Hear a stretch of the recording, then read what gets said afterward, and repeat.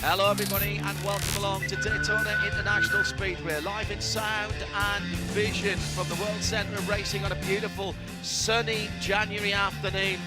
The air temperature has crept up to 52 Fahrenheit, but on the track 88 Fahrenheit. That's 31 Celsius on the track. That's the highest we've seen this Rolex 24 at Daytona week. In the Ford Performance Global Broadcast Centre, I'm John Hindorf. And joining me are the collective talents, experience and knowledge of Peter Mackay and Ryan Marine. This is a 4-hour race that will get the season underway. The BMW Endurance Challenge at Daytona. In the BDO pit lane reporting team, Nick Damon and Joe Bradley. Nick, down to you. Have we got a clear pit lane? Has everyone at least got out of the pit lane? They have achieved that, yes indeed. They haven't actually spun in the pit lane either. There is a marvellous kind of lineup of all the IMSA officials and the team that makes sure no one's doing anything they shouldn't, running over pit equipment, too many people over the wall, that sort of thing. They're lined up. It's kind of you kind of view down to pit in. There are some fantastic vistas at this place. It's completely unmatched by any other circuit. It really is. When you sit in the pit lane, because there's no retaining wall on the outside, you just feel exposed to the whole excitement of the environment. It's brilliant. It's absolutely amazing, Daytona, to be in the pit lane. But I'm sure that Joe has many more years' experience of standing in pit lane, sometimes on the actual pit perch itself. How about you, Joe? Well, I've always thought this is a great way to start the Daytona 24-hour weekend. It's a 4-hour race. You might think that's not very long. It's long enough, though, and it's long enough to know that this race is good. Very clever pit strategies. It's going to be a sprint race for 4 hours, I can tell you.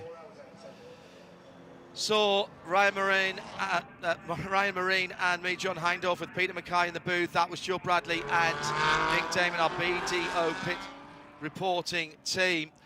12 corners, just over 3.5 miles, that takes in the tricky and rather more technical than it looks infield section. That's where the safety cars are at the moment, with 43 cars due to start, 27 in the GS category.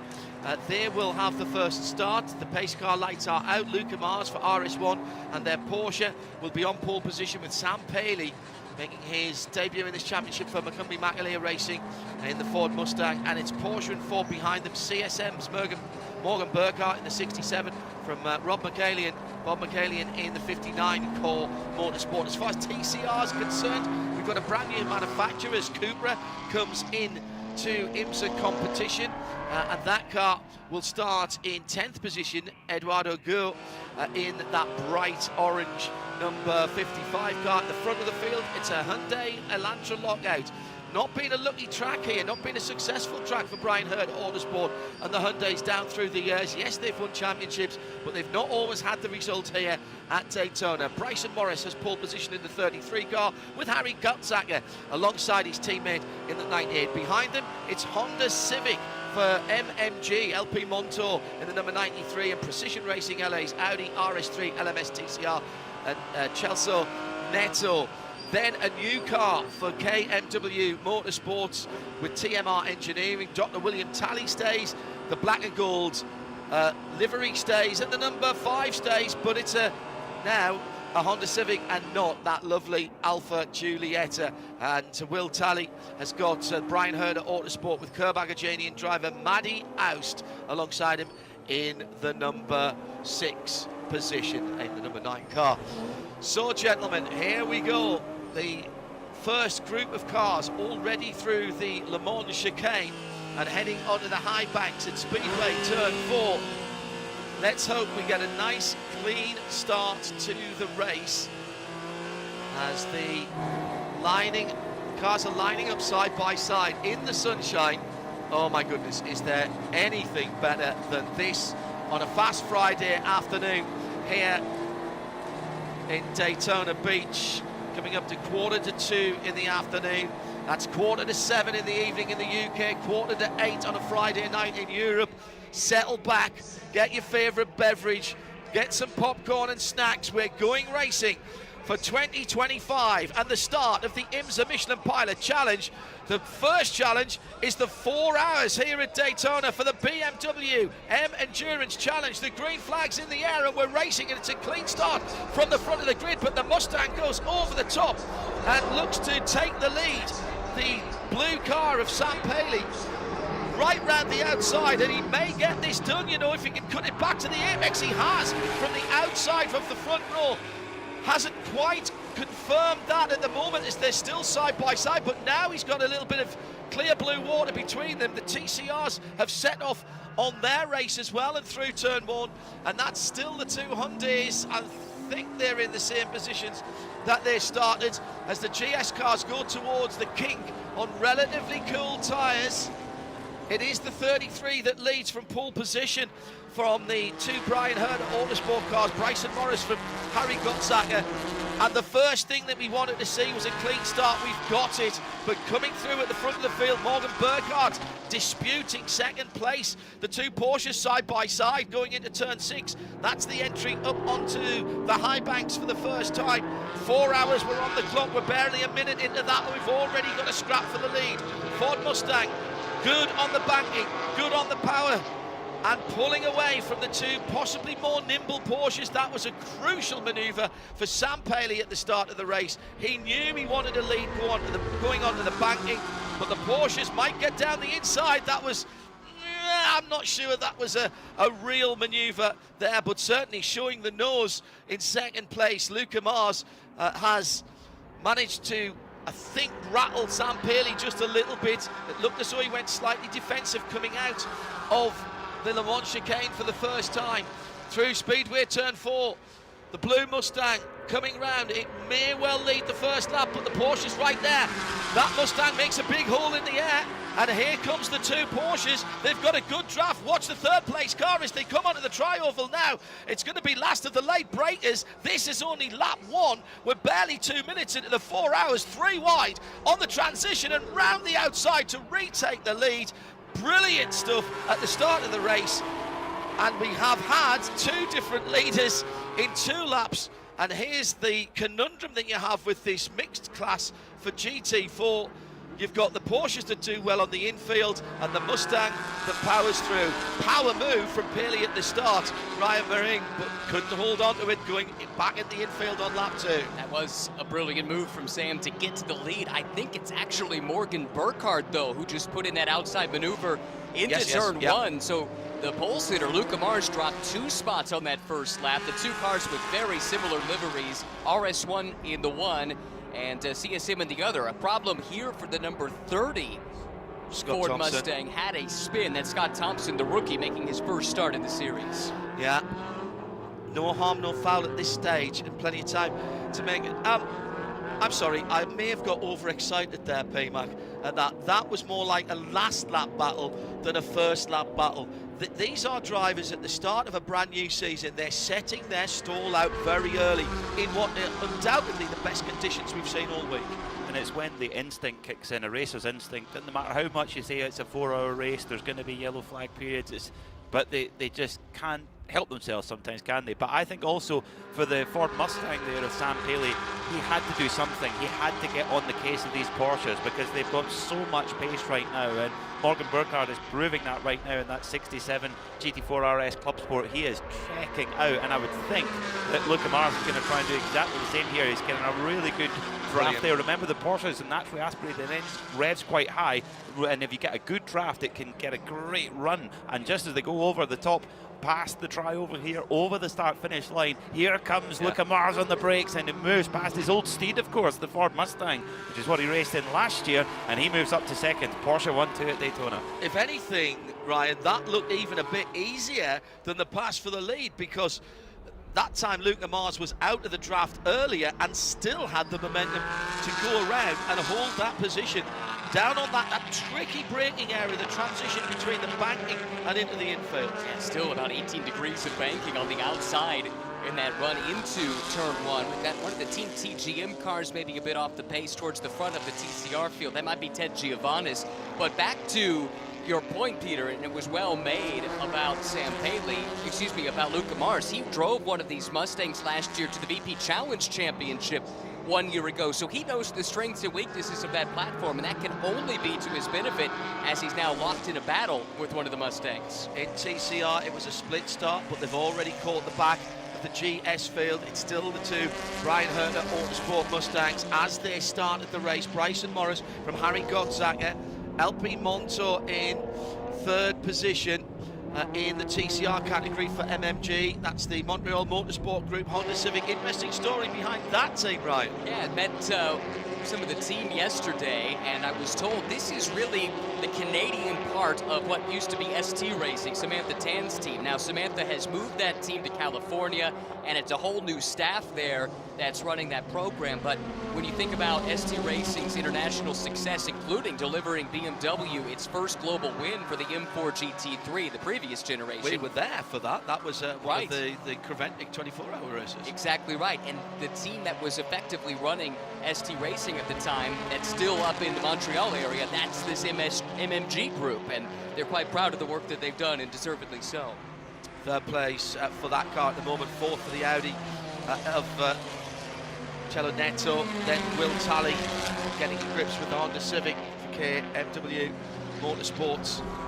The top six made up by Sam Baker of Baker Racing for the Audi. A lot of people wondering how that Cupra will do here. It started 10th, it's dropped back a position. Riley Baker from Baker Racing has gone through past Eduardo Gore.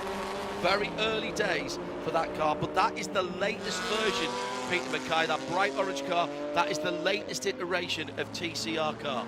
It is, and it's the reigning champion in TCR UK as well. It's a very, very strong machine. So TCR is a formula that you see all over the world in sprint racing formats, but also in endurance as well. And that Cupra seems to be the car that you want to have. So they've definitely got pace in it, but like any platform, it takes a while to get it up to speed. As the McLaren and then indeed the 60 Mustang of Dean Martin for Core Motorsports, both going very deep into turn one. Did one psych out the other there? Was Dean waiting for the brake lights on the accelerating Motorsports Moisey Aretsky driven McLaren, and they just didn't come. The Artura went off, and Dean followed that. That in flying terms would be called target fixation. In my racing school, they called it a sympathy spin. You see the car in front of you spin, and you do the same thing. Not quite a spin, of course, but yeah, I see exactly what you mean. Now, Dean, of course, in addition to driving this car, he runs this team, Core Motorsports, for a long time based in the Detroit area, but a few years ago relocated down to the Ormond Beach area here in Florida, and they have been showing the strength of this Mustang for the better part of 2 weeks now, going back to the Roar last weekend. Well, you were here for that and watched the sessions.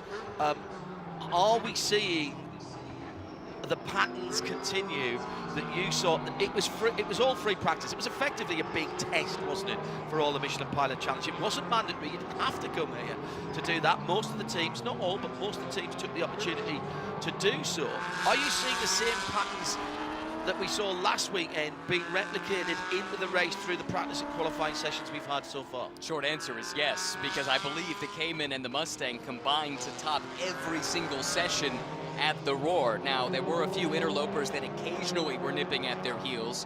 The Robin Liddell in particular, when he was driving the Aston Martin, it was right there in the mix. Occasionally the Supra would get up there and mix it up, and as we're seeing right now with Moisey Uretsky, who's putting in a really strong stint in that McLaren, it too showed some decent pace, but none could consistently match either the Ford nor the Porsche. And I think the big question was, come race conditions, which of those two would elevate themselves to another level? Morgan Burkhardt leads for CSM, Porsche 718, half a second behind. Luca Mars has put in the fastest lap of the race at a 1 minute 53.8. I'll let Peter and Ryan work out whether that's lap record pace yet. Certainly the best we've seen in terms of the track temperature, 31 Celsius now. That's 88 Fahrenheit. That's right in the operating window for these Michelin tyres. Morgan Burkhardt responding to the pace of Luca Mars last time around. He put that car's fastest lap in a 1:54.2, 1:54.3 for Sam Paley in the Mustang in third, and 1:54.5 for the second Mustang, the first of the Core Motorsports car in 4th position, and the 2 Porsches with remarkably similar liveries, as Ryan rightly pointed out, the red, white and black together. Honda off on the infield area. Now that is turn 6, I think, heading back onto it's William Talley. It is Will Talley. Good spot.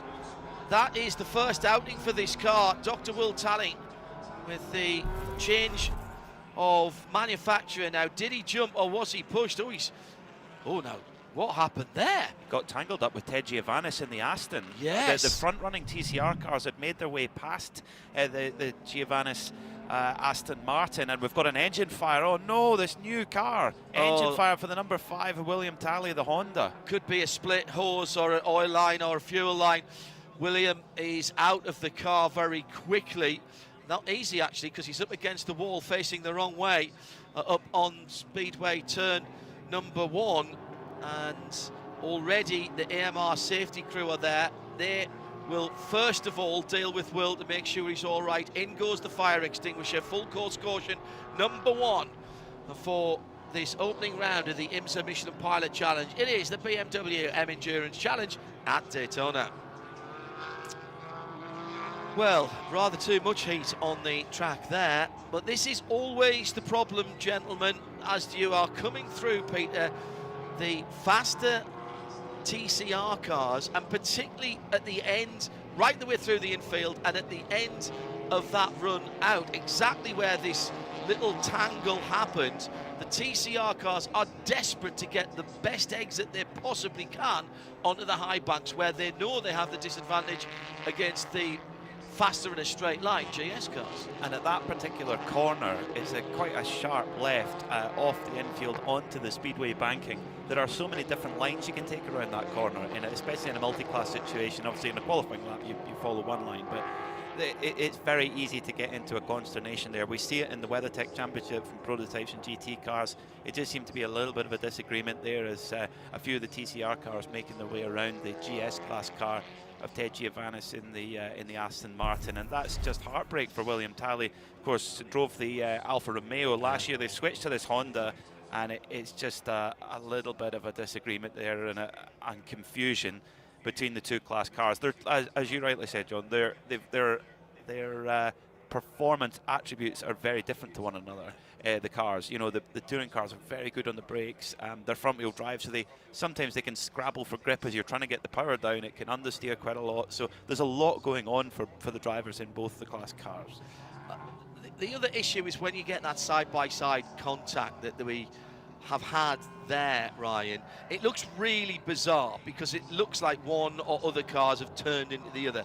But race cars run at extreme camber on the tyres, and particularly TCRs with the front tyres. And what I mean by that, if you're not au fait with that term, and many of you here listening on 107.9 and on RS2 and watching online as well on our world feed, you will know what camber is. But camber basically means how much the bottom of the wheel is sticking out more than the top, and therefore the wheel and tyre at the bottom are sticking proud of the bodywork, whereas they tend to be tucked in over the top.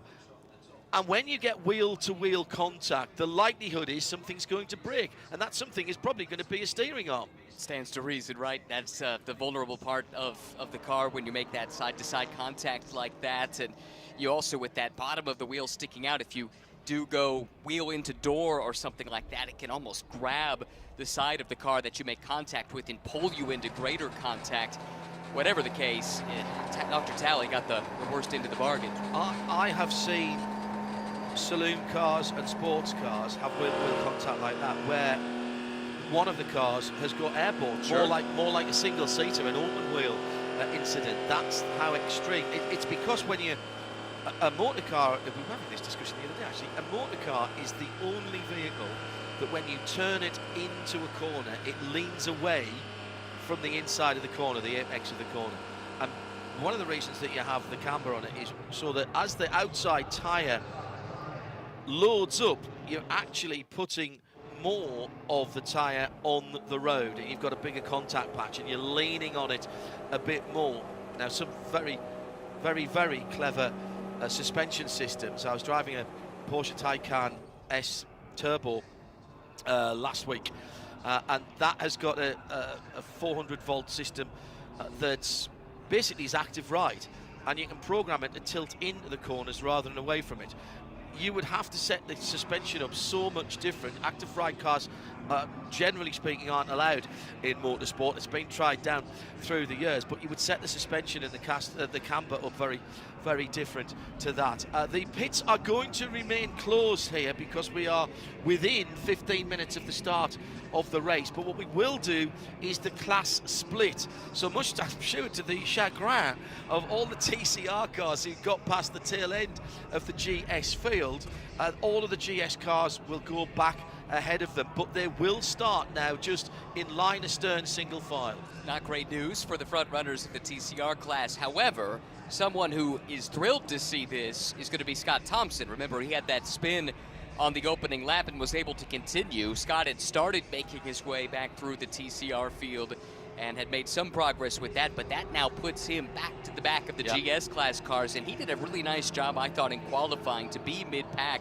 His first race ever at the GT4 level, coming out of Mustang Challenge and some front-wheel drive minis that he's raced in touring car competition over, well, really just last year. He's still very new to racing at this level, but he's got the great LAP Motorsports team behind him, and Clay Williams, a champion touring car driver in TC America, set to do the bulk of the driving, I suspect, here in this 4-hour season opener. It will come as no surprise that that incident is under review, and it's been wound backwards and forwards in race control next to us. We can see through the glass wall here, and we won't comment on what they're saying, doing, or can't hear what they're saying, but it's definitely being looked at in race control. It's one of the advantages of where we are in the Ford Performance Global Broadcast Centre. Nick Damon continues to sun himself down in the pit lane. I think as the safety car lights are out, so we're going to go back to racing. This will be a single file restart. So here's how they stand coming back to green after 17 minutes of a 4-hour race. Mergen Burkhardt and Luca Mars first and second in respectively the 67 CSM Porsche and the RS1 number 28. Now we saw at the original start, Sam Paley in that very bright chrome blue number 13 Mustang was quick to the first corner and to the transition down into the infield. Will he be able to pull the same move again? And what about the McLaren? 4th position for Moise Uretsky in the number 44. And another Ford Mustang. Core Motorsports, Bob McCallion in the 59. Top 6 made up by Brian Long and the CDR Valkyrie. Harry Goodman is still hanging on in 7th position in the Toyota GR Supra. It's number 16 car in the top 10. Core Motorsports Ford Mustang of Dean Martin, the number 60, went a little bit wide at turn 1, lost a couple of positions. Chris Miller getting his first competitive run now in their brand new 718 Porsche for the Unitronic JDC Miller Motorsports, number 17. And Carbon with Perrigan, the best of the BMWs, and they've made up some positions there. The BMWs have not had the best couple of weekends here. No, in terms of single lap pace, they've been nowhere. But the big question mark always is, what does that car do over the stint? And at least so far, Sean McAllister with a really strong drive to drag that BMW inside the top 10. Keep an eye on that car. Keep an eye as well on the Turner BMWs. They've got 2 in this field as well. So a short yellow means that the pits do not open whilst the safety car is out. That BMW is back into the pit lane now, so the pits are open as we go back to green, but you can't come in this time around. You've got to do another lap, and I'm not sure whether this was desired, but there's a split start that's going on. It may have been engineered by some of the teams, and we do have a taker into the pit lane. That is the Aston Martin number 64 of Ted Giovannis. We'll keep an eye on that. So that may be a car that was damaged in that incident. We've restarted. The Mustang has not been able to pull past the 2 Porsches, and that's because I think Peter Mackay, Sam Paley was rather too busy fending off Moise Uretsky in that McLaren. Yeah, that McLaren is kind of the fly in the ointment, isn't it? Because we've been talking all about Porsche and Ford, pretty much, as Ryan said, pretty much from the roar onwards. But it's definitely going to play a very colourful part in this story, in this race, for sure. We were talking about how it was kind of like the Harlequin edition Polo. That's definitely a British reference there from the late 90s, early 2000s, with all its different colour panels. But oh, it's like a touring car race going on in spin for the BMW. That's there. the carbon car oh, that's no. gone around. And that's in the same spot. It is a pinch point on the circuit. The 39 gets going, there's bodywork and some bits and pieces. The worry will be a puncture from the side-to-side contact. And the carbon car, which had made up those positions, and it's my fault. I've done the first curse of the commentators. That was Sean McAllister. He got help, and that was the other Team TGM car. That was the 46 car that was in that. Well, they're not making any friends, Paul Holton. And it's another full course yellow. Let's go down to Nick Damon in the pit lane, who was watching the original incident car, the other Aston Martin from TGM, into the pit lane.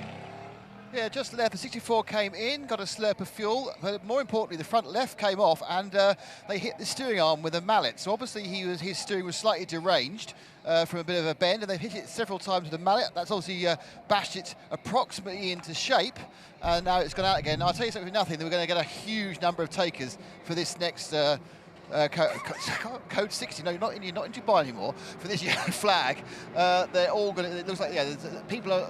Yeah, the fuelers are getting over the shoulder, the tyres are on the side. We think certainly the entirety of the GS field seems like it's going to come in. Not seeing quite so much action from the area which has more TCRs, but let's find out. That incident's under review between the Carbon and the 46T GM, which has entered a closed pit. That car's entered a closed pit. I suspect, Nick, there was no choice. It's got no front left, well, it hasn't got front left bodywork.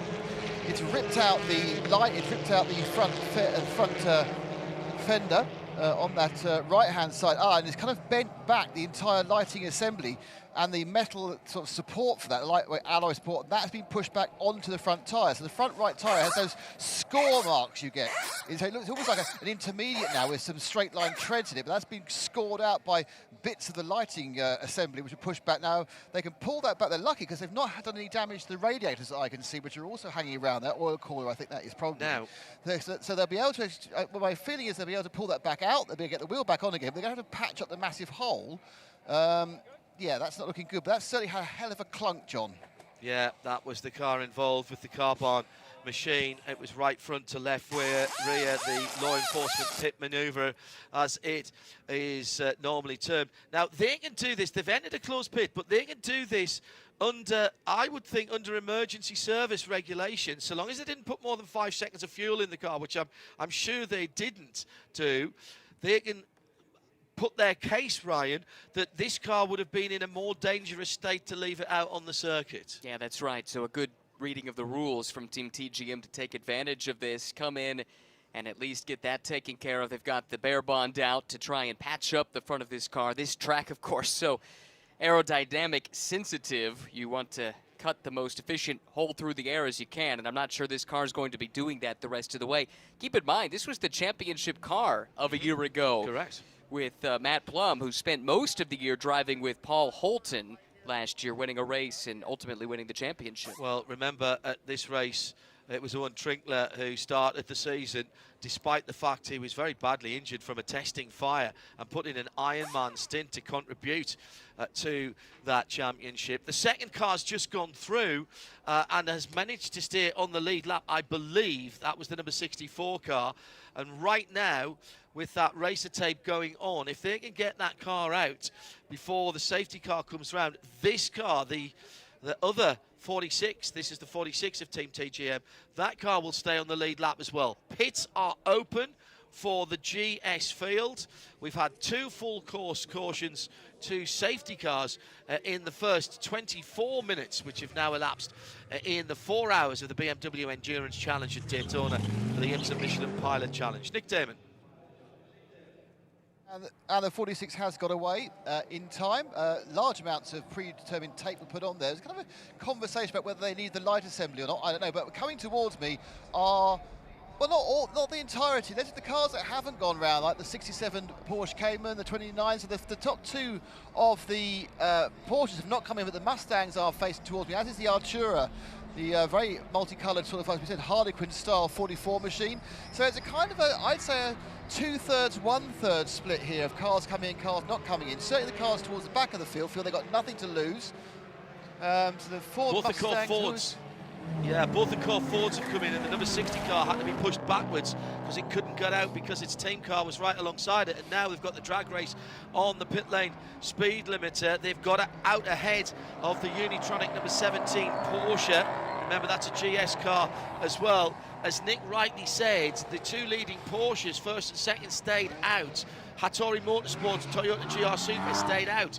The Porsche of Valkyrie CDR stayed out. Kingpin Racing in their debut with Stakatal Kalza in the 53. He's up in the 5th position now. Somebody needs to take a picture of that. He's a big fan, long-time listener of IMSA Radio, Midweek Motorsport and Radio Le Mans, and living his dream. Every time I've seen him this week, he's just got a big smile on his face. Tom Collingwood for BGB stayed out. Frank Depew for Rebel Rock Racing stayed out. Of course he did, because what he's going to do is get to the 40 minutes. Now, let's get down to Nick. I'll explain why 40 minutes is important. Let's take this BDO pit lane report. Yeah, it did seem like fuel and tyres. I didn't see any drivers getting out of the car. Too early, Nick, too early. Yeah, too early, yeah. But what I would say is the McLaren Artura, which is the 44 car, the Ibiza Farm sponsor machine, that was slow away because it's the accelerated performance car, because that came in, I think, about 6 or 7, but went out penultimate, so they had a slightly longer stop. Can't see any particular reason for it. Perhaps it's just a little thing went wrong, but yeah, so that car's definitely dropped several positions. And one thing I did see was that 64 car flying round on the outside of the tunnel, and it's gained a huge number of positions now, and the 46 is going past now, and he's catching up. So both the Ted Giovanni's cars have, despite having very, very active first few laps, are kind of not handicapped at all, but apart from need to buy a new light for one of them. Yeah, boisterous, I think you might say of that. Now, we've got a car off at turn 5, and it's gone off into the runoff area, and that is, I think that's the number 60. Yes, it is, looking through the binoculars. And that car then off the circuit of its own volition. Dean Martin for Core Motorsport just came out of the pits. That was the second of the two cars, and now, Ryan, that's been pushed away by the corner workers. Well, that's really strange. They had a good run going to start this race. That pit stop looked pretty de rigueur, to be honest. Saw them with the drag race up against the teammate exiting the pits, but something has gone amiss under the yellow. 40 minutes, Peter. Why is that important? It's the minimum drive time for any single driver must drive for at least 40 minutes. Pit stops do not count under that. Red flags do not count under that. There's different rules for that. So this is important because a lot of the teams have a bronze driver starting, and then they'll have a pro driver coming in after that. So that 40 minutes is important, and of course we're not at that point just yet, as our two leading, or in fact, yeah, both leading TCR cars, the 33 and the 93 from Brian Herda Autosport, both coming in for service. Getting front Michelins on both of those cars. They won't do anything with the rears. They're brim filling the tanks as well. That's just been done. That'll push them well into the race. This is going to be strategically very interesting. They've lost track position, yes, but what they have gained is a longer fuel window, Nick Damon. Yeah, interestingly, it was the 99 and the 9 car with the leading TCRs going past me, not going in. That's the Victor Gonzalez Racing Team. It was the 99. Now, which started right at the back, Nick. That car was put to the back, remember, because they didn't come down to see you and Joe on the grid. They need to put someone at the back of the grid, to be honest. But yes, they've kind of shuffled that one through. They're now leading, obviously with less fuel in the tank. And as you say, again, there's a vast number of cars came in, but it was kind of more like, again, 2/3, 1/3. Some good tactics here. And in towards me now comes that heavily wounded Ter Giovanni's 46 car again. That's coming in for another stop now. I wonder whether they're going to try and do a bit more patching up whilst not leading a lap. And they are hopping over the wall with even more pre-made big slabs of tank tape. Now, having done what would have been termed emergency service, sorry, which was that one, the 46 or the 64? Because one of them came into a closed pit and one of them didn't. And I think that, yes, that is the one. So they still have to do another pit stop when we go green, is my understanding, Peter. Yeah, and we haven't heard anything from race control yet, whether the 64 potentially could have a drive-through penalty for incident responsibility. Yeah, quite well. I think even more likely the 46 to have an incident responsibility. We don't know about whether there will be for the 64, which was involved with the black Honda TCR cars. So it's certainly been an eventful start. TGM have been kept very, very busy with their pair of white, orange and blue Aston Martins. Untidy. I don't like untidiness at the start of a race, right? We've had a couple too many of those today already with the start of the MX-5 Cup race earlier today. But for Team TGM, they've already been hard at work trying to swap over their backup components from their backup chassis to this number 64 car. It had all kinds of issues during the Roar. They barely got any running at all, and there's no rest for the weary, I'm afraid. Those guys have been hard at work, and way too much wrenching on those cars this weekend. Yeah, this down in the BDO pit lane report again on this unfortunately TGM, the 46 car. It seems like the IMSA officials decided they wanted to put that headlamp assembly back in again, even though it wasn't really mounted to anything. They stuck it in with a large amount of tape and then found that it was wobbling about, you know, a bit like a badly fitting false eye, to be honest. And they therefore had to kind of work out a way of getting enough tape to kind of bridge it across, stick it across, but whilst sticking it across the bonnet, one of the problems, the hood, one of the problems they've got is there's a huge amount of air intakes on the front of the Aston Martins. They had to be careful not to cover up with the tape, which was used to cross-stick the lights back on again.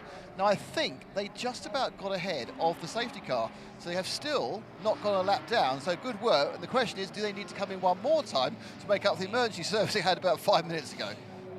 Nick Damon with our BDO pit lane report. At IMSA Radio, if you'd like to get in touch with us. Sorry, I normally say that before, now in the race. We're 31.5 minutes elapsed, but frankly, it's been rather busy up until this point. Are you entertained? Possibly.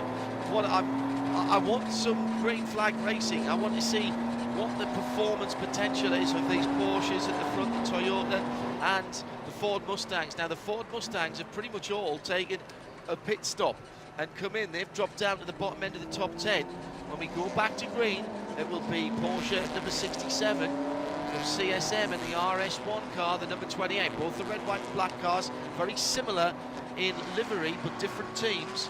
Hattori Motorsports in third. Harry Goodman for Toyota GR Supra. Ryan Locke for CDR Valkyrie in the 66 Porsche. Then the second of the Supras, the blue Kingpin Racing number 53 car, Satakal Kalsa. Tom Collingwood for BGP, Porsche number 38 in sixth. Frank Dupuy doing his job. His job is to stay on the lead lap, give the car to Robin Liddell, and let Robin Liddell effectively be the closer. And to use a US sporting analogy, he comes in at the end. I'm not sure what Mayday Malone, but I'll have to think of something for Robin Liddell. Scotsman lives back up in the borders now of Scotland, has moved back up there to the ancestral home. There's something in the water in that part of Scotland particularly. Is there ever? Yes. Robin's father was a very decent driver. There's so many top Scottish drivers that came from south of Edinburgh and Glasgow, both on the southwest side, where Alan McNish from Dumfries, David Coulthard from tell me again Stranraer area. David Leslie, a good one, just over the border, and then also you got John Cleland, the touring car superstar of old. Jim Clark, of course, probably the most famous as well. BMW is back in the pit lane. Very fetching shade of dark reddy brown, that's safety car. Looking absolute picture in the sunshine as we go back to green flag racing with 3 hours 26 minutes and 7 seconds on the clock. And this is a far less fraught restart for the front five, at least, down towards that blue and white. What a heady moment for Satakal Kalsa. 5th position and no challenge at the restart. The big battle comes from 6th on down. Sam Bailey's had a cracking restart in the Macumbi Macaulay Racing Mustang, that blue car, already up a couple of positions. He's passed Francis Depew and Robert McKeelian, Bob McKeelian, and Ted Giovannis, I think, on the restart. So that blue car, that chrome blue car that pops in the sunshine this afternoon, is going forward on a mission. Carlson just got by Brian Locke on the restart, so he's up to 4th. Wow! Coming to the restart, by the way, we saw Paul Holton come back into the pits, so that could be what we were talking about earlier about needing to serve that, but that means he's now dropped off of the lead lap. So let's keep an eye on that. Car 46, that that is well down the order now in 41st, now on an out lap, but he is off the lead lap, and they're going to have to do some work from a strategic standpoint to try and get back into the mix.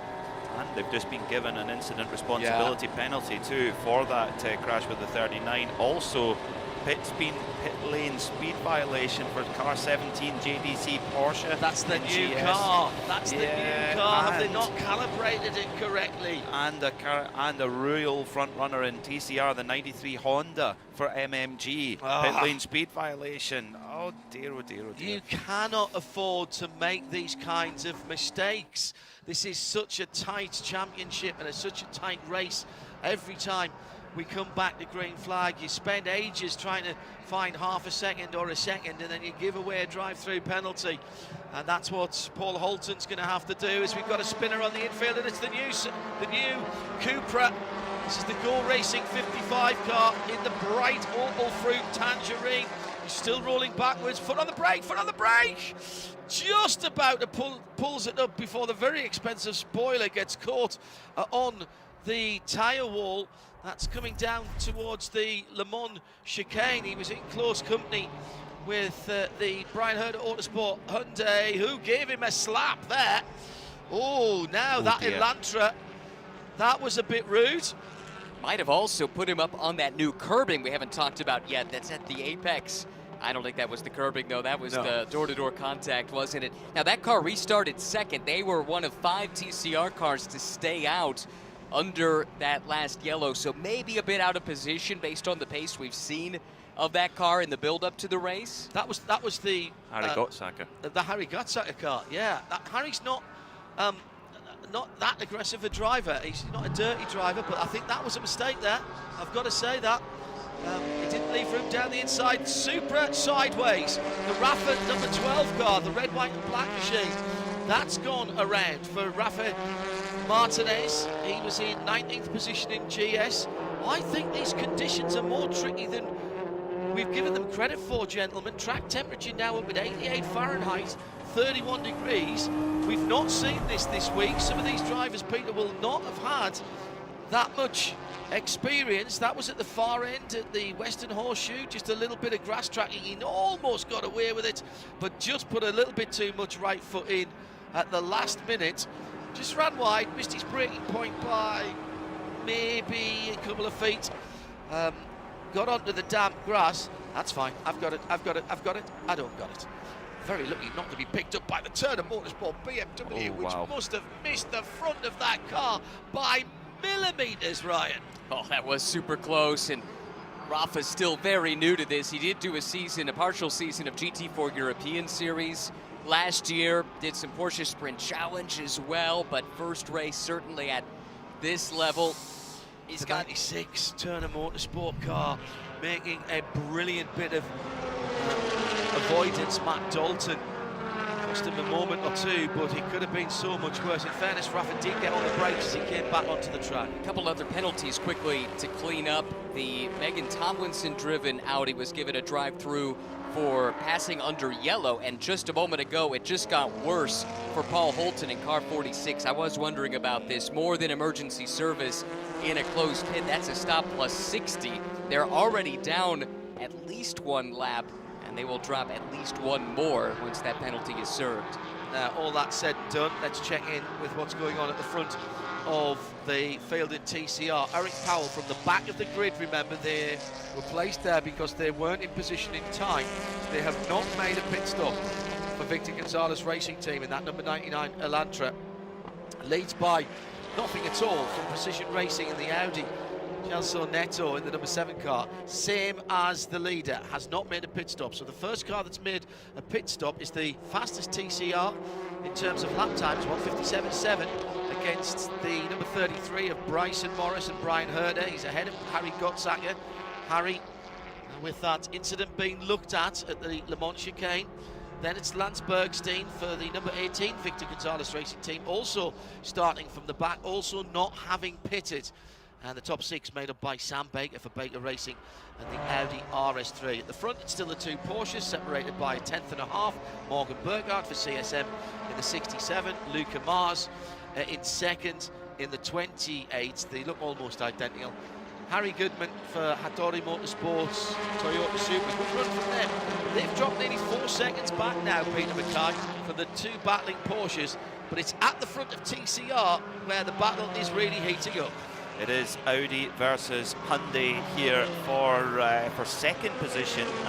There's a little bit further up the road to the Victor Gonzalez Racing. Hyundai in the lead, but very, very tight. But I tell you what, the N-liveried Hyundais of Brian Herder Autosport looking so strong, and Bryson Morris just pounces there with the number 7 of Celso Neto, just making a tiny error, leaving the door just open, and Bryson Morris straight through he goes, the class winner of the 2024 Nürburgring 24-hour TCR cars. He is on the move, and you just tell he's just feeling determined today. He's got up on the right side of bed this morning. In the pit lane for the RVA Graphics Motorsport Audi RS3, Johnny Mauro has pulled in, and Nick Damon is there with this BDO pit lane report. Yeah, it's a technical issue. They're having a look around. They're looking around in the rear right door and in the engine. And the rear right door is where all the electrics are. So they were waggling about with some of the connectors for the main battery electrics. They were looking at to see make sure everything was working correctly on top of the engine as well. So I'm going to diagnose a misfire. And they're trying to work out if the misfire is caused by a loose connection or a lack of electrical oomph. So that's a problem for them.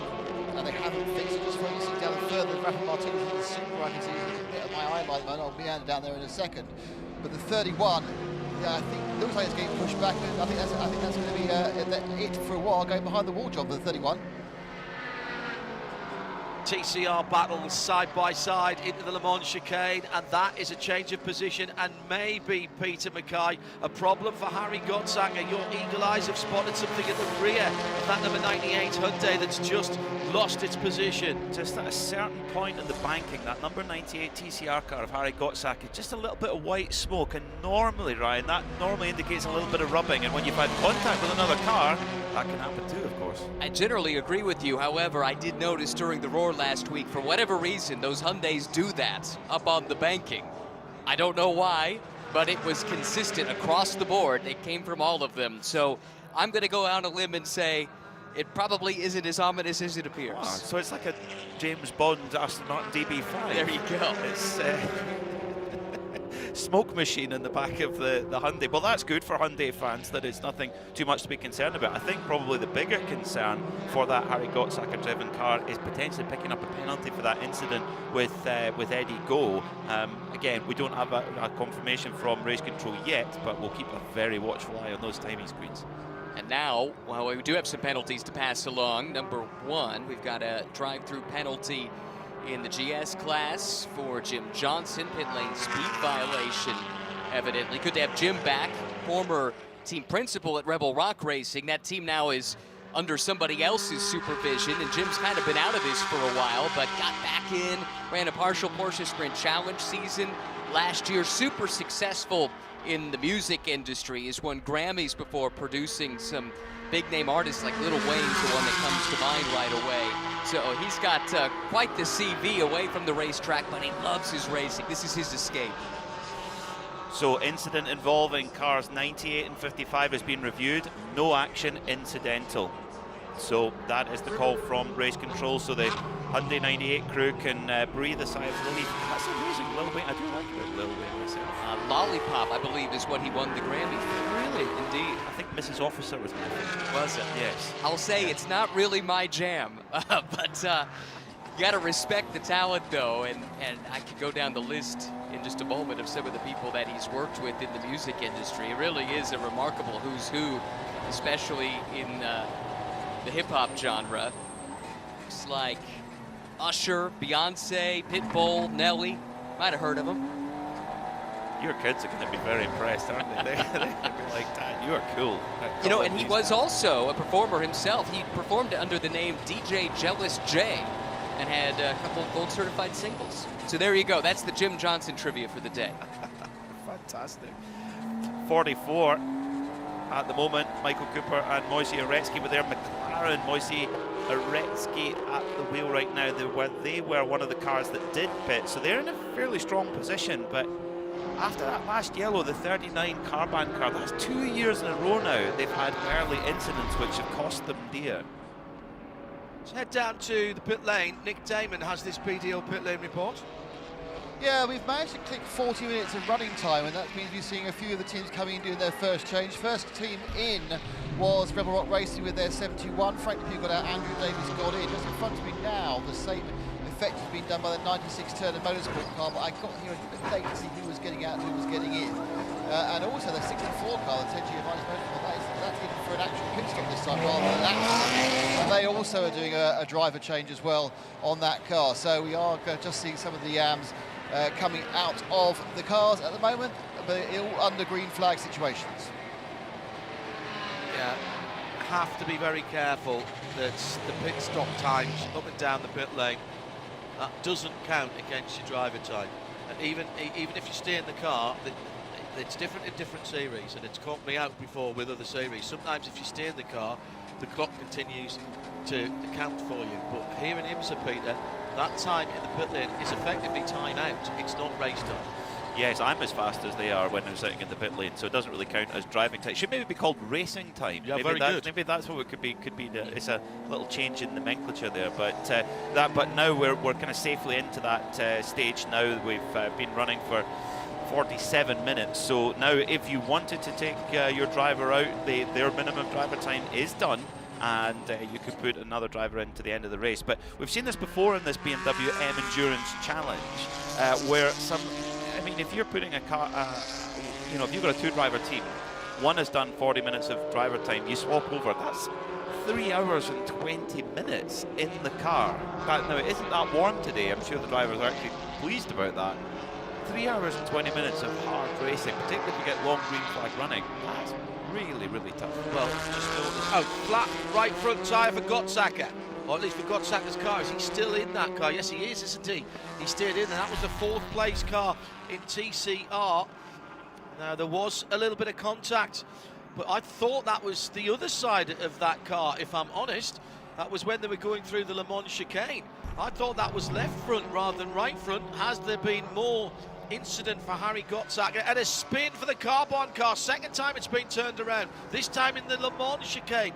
This is the 39 Sean McAllister driven BMW M4. And still bearing a slight scar on the rear from where he was spun around at turn 6 now. Again, has Sean been helped with that one? He must feel he's got a carbon fibre magnet with him at the moment, coming down into the heavy braking area, and he got absolutely nailed from behind from the Porsche, and that would have been the, now let me see, well, who was he running in close contact with there, The 43 car there, the blue and orange machine. Yeah. Oh, Tom Tate, Slade Stewart, I think, are the two drivers on that car. Not sure which was driving currently. Slade Stewart. So yeah, Slade Stewart, and the Slade Stewart Porsche a couple of laps ago had got into a big door-to-door slam with the McLaren. Moise Uretsky, that's right. We have had a problem for the pole-sitting Porsche. It's dropped way, way down, and Nick Damon's just told me it was going slowly across the start-finish line. So Morgan Burkhardt leads, and second now, 2.5 seconds back. Sam Paley is back in the fight with that blue McCumbee Macaleer Racing Mustang. CDR Valkyrie in third, but where is Luca Mars? He's dropped down to 6th position, and he's lost a whole host of real estate as he was going, and he's still going slowly.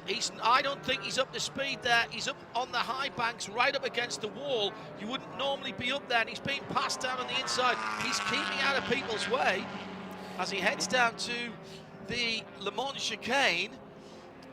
He lost 8 seconds in Sector 1, then was right on pace in Sector 2, and then it's lost another 5 seconds in Sector 3 as the number 10 TCR Audi has spun round Christina Lamb at Turn 2. This is chaos at the moment. I genuinely think this track temperature is catching people out. I'm not sure whether they miscalculated the tyre pressures or whether people are just driving too hard. Christina goes too far off of turn 1 onto the grass and then spins back to the inside, just noses into the wall, but now is facing the wrong direction. 88 Fahrenheit on the track is 31 Celsius. Slade Stewart in the pits, Luca Mars in the pits, Christina Lamb pointing in the right direction. Nick Damon down in the pit lane for our BDO pit lane report is a long way away from the Porsche, so I'll keep an eye on that one. They are pitted at the Porsche Penske Motorsport pits. They're filling the car through the fill on the front of the car and they're putting tyres on. Was that a puncture? I wonder if that was a puncture. And if so, what caused it? They look to be finished on the left-hand side. Now they're finished on the right as well. They got the tyre change done before the fuel hose came out. Nick Damon was watching there towards this. I'm sure you'll have a quick chat with the team. What could you glean from that, from our pole sitting car? That must, unless it's a mystery, that must have been a tyre, because all they did was tyre and fuel. They didn't even think about looking at any other part of the car. So the obvious explanation is a lack of air pressure by the tyres due to having some sort of hole in it. The number 43 Porsche taking that penalty for the incident responsibility with the carbon car. So Slade Stewart in and through the pit lane for MDK Motorsports. Of the 3 contact penalties that we've had, 2 of them have been against the same car at the moment. And the carbon number 39, Sean in that car must think it's not his day at the moment. Will it turn around for them? Still 3 hours and 8 minutes and change to go in this first round of the IMSA Michelin Pilot Challenge, the BMW Endurance Challenge at Daytona at IMSA Radio. If you want to shout up from wherever you are in the world, thank you to all of those of you who have done so, clearly enjoying the coverage. There's a good few fans enjoying the sunshine right in front of the Ford Performance Global Broadcast Centre. It's very nice out there. If we can move our broadcast position down there, hang on. There's people with cocktails down there. We really do need to move. The number 98 Harry Gottsacker Hyundai has now made it back, has driven through the paddock and has made it to its pit box to get that front right tyre so he'll lose that lap. Yes, correct. As soon as you come off the track, he'll lose that lap. So he's gone a couple of laps down on the TCR lead now, Peter. Yeah, so it's now a straight battle between the 99 Victor Gonzalez racing car. They are driven by Eric Powell right now, and the 33 of Bryson Morris. However, the Bryson Morris car has already had a pit stop, so they are ahead of the game on strategy. I think they're about half a stint. They've got about half a stint longer in that car. Yeah, I think for clearly the I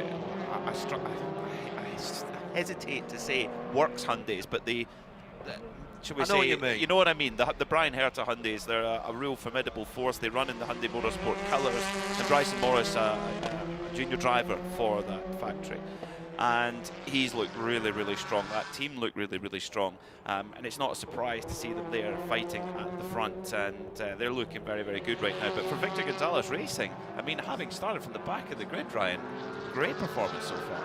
I think it was a pretty clever move to keep them out and try and get some track position. It would have been difficult to race your way all the way forward, but as we talked about in our countdown to green, if you're going to have an incident that sends you to the back, you'd rather have the 4 hours to either race your way through or strategize your way back to the front, rather than the traditional 2-hour races that we see for the majority of the Michelin Pilot Challenge season. But this is a big opportunity for Eric Powell. He's been racing in SRO a lot, both touring cars and at the GT4 level.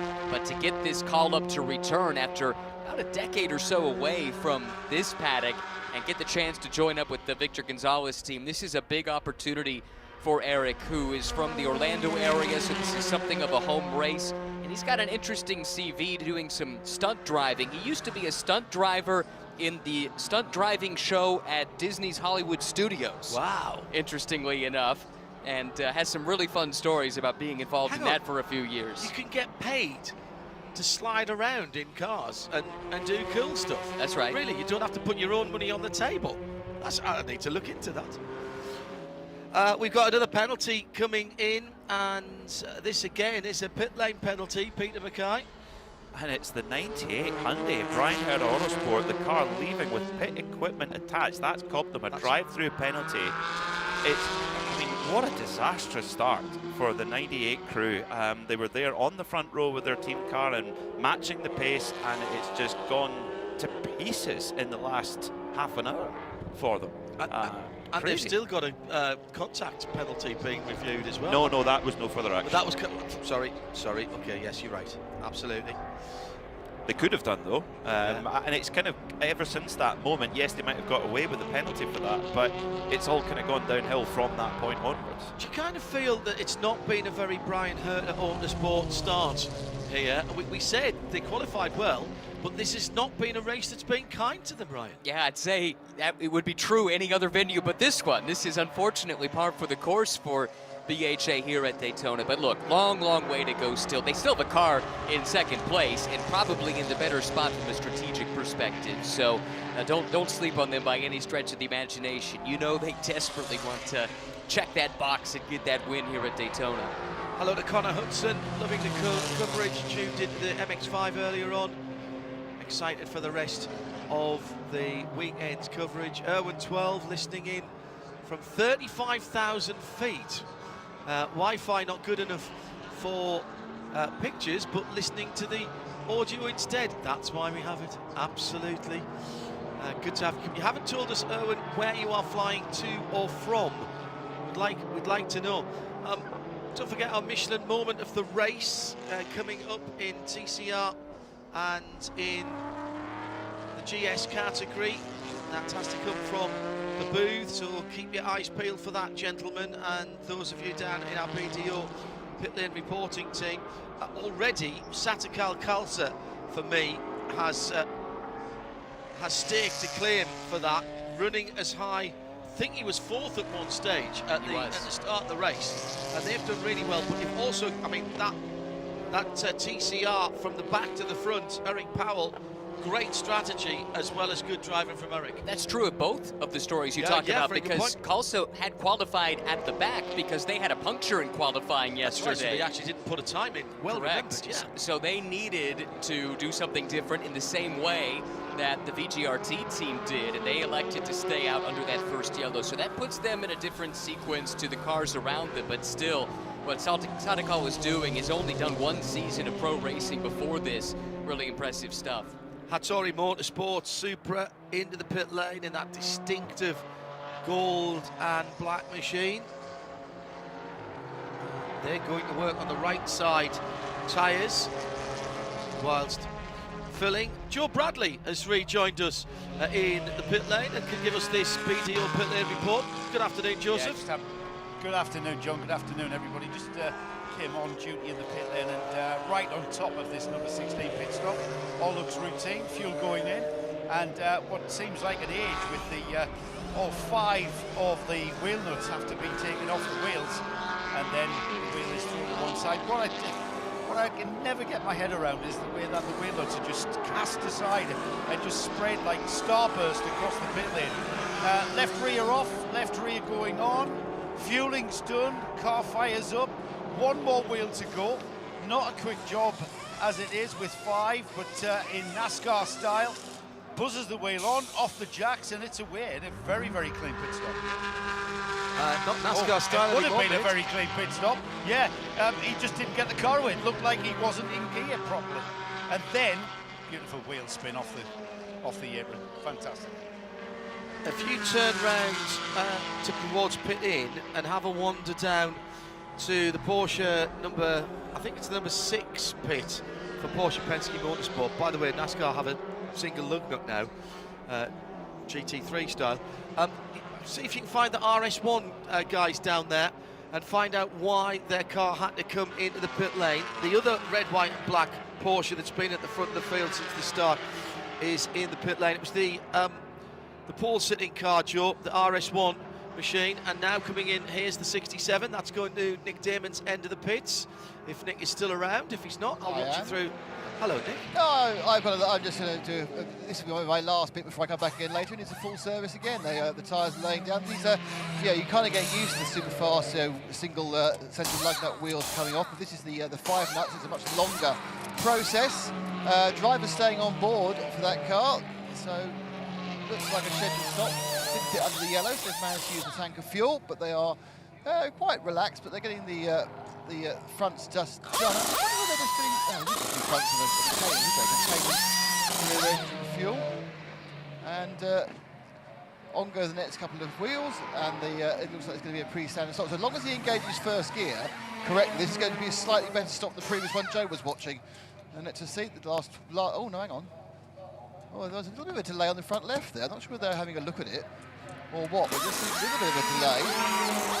They're having a little more concern. Car drops down. Wait. Yeah, give the wavy hand.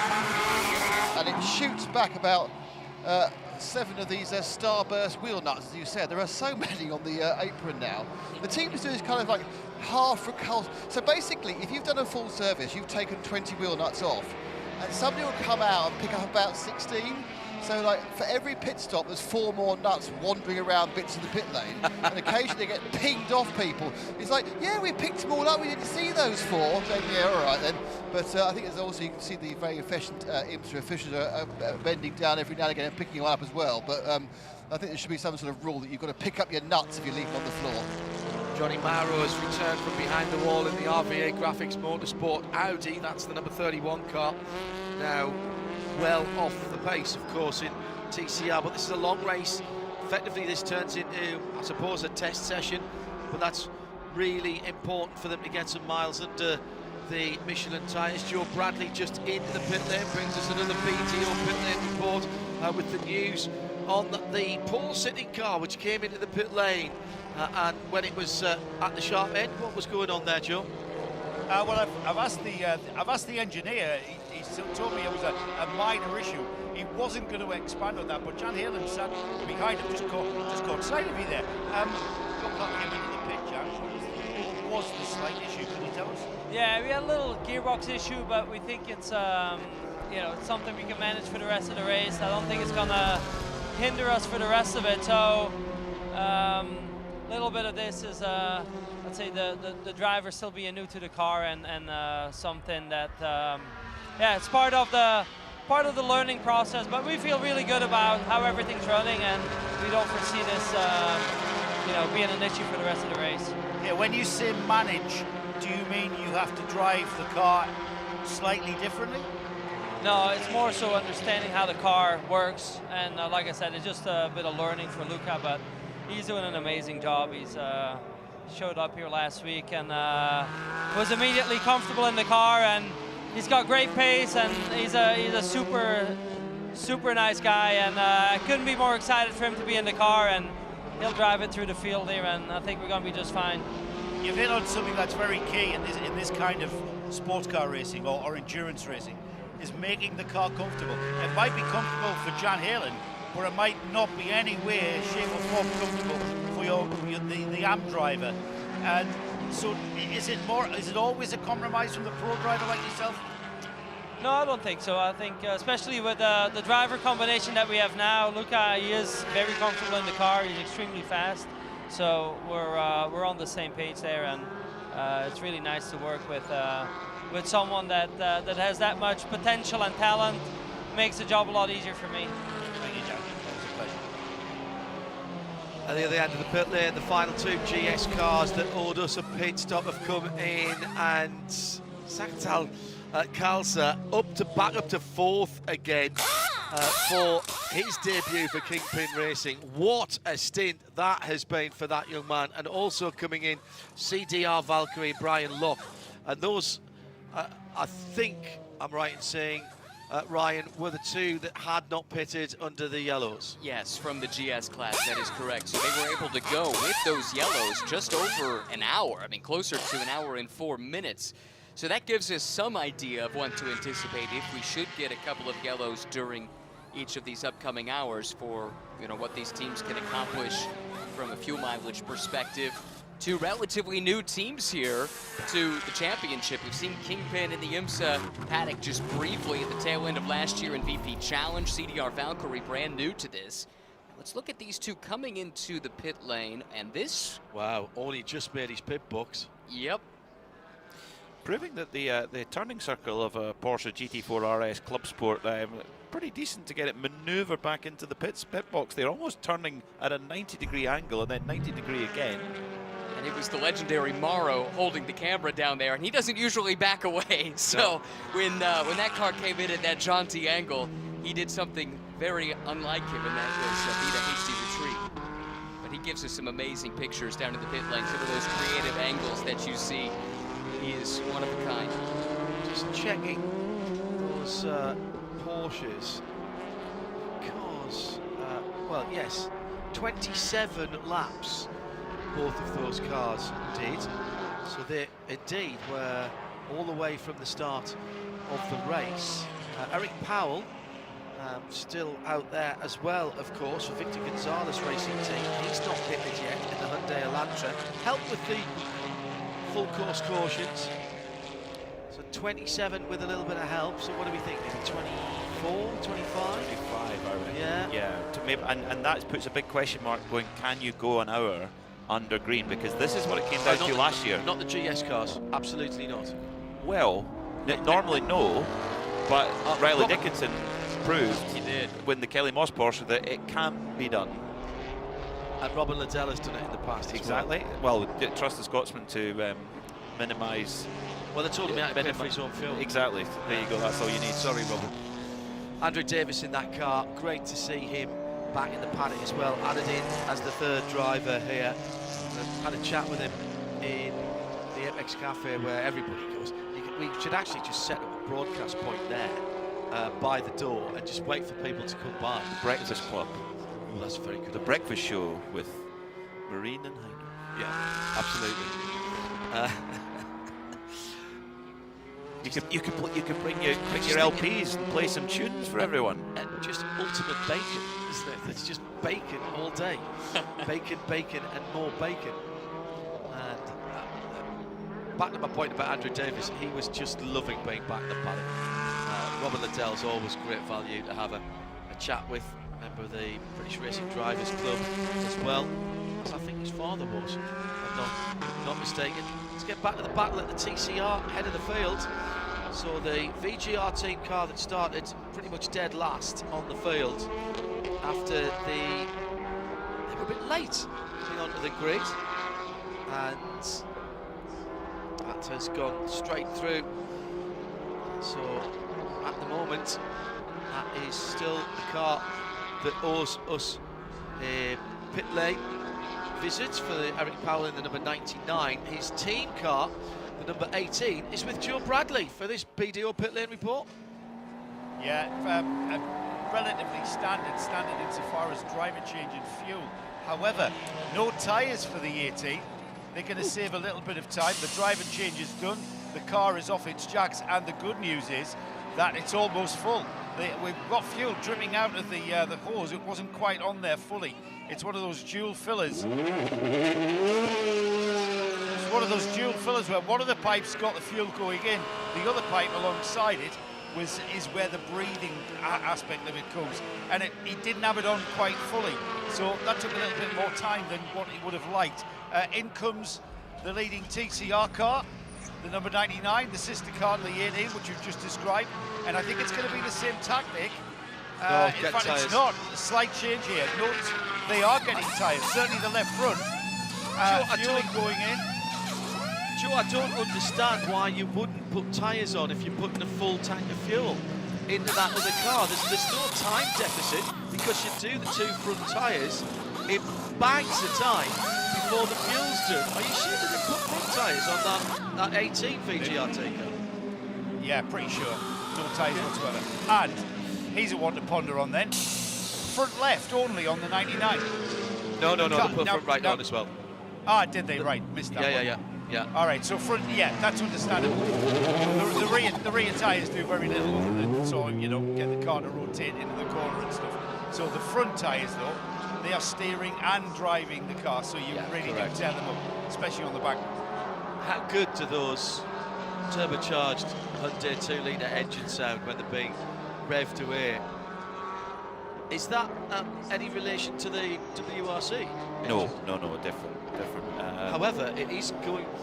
The WRC engine is going to form the basis of the Genesis GTP cars. So we understand. Yeah, basically two WRC engines, which are a 1.6 turbo, put together. I'm making it sound much more simple than it is, but no, that sounds dead easy. Yeah, we could do that in the back of our shed. Yeah. Yes. So. Oh dear, another pit lane speeding violation. That speed gun at the pit lane entry is getting a workout. Car number 9. And that's that Matty is Matty Oust. Oust. Yeah, the not Brazilian driver, but wears right. Brazilian overalls. No, she's from Texas, actually. Goes to TCU, which makes her a horned frog. A what? A horned frog. Is the mascot of Texas Christian University in Fort Worth, Texas. Former competitive cheerleader. And one of my favorite things about her is her nickname is Mad Dog. Mad Dog Matty Oust. But rookie to this championship, so maybe a little late on the button, getting down to the pit speed limit. Mad Dog is something that, how do I say this? It's a drink in the UK. Is that so? It's not the most sophisticated thing to consume, I would say. Let's just leave it at that. You guys in your school sports, really.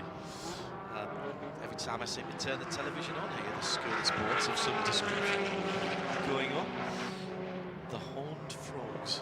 Yeah, they're a delightful purple and white color scheme as well. And that's the mascot of the university. Correct. Okay. I've learned something today, Ryan. Thank you very much indeed. At the front of the feed, front of the field. Sorry, I've got a purple frog in my head now that's not going to go anywhere, is it? That's a mental picture that I don't need. And now I've got a picture on my screen. Thank you very much indeed, Aaron. He's put that up on my screen. Becoming Michelin Racing with a 1:55.3 last time around. He's 5.2 seconds ahead of the McLaren Artura. Has been a good run by accelerating performance. Moisey Uretsky behind the wheel of the 44 car. He took that over at the last pit stop. So it's 13 from 44. Then the Core Motorsports number 55 Ford Mustang. Bryce Ward has stealthed his way up into a third, fourth position in his car. He's been in since the beginning. He did stop after 9 laps when that first or the second caution was out, and he's made that work. Bryce, who is loving his racing still, he is 30 seconds, let's call it, off the lead, but he's made a pit stop. He's already over his driving time, but he's staying in that car. And why wouldn't you when you're in that real estate? Well, I mean, he's going to be maybe another couple of laps before that car's going to be out of fuel and going to need a top up, and then at that point, great time to plug in a fresh Daniel Morad for the run to the flag. And he's 18 laps into this stint. He's only okay, no, then he's about halfway through then, so he needs he needs about another 7 laps or so to completely run it out of gas. But they're probably just thinking, full course yellow right now would be just perfect for them. But they're not the only people in that situation as well. But Winward, we spoke to Daniel Morad earlier on with one of our BDO pit lane reports, and Daniel said that the car's very good on the infield, but struggling on the high banks for top speeds, which I think if you were going to have one or the other, you want the top speed on the high banks. Here especially, and it's tough. We hear from drivers all the time, yeah, the lap time might be the same as the cars with the better straightaway speed, but give up times in the twisty bits, then it's awfully hard to race when you're at a straight line speed deficit. And for whatever reason, John, we talked about this in our practice coverage, that has been a characteristic of the Mercedes-AMG GT4, to a degree the GT3 as well, over the years. It's won consistently, and it has become a favorite of so many drivers. That's why they've sold so many of them. But if it does have an Achilles heel, it's probably the top end. 22 laps Bryce had done. Sorry, I realised as soon as I said that he had to have done more than that, so he's 22 laps in. So he's imminently due in the pit lane as the 57 Windward car. Also in the pit lane, we've got one of the Mustangs, the number 19 car of Sean Quinlan. Out of 8th position as that came in. Yeah, for Stephen Cameron Racing. Hand over to Gregory Liafouge, excuse me. It's all right. I'm channeling Jeremy Shaw, who's not with us this year on the broadcast, but I know he'll be watching and listening. Hello, Jeremy. Hopefully you got your feet up with a decent beverage over there on the West Coast. Hope you and Tammy and Riley are doing well. Missing our conversations. We had a little beer with the guys last night, and missing your input from that. Wish you well from everybody here on the broadcast team. McLaren in the pit lane from third place, Moise Uretsky in the 44 McLaren. Actually, this car is holding up the honour of walking in the entire IMSA paddock because in the WeatherTech there's no McLarens in WeatherTech, certainly not for the Rolex 24 anyway, as they come in for their stop. So this is interesting. These cars that we're seeing come in now, as Bryce Ward comes in as well, these are all cars that did stop under the yellow. So this gives us an idea. 23 lap stint for these guys, okay? So this gets them a little bit further, what, 10 minutes further than the group that stayed out under that yellow? But it's not a massive difference.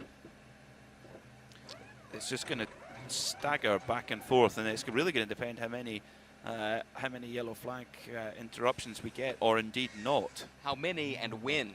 Also, the timing always so important in races like these, and it could make or break your strategy. Ibiza Farm sponsored McLaren out, and Joe Bradley is down at Winwood watching what looks to be, Joe, a full scheduled service. Yeah, well, they practiced swapping their drivers pretty much for the half of that morning warm-up session, and they're doing it under real duress here in the heat of battle. And by the time I get to the car, that car has already had 4 tyres replaced, a full tank, a full churn of fuel, and Bryce Ward has hopped across the wall like he was a teenager. How does he do that? I will try and get a word with Bryce and get some insight as to how they've stealthily climbed up the order. Bryce did more than his fair share, well more than his 40 minutes. We're an hour and 16 into there, and that really opens up the strategic window for that team, Peter. It does, and Windward, what they've achieved in the IMSA WeatherTech Championship, particularly over the last few years, has been remarkable. I mean, I think last year their season in GTD, winning the Rolex 24, winning the Michelin Endurance Cup, and winning the overall championship, just remarkable with Bryce's son Russell and Phil Ellis. They are really a powerhouse, the team from Texas, and they've had mixed emotions of Daytona because they've won 2 out of the last 5 years in GTD, but they also had a pretty horrible incident actually a couple of years ago with Lucas Hauer hitting the pit wall. He spun and hit the pit wall, and Lucas had a couple of months of recovery from injury. He's back now, which is great, but they had to drive 950 miles to Texas to get a new chassis and bring it back. So they've had ups and downs at Daytona. Oh, McLaren Artura moved away with the fuel still in. Oh. That'll surely be a penalty. A drive-through. At the very least, it'll be a drive-through. Video pit lane report, Joe Bradley has caught, 1 second, Joe, the HART Honda, the black and red car this season. This is the number 89, Steve Ike and the rest of the team.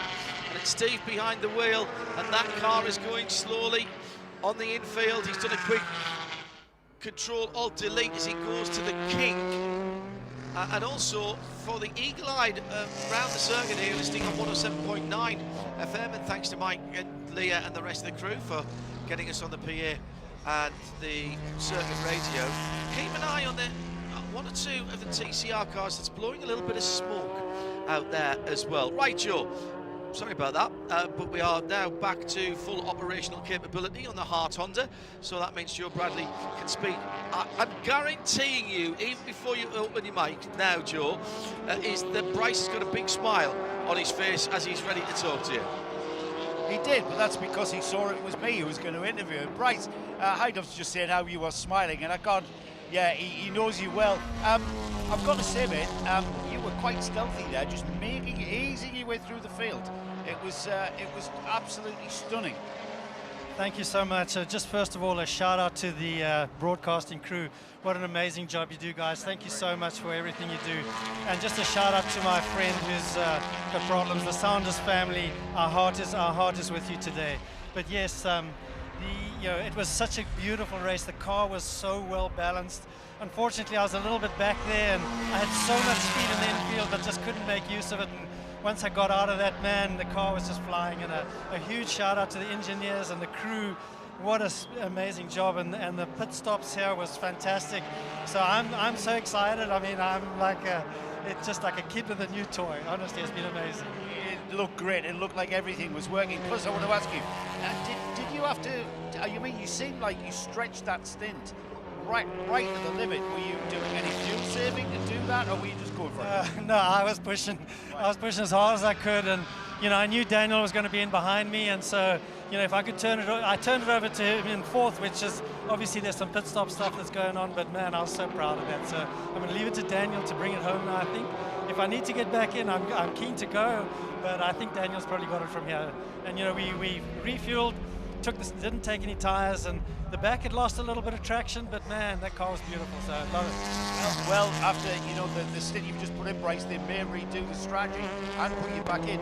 I mean, the attention of detail that I witnessed this morning with regards to your driver swap practice for just one driver swap, it seems a bit of a waste. Surely they want to put you back in. I'd love to go, so I'll leave it to the engineers and we'll see what happens. Thank you so much. Thank you, Bryce. Leader in the pit lane, Sam Paley comes in after 25 laps of racing. That means, I think, that who's going to cycle through to the lead? It's going to be the Aston Martin of Van der Steur Racing if they don't come in for Sammy Smith in the number 82 car. They've done about the same laps as the leader.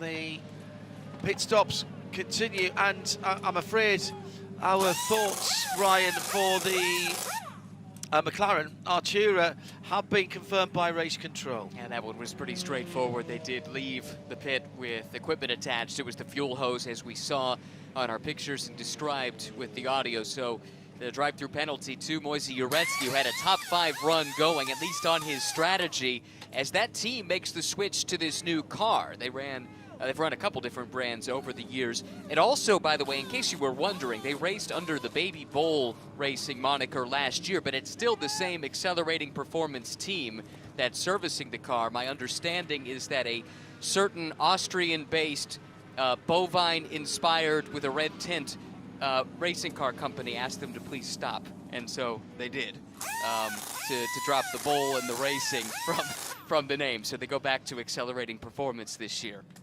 Interesting news coming into us from our producer up in Concord. Aaron's back with us again for 2025. He is the voice of reason in my ear. That the leading Sam Paley car was due to come in to pits a couple of times, and they waved him off because his fuel numbers were that good, and decided to leave him out there. Sam Paley, I think, out of the car. I think that was Jensen Altman getting in. Meantime, on the pit lane exit, he's been slightly balked by the Liquid Moly TCR car. 52 Audi. Yeah. And that is Dean Baker leaving for Baker Racing. Let's just check. Yes, it is Jensen Altman who's in that car. Sammy Smith did get scored as the leader of the race for Van der Steur Racing for Aston Martin. He's come in the pits. Catesby Jones is the next car to come around. Sammy Smith did 27 laps, and Catesby Jones on his has done 27 laps as well. This is cool to have Sammy Smith here. Over the previous years, we've seen a lot of up-and-coming NASCAR talent run in this race, and Sammy is a star in the NASCAR Xfinity Series, driving for JR Motorsports. He had a win last year. Looks like he's out of the car, which means Brady Behrman now has climbed aboard, but great to see some up-and-coming circle track drivers get a little bit of road racing practice, which is so important in NASCAR these days. Another penalty for the pit lane, and this again will be a drive-through for the Stephen Cameron Ford Mustang. Gregory Learfoot still behind the wheel of that. He'll have to come through and do another run through the pit lane, Peter. The number 13 former leader, the car, the Mustang that was driven by Sam Paley, now driven by Jensen Alsman from the company McAleer Racing. That pit stop looked longer than it maybe should have been. It did. I know it's a longer process than with the single lug nuts, but it did seem that there was a little bit of frantic, body language from the team. So yeah, they maybe lost a little bit of time there. Having a scrap with Moise Oretsky, who's been out one lap longer than Jensen, so his Michelin tyres will be up to... No, he's not actually. He's back out again because he's just been through for his drive-through, hasn't he? So they're having a scrap for what is effectively 13th and 14th in class. Bryson Morris is absolutely driving away at the moment with the TCR category. Preston Brown in second. It's a long way back. And the reason that was the case was he ordered a pit stop. And that's what he's doing right now. Just turn my head for a moment to look at the timing screen and try and work out the fuel burns. And of course he comes in. I was just thinking that looked a bit odd because he was knocking on the door of the top 10 for a moment. We're not even at half distance yet, guys, and this is nice. We've had a couple of longish runs. Sorry if anything goes wrong now. Hashtag blame Hindy.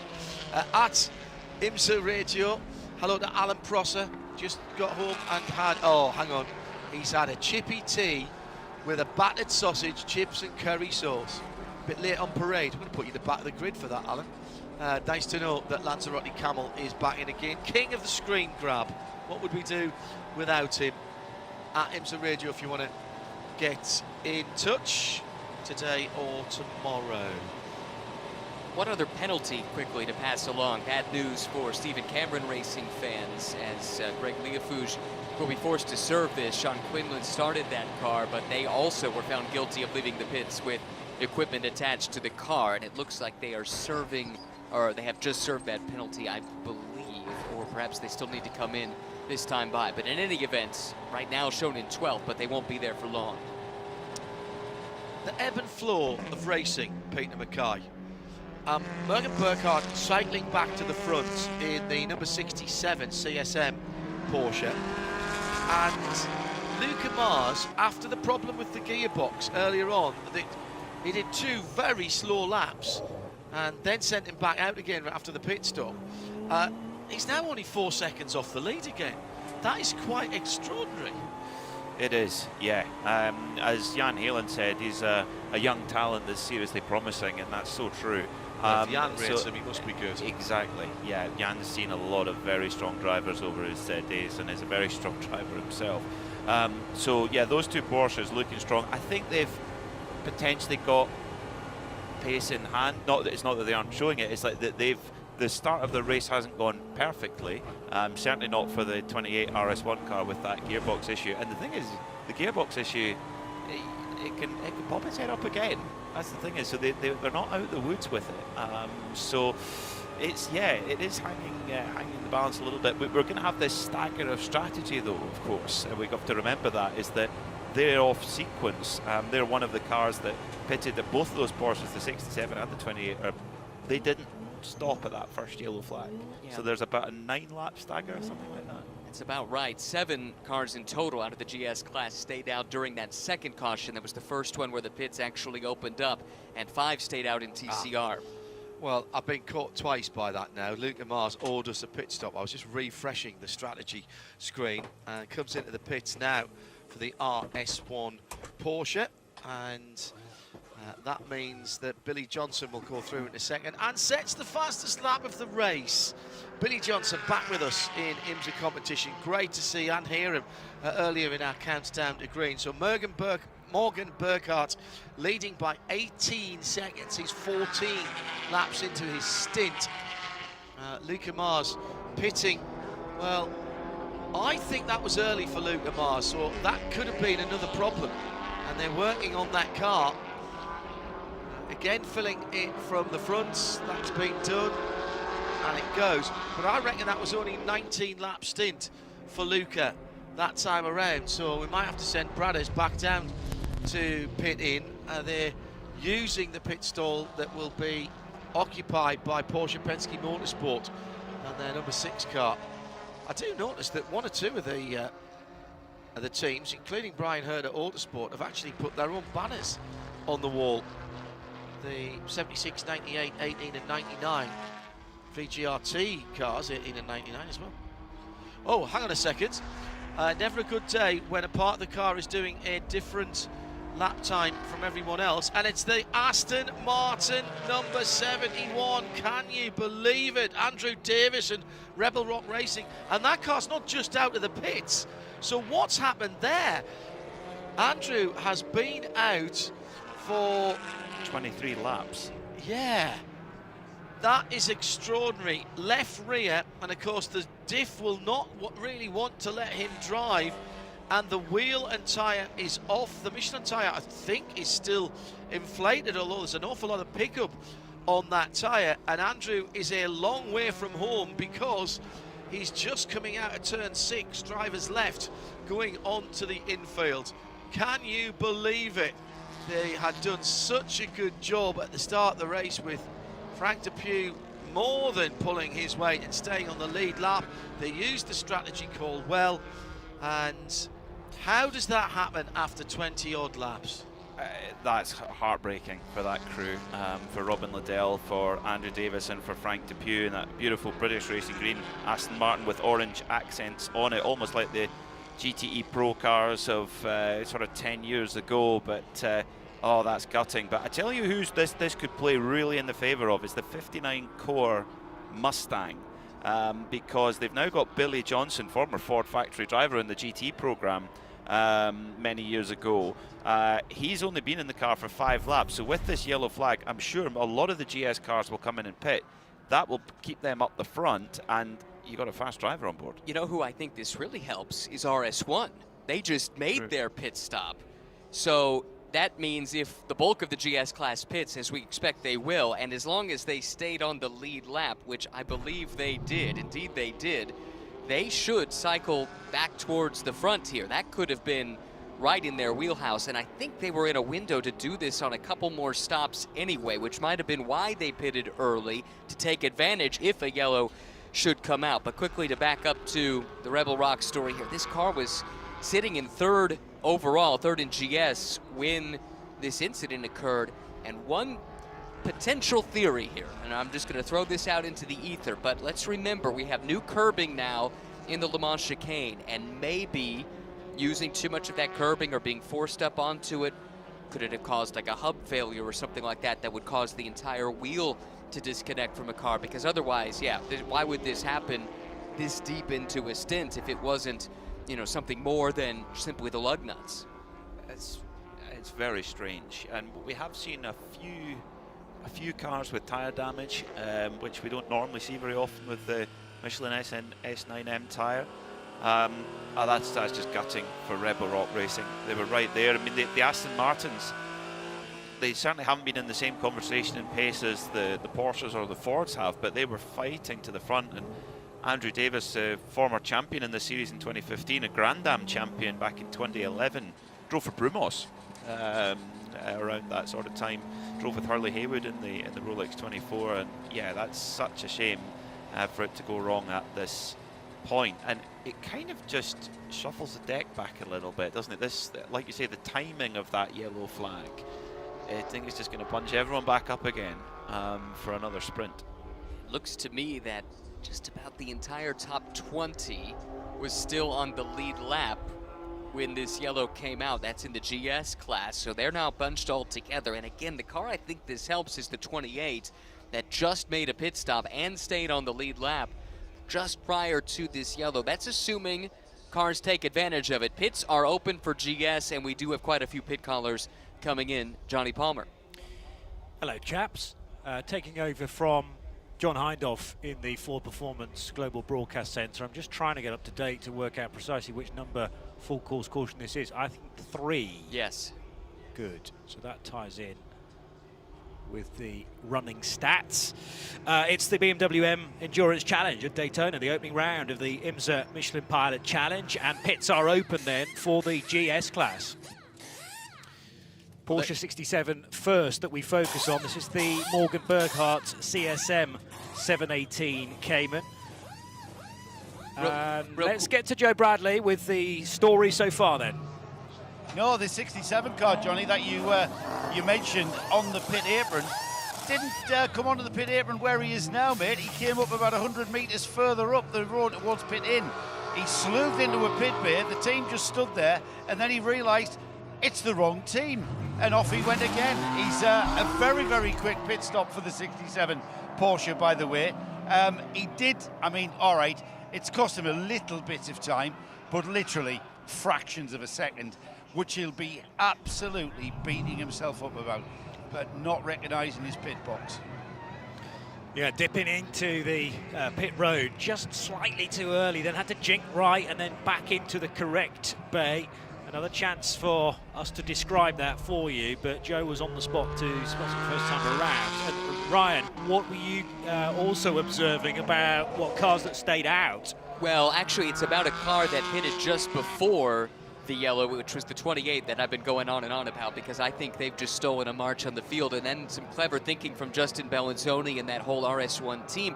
They did come in under this yellow, but they just did a splash of fuel. Everyone else was doing more or less full tanks and tires, so just that couple seconds of fuel, that was a quick stop that allowed them to get back through. They get their track position. Now they're level with everyone else from a fuel perspective, and I think they're in a really good spot here, having been thrown off a little bit by their gearbox issue earlier in the race.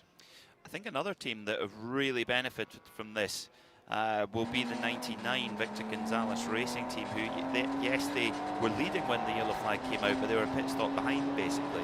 So this then gets them back in the game on true merit, if you like, or in true terms. Also for the other Brian Herder Autosport car, they're car 98, they're sitting down 13th in class at the moment. They're 3 laps down. To be honest, they just need as many yellow flags as possible, really, because they need a few of these to try and circle back onto the lead lap. That's, I mean, with 2 hours 24 minutes to go, they might get enough. It might work out their way, but yeah, they certainly need more of these to make their way forward. A sad sight, seeing a beautiful Aston Martin in British Racing green and orange flashes taken away on a flatbed. It's a good theory, Ryan, about the changing curves around this place potentially that may have ruined the hub. And everyone else in this race, you know, that's almost a forewarning for them. That's to think, if it can happen to the Rebel Rock Aston Martin, it can happen to certainly any other Aston Martin in the race. It can happen to any other GS or even the TCR category. And with 2 hours and 25 minutes to go, just about, is that an indication to just take it a little more easily, because we're not even a half distance yet and cars are taking punishment, clearly. Now some differing strategy with the TCR pit stops, so I find this a little surprising. That 99 you were talking about, Peter, just a moment ago, they stayed out. We thought this might get them level with the rest of the TCR field, but they elected to stay on track, split about halfway. Maybe a few more came in then stayed out, but we're gonna have to sort ourselves through that line of thinking. Actually, it looks like only a couple of TCR cars stayed out on track. Rest came in at least to top off with fuel, if not to change tires.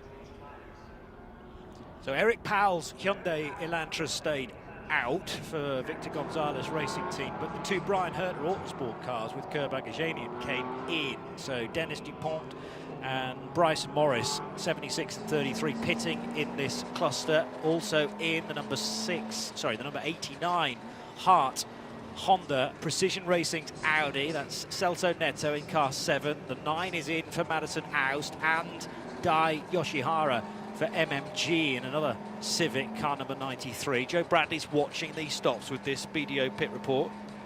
Yeah, I was with the number 89, the Hart Honda there, and a pit stop is tricky to start with. You've got to get everything right and shave fractions of a second off your performance, and it wasn't helped by a recalcitrant rear jack that had the car sort of leaning to one side, and he couldn't quite get the right rear off as quickly as he wanted to, and then all of a sudden the air jack bounced into life and lifted the car level, so he was able to do that. So they have not got time to check an air jack in this race, but that'll be something back at the workshop they can look at.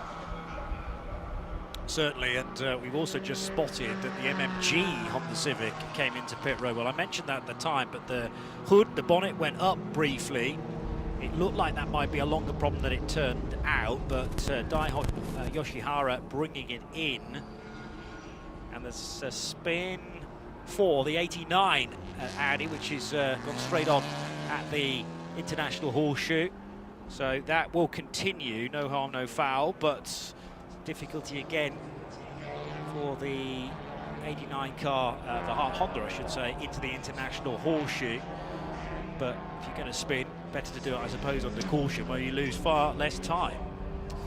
It's ironic, isn't it? Because it's not embarrassing, but it's a slightly more kind of less elegant spin, less honourable time to spin. But you're absolutely right. It's definitely the time to do it. If you must spin under caution. Everyone else or is going slowly ahead of you, so you just catch them up, don't you? As long as you spin and win.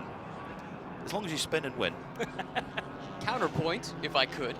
Depending on where he was in traffic, he might have actually lost quite a bit of track position. He might gain the time back, but he might have, for instance, gone from 7th to 12th or something like that, whereas under green it could have been more spread out. But your greater point, it does keep them closer to the front of the pack at least to have that issue. That was Tyler Chambers, by the way. Now we see some more activity. These are all cars that have had some issues at one point or another. I think that got wave buys here and are trying to gain laps back, including this Harry Godsacker and Mason Filippi car that had all kinds of problems in the first hour. And at this point, they're just, as you mentioned, Peter, hoping for yellows, trying to get more wave buys just to bring them back into the fight. So the 98 Elantra now coming into pit road as well. I mentioned the two Brian Herter cars pitting together. That was the 76 and the 33. This is Harry Gottsacker in the third of those Brian Herter Autosport cars. Quite a bit further down the order than we would have expected at this stage. 13th position in the TCR class. Eric Powell not wanting to give up road position, I'm guessing. 22nd overall, but leads TCR. Chris Wilson's pitted this time for the TGM Aston Martin Vantage, but it's Amir Halim in the CDR Valkyrie prepared Porsche, number 66. He's leading from Billy Johnson, and Dylan McAvern still under this third full course caution. And remains to be seen how long this will stay out for. And also, I mean, we've had an awful lot of cautions in this race. Is this frequency going to continue into the second half of the race, or are we going to find a bit more rhythm? It's very difficult to dice their way through the narrative. From a strategic point of view, you pre-planned which driver you wanted to put in first, how long ideally they were going to stay in, and if they were the non-pros, you know, 40 minutes and then out again. And this disruption is not part of the plan, and very difficult therefore to alter the spreadsheet and channel your way to the finish. That's why we love motorsport. It's very, very difficult to predict a race before it gets going. And the winners will be the quickest thinkers as well as the quickest drivers. Lights are out on the safety car though, so that's good news. Looks like this yellow is about to come to an end. Had the class split, had the wave by, so all of the necessary arrangements have been taken care of. And it does look like it's Billy Johnson's Mustang that is lined up behind the safety car here, despite what timing and scoring says. Looks like Billy Johnson, who is on equal footing with Matt Plum as the winningest driver in the history of this championship, is about to lead the field back to green. Who was at the heart of that Ford GT program at Le Mans, won races in the World Endurance Championship in that incredible car, which really was the benchmark car. It was the, I would say, landmark moment in the GTE rule set when the Ford GT came along. It kind of changed the game a little bit. So here we go, another restart. Let's see how long this next spell of green flag running will take. And I agree with you, Billy Johnson certainly leading away as the first car on the road behind the pace car. Core Motorsports Ford Mustang therefore across the line, but only ticking off 45 laps now. So has Amir Halim been credited with an extra lap somewhere along the line, or does he lead by a clear lap? Well, it was, what was it? It was 1 minute and 40 seconds or something like that at the stripe. So he effectively has a lap on the field. We'll have to do our best to figure out how that happened. Oh, problem here. Two that have tangled on the restart, and this is on the infield. They've gone partially ramp turns 1 and 2, not quite got to what is called turn 2A though, the little hook before the braking area for the International Horseshoe. In fact, there may have been 3 cars involved. There are 2 in the fence, and yes, one a little further along on the curbing to driver's right. So that is the 72 car. It's the Go Cupra as well. So totally destroyed. The at the bright front. orange, the only Cooper in the race, I think I'm right in saying. That's nosed into the barrier, and is that an Audi that's alongside it? Yeah, it's I've got it in my notes as the Iron Brew Audi. It's not. It's just in those colours, the blue and orange. 31 car there for Rumcastle Racing, and also the 72, the Pegram Racing car has been involved in that as well. Eduardo Go out of the car, understandably. The whole front of that new Cupra really badly damaged. 3 TCR cars taken out there of the race, it seems. We're under yellow again. It's a short yellow because of the distance that well, barely any distance at all. We restarted and then straight into this. So is it 3 into 1 that does not go? Cooper on the inside, the 72 car in the middle, and yeah, pincer movement. So the Audi on the right, and that's a big hit for both cars into the Armco barrier. And the 72 right in the middle, if anything, got away scot-free, but had nowhere to go because it was being attacked from left to right, and the Cooper's gone in very heavily indeed. Not quite scot-free. I think he has some bent suspension on the right front, but the Cupra got the worst of it. I'm not sure that Go knew that it was 3 wide to the outside there. That car, that 31, came up late to make that lunge mid-corner. Opportunistic, you understand why he does it, but right here now suddenly makes it 3 wide mid-corner. That might have worked, the 2 of them side by side, but when you added the third, don't think there was much chance of that. Now quickly, back to the Amir Halim situation.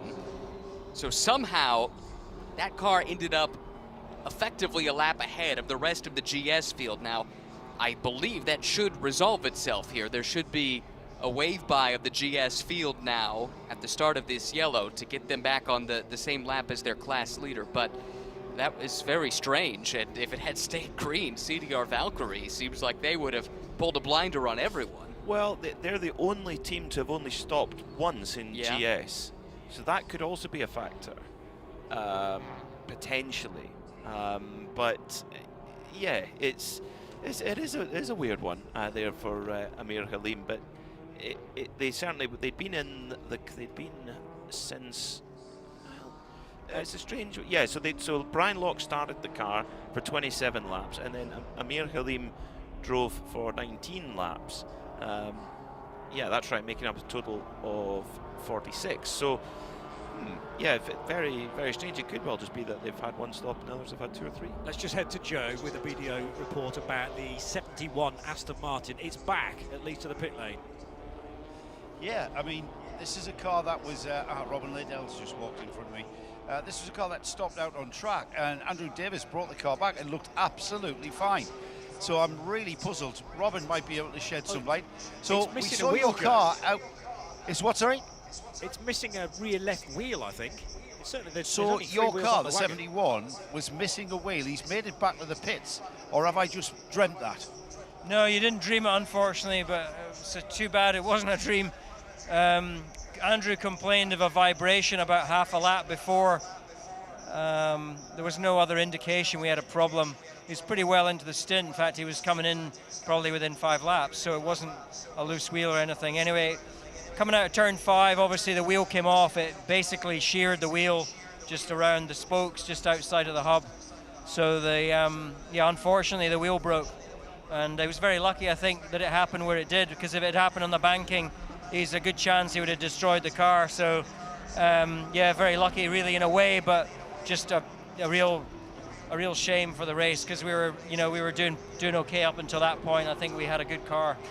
So the car's been behind the wall, Robin, and then what I've just seen is the car repaired, just appeared, refueled and on its way. Well, yeah, basically the wheel came off and ended up on the grass on the exit of 5. You probably saw on the TV. Andrew pulled off just after the apex of turn 6, I think, and then we got recovered on a flatbed. I mean, we couldn't have driven the car around dragging its backside on the ground, because it would have just done a whole load of damage and maybe damaged the diff as well. So we just had to wait for recovery, unfortunately, and they took us back to the garage, and then from there we just put another wheel on it.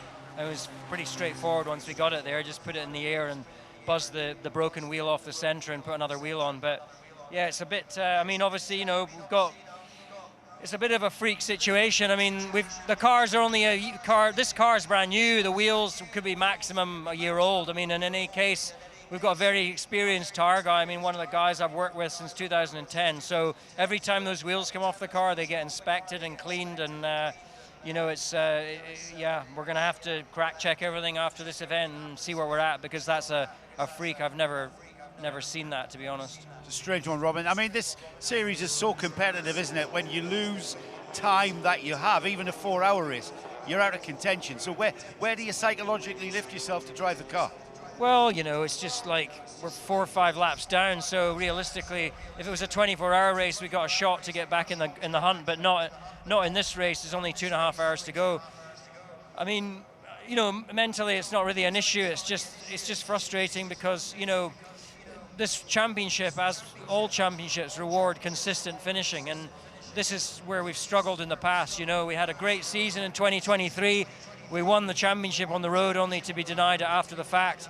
And you know, last year was our first season with the Aston GT4 Evo, and we learned a hell of a lot about the car, and we had a decent year. We won 1 race, but we weren't super consistent, and we had some mistakes, and obviously that hurt us in the championship. So the goal this year was to have a decent run at it, and you know, here we are at Daytona again with another issue. It's just very frustrating. I mean, we did 2 days testing it in December here, and you know, shook the car down, did learn a hell of a lot.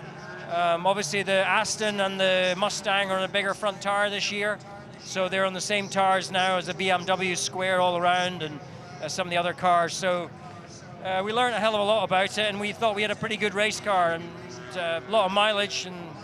But unfortunately, in this game you can prepare the absolute best you can. We've got great people and great support from AMR, from ProDrive, and unfortunately, you've still got to be lucky on the day, so very frustrating. Commiserations, mate. Just enjoy the drive. Thank you. Yeah, that's just about all that Robin and the rest of the crew can achieve from this point on, as he's so brilliantly explained. But not a happy situation. At least they will be able to rejoin and see if they can have a bit of fun at least. The 93 car of Dai Yoshihara was going slowly. That was because of a rear left puncture, and that car has had to enter a closed pit lane, but should be excused for that because the tyre was already down in the MMG Honda Civic. Might have to, or will have to, I think, finish that pit stop off once we go back to green, but it can be labelled under emergency service. Still trying to get my head around who precisely leads this race. Amir Halim still with that big lead prior to this caution. It's now down to 5.6 seconds. Bear in mind the timing intervals are being timed under yellow though, so they will condense. Things are evening themselves up at the sharp end, Ryan. Right, so effectively what happened is that yellow came in the middle of the pit sequence. Amir Halim, that car has only made the 1 pit stop still to this point in the race, and so just with the nature of the safety car falling when it did, and then many of the cars, pretty much all of the GS cars pitting under the yellow, that put them at the tail end of the train, but effectively everything but a lap up on the rest of the field. Now, that full lap was negated by this yellow. Yeah. The GS field has come back around, and that car now will still need to make a pit stop relatively imminently because they've only made the 1 thus far, and so this yellow really has not helped them with their strategy. The strategy had been perfect, but it really needed things to stay green for a while. That's not the way it's played out. And so the other thing that's unfortunate for them is this yellow that immediately followed the last one. That means we're in the short yellow procedure. Pits do not open. So ideally, they would get that pit stop done here under yellow, but they can't. So it's a bit of a strategy double whammy in that respect. Going more slowly, so not burning as much fuel, but they could be very, very close come the end of this. The pass around still happens under a short yellow, so and indeed the different category splits. So GS class split is beginning now. They're either rubbing their hands together with glee at CDR Valkyrie, or they're very, very nervous indeed. I mean, how close Peter Mackay, do you think they're going to be on fuel? They're not going to run out. The problem is that when we do go back green, and if we get any kind of sustained green flag running, well, put it this way, they're going to have to be pit within the 15 minutes after going back green, which means it'll only be short yellows anyway. Yeah. So yeah, they rolled the dice, and if those 3 TCR cars hadn't have had that, it's all if buts and maybes, isn't it? But if that incident hadn't happened, it stayed green, they were right back in the hunt, and they sort of brought themselves forward with strategy. But it's going to kind of reset again and bring more and more. It's going to be the same bunch of characters, basically from Billy Johnson down, Dylan McIver and Jeff Westphal. I mean, think about Jeff Westphal in that 39 carband car has been nailed twice. I mean, as soon as I get home, I'm going to say to my wife, we're buying a BMW M4 because clearly people can drive into you, and it just says, that's fine. Problem? No. Everything still works, just rock on. It's not even doesn't even appear to be much bodywork damage. It's a tank. Sharing back car 52 coming into a closed pit as well. So this is the Dean Baker car, which again may be requiring emergency service from the TCR class, the Audi RS3. 8th position in TCR. Class still led by Eric Powell in the Victor Gonzalez Racing Team Hyundai Elantra. So there will be more to follow on that as well, but for the time being, everybody else able to stay out, as you ideally must be doing whilst the pits are closed in this short yellow. The safety car lights have been extinguished, and everyone now just exiting behind that train at turn 6 and up onto the Speedway banking. The safety car is a pretty impressive piece of kit. It's the new BMW M5, the first ever hybrid power M5, and a friend of mine, Duncan Vincent, who works at Knockhill, he's driven one, and he said it is quite the piece of kit, particularly on some Scottish back roads. It's an amazing car to drive, and if it wanted to, it could pull away from the field quite quickly. Certainly in a straight line anyway. In the corner's a different story, but against a proper race car. But it's a real rocket ship, that safety car, thanks to BMW for allowing it to be used here.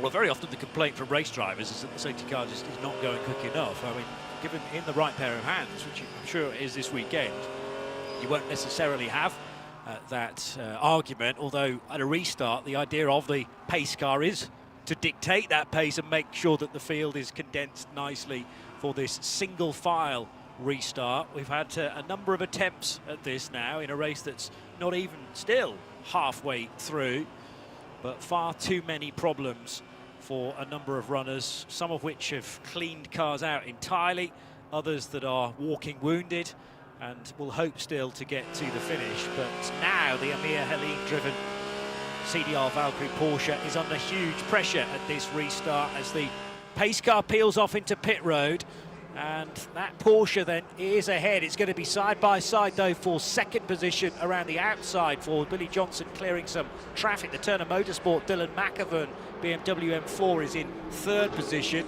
and very late on the brakes indeed to the high side, the Core Motorsports Ford Mustang. Is it going to get the race lead as they drag race out of turn 1? Not quite.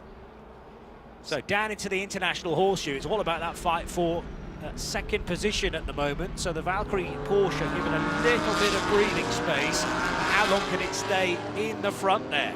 This is really interesting. We've got a bunch of lap cars mixed up here with the front runners. So the Rebel Rock Aston with their new wheel on the car, Andrew Davis in it. He's there mixing it up amongst the leaders as Johnson closes in.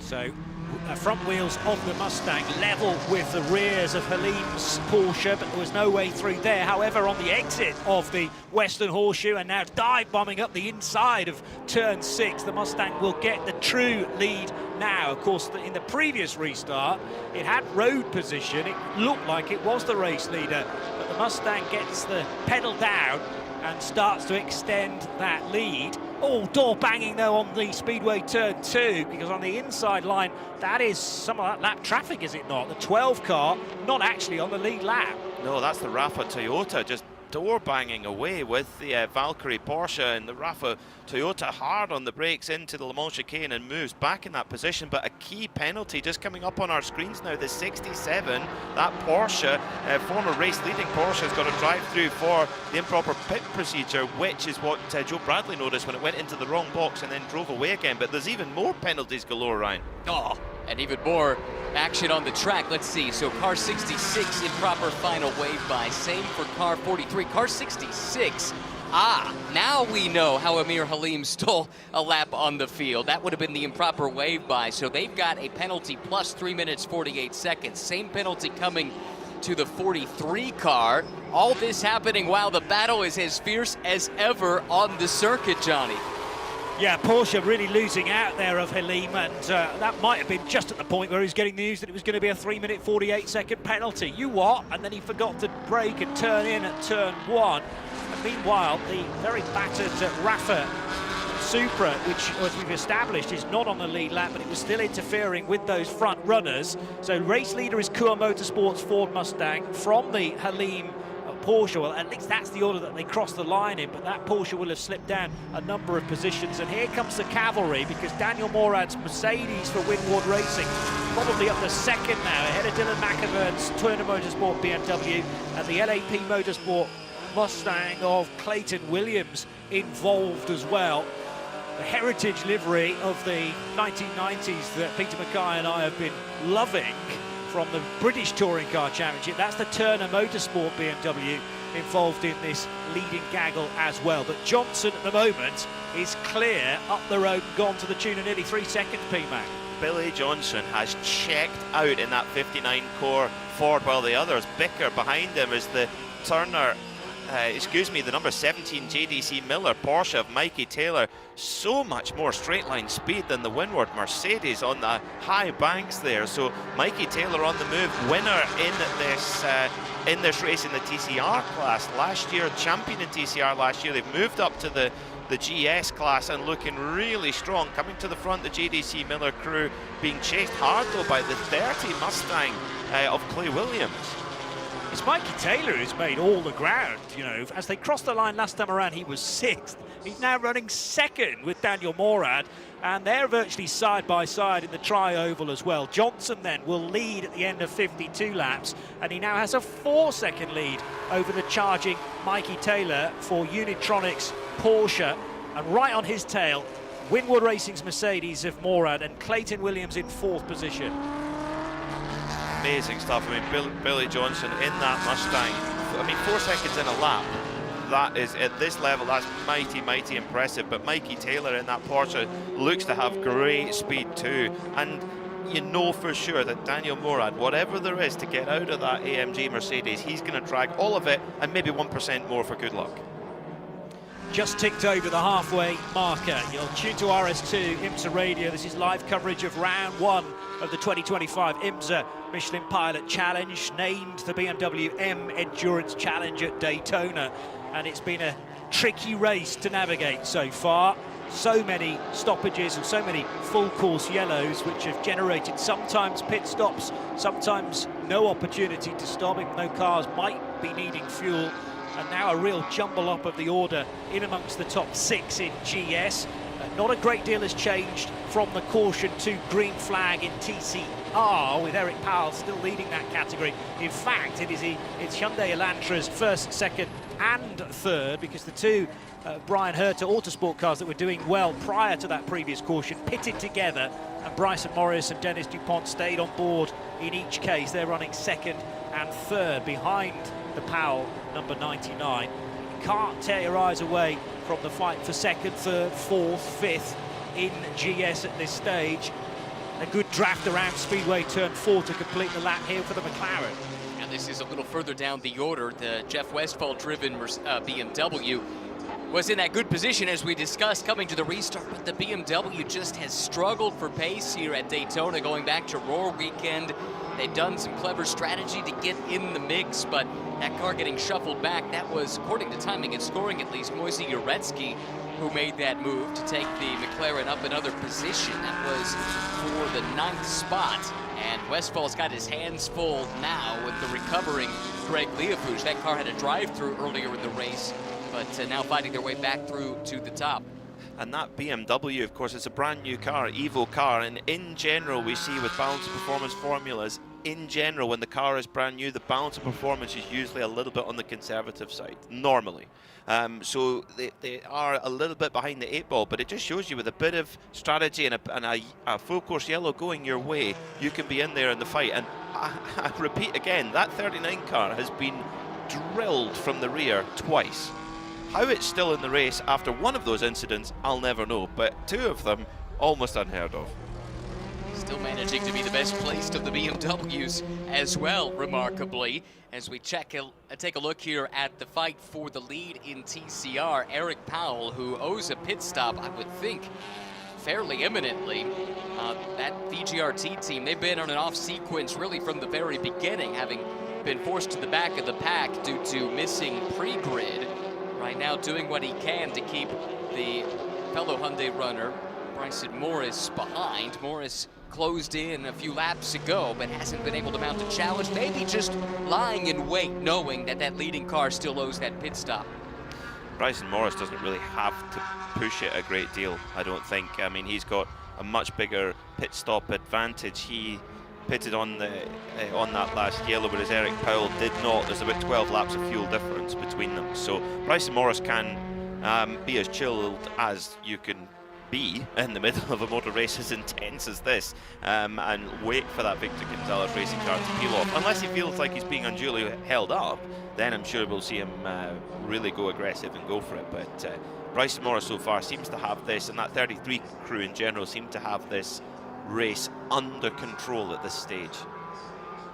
Pace of the race for a lot of cars getting quicker now. In fact, Eric Powell's just done the fastest lap in the TCR class. Now, that's a bit of a false position, as we've just established for the 99 Victor Gonzalez racing team. It's now very light on fuel, but an excuse to go as quick as possible. 157.7 is the best TCR lap of the race so far. Still, the best GS lap stands with the 59 Core Motorsports Ford Mustang, but it's the 2 cars behind that are going quicker than they've managed all race.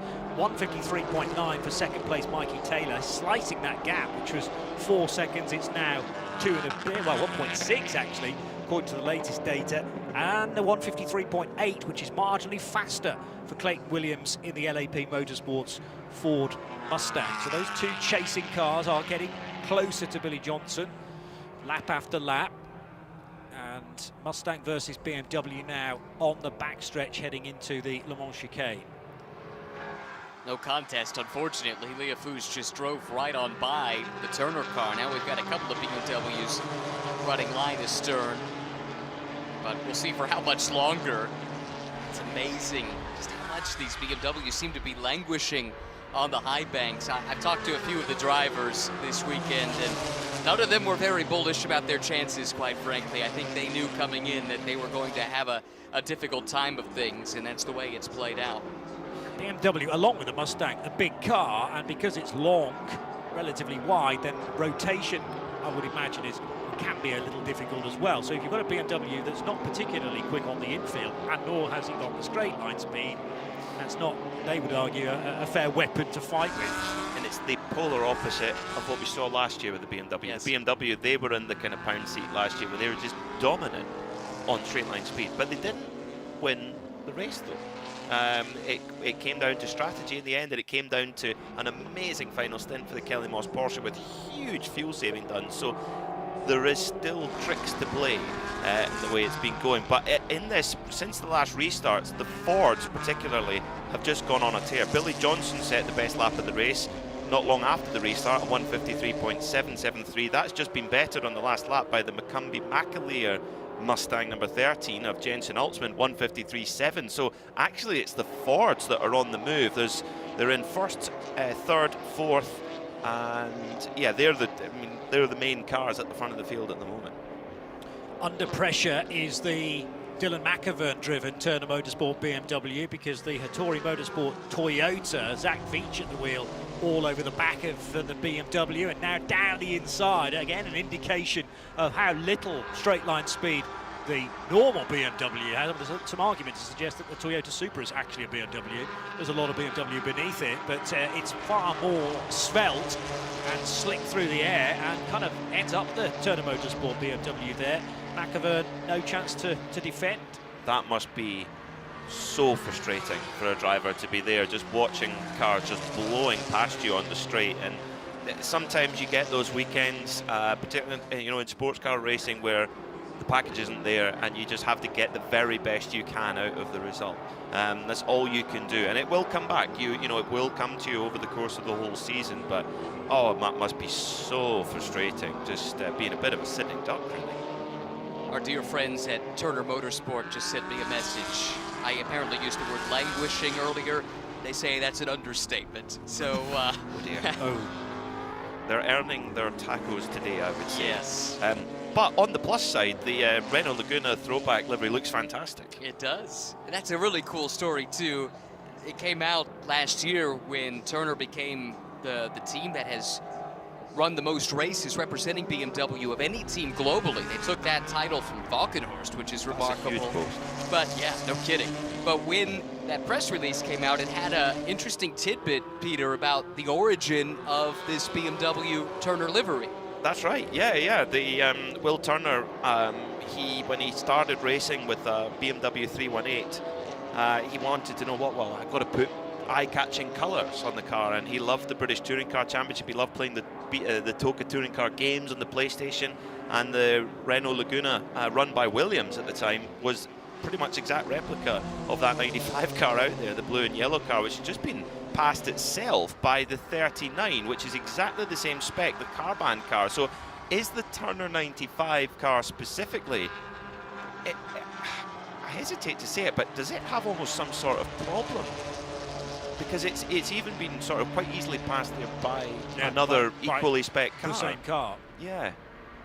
Jeff Westphal in the other BMW, but it might well be that Jeff's car is increased purely by getting in behind that car and the draft that you benefit from. So the Carbon with Peregrine Racing BMW taking its opportunity to shine and maybe look a little bit faster than it is in reality. The M4s have switched positions, but it's still only for 11th place. I'd like to correct myself real quick. It was Schnitzer that Turner overcame, not Valkenhorst, for the most starts for BMW teams around the world. But if you're in the company of any of those three, you're doing something right, I'll say, in weak defense of myself.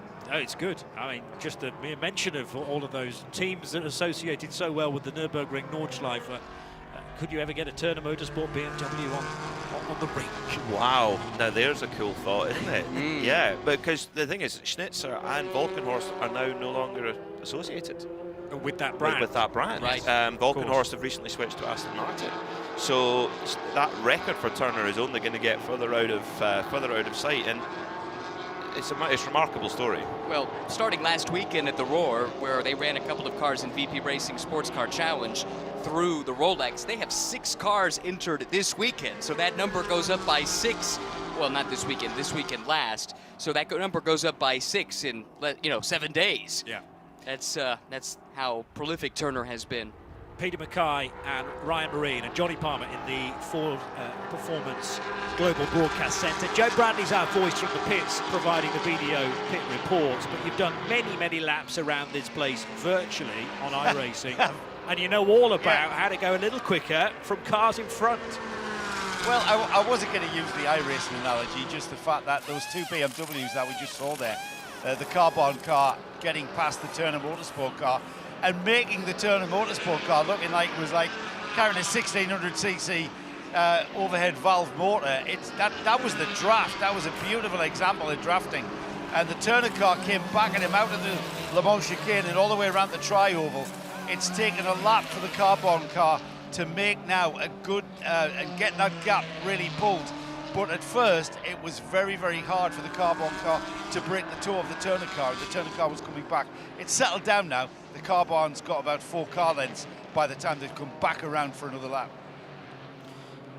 Thanks for that. The Hyundai Elantra of Victor Gonzalez Racing. John Miller has just come in the TCR class. Tom Tate had a quick stop as well in the GS division for MDK Motorsports with the 43 Porsche. That car's back into the race.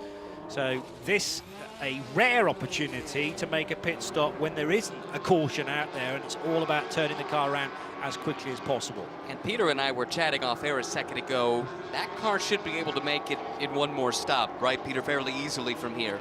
Looks that way, yeah. And those two Victor Gonzalez racing cars, remember, they were late to parade, basically, so they had to start from the back of their class and therefore the back of the whole field. And they were, you know, they've just worked their way forward with an alternative strategy. They've kept rolling the dice and it's been working, so they are well in the hunt here. They're going to have everything go their way to beat the 33 car, Bryson Morrison and crew. So it won't be long before Bryson Morris actually has to hand over to Mark Wilkins. Of course, there's a maximum driver time as well as a minimum driver time too. So that's TCR battle is still on, but the battle for second, JDC Miller with their number 17 Porsche GT4 RS Club Sport being hunted down by the comparatively enormous number 30 Mustang of Clayton Williams there, the black car with the white racing stripes up the middle, sitting there in the draft. And fuel, as often is the case in a 4-hour Michelin Pilot Challenge race, fuel could come into this. So it's not necessarily all about being at the front now, it's about who's got the fuel in the tank, who could potentially save a pit stop, and of course the one factor that nobody can control is how many full course yellows between now and the end of the race in an hour and 45 minutes time. Peter, to your point about the maximum drive time, it varies if you have a 2 or a 3 driver lineup. It is 3 hours and 20 minutes in the case of a 2 driver lineup and 2 hours and 40 minutes in the case of the 3 driver lineup. So everyone will have to keep that in mind. But this is a big moment here for Clay Williams in that red Mustang. He's a former TC America TC class champion driving a front wheel drive Mini. He's driving with Scott Thompson, who had the spin on the first lap of this race, let's not forget. And he's been coaching Scott for a couple of years, bringing him up to this level. Made a couple of starts in the TCR class last year in Michelin Pilot Challenge, did Clay Williams, but this is a big opportunity to showcase his talent on the big stage here at Daytona. And he's in a difficult position because clearly he's got a good car underneath him, but he's also being chased by now the fastest man in the race, Jensen Altsman. I meant to mention his name a couple of laps ago, having set a 1:53.7. That's quicker than anyone else in the GS category. He's only now half a second off the back of Williams. So you've got Mustangs first, third and fourth, and Mikey Taylor, who is no slack so far, in the Porsche, 2.3 off the leader. He's the man on the move. I think the Mustangs on the restarts have got great bursts of speed for those first few laps, but as the fuel load comes down and the tyres begin to wear, I think the little Porsche, the JDC Miller Porsche, particularly of Mikey Taylor, is coming on strong actually. Now, whether Clayton Williams behind him is sitting there and biding time or whether or not, well, he doesn't have time to bide time because here comes Jensen Altsman in that blue Ford, the number 13 up the inside and gets the job done at turn 1 then. And Mikey Taylor's probably looking in the mirror of his Porsche going, yes, if you guys could keep doing that, that'll be great, and I'll just scamper off into the distance. Yeah, he's in danger again. His ears boxed from both sides though here with the two rumbling Mustangs immediately behind, but the pace off the corner from the Porsche is visibly superb, much more lively than the two American cars behind. Now, is there a drama? There is a drama for the 99, which is the car that we said about fuel potentially. The previous race leader no longer, because Bryson Morris has gone through the next split to take the TCR lead, and Eric Powell was pushing it very, very long into the fueling window. I wonder for a moment whether it might be a puncture, but it looks like the tyres on the near side, the left side of the car, are inflated. So is the car now short of fuel? It's been out for 28 laps, so it's pushing it. It's really pushing it. I wonder, I'm sure our video pit crew will find out what the story is there, but Victor Gonzalez Racing, when you have a setback like that, when you've got to start from the back, you have to roll the dice. You have to do alternative things, and judging at the speed he's coming into the pit lane, it's got to be something like that. One question I have though, remember when the TCR field pitted the last time, this was the anomaly. They stayed out when everyone else came in. So I wonder, maybe is there a radio issue the team couldn't call him in that time. They couldn't let him know he needed to be in this time for fuel. I don't know the answer to that, but it does look like the driver change is underway. Let's get a BDO pit report from Joe, who's watching the stop. Yeah, full service really, guys. It's got fueling being done, driver change, and from what I can see, the front tyres are being changed on the 99. I think they're going to leave the rear tyres. However, they have still got time. The car is still up on the jacks as we speak, so it may be all four. I just can't. Yeah, it is all four. So all four tyres and a driver change. So yes, maybe out of sequence.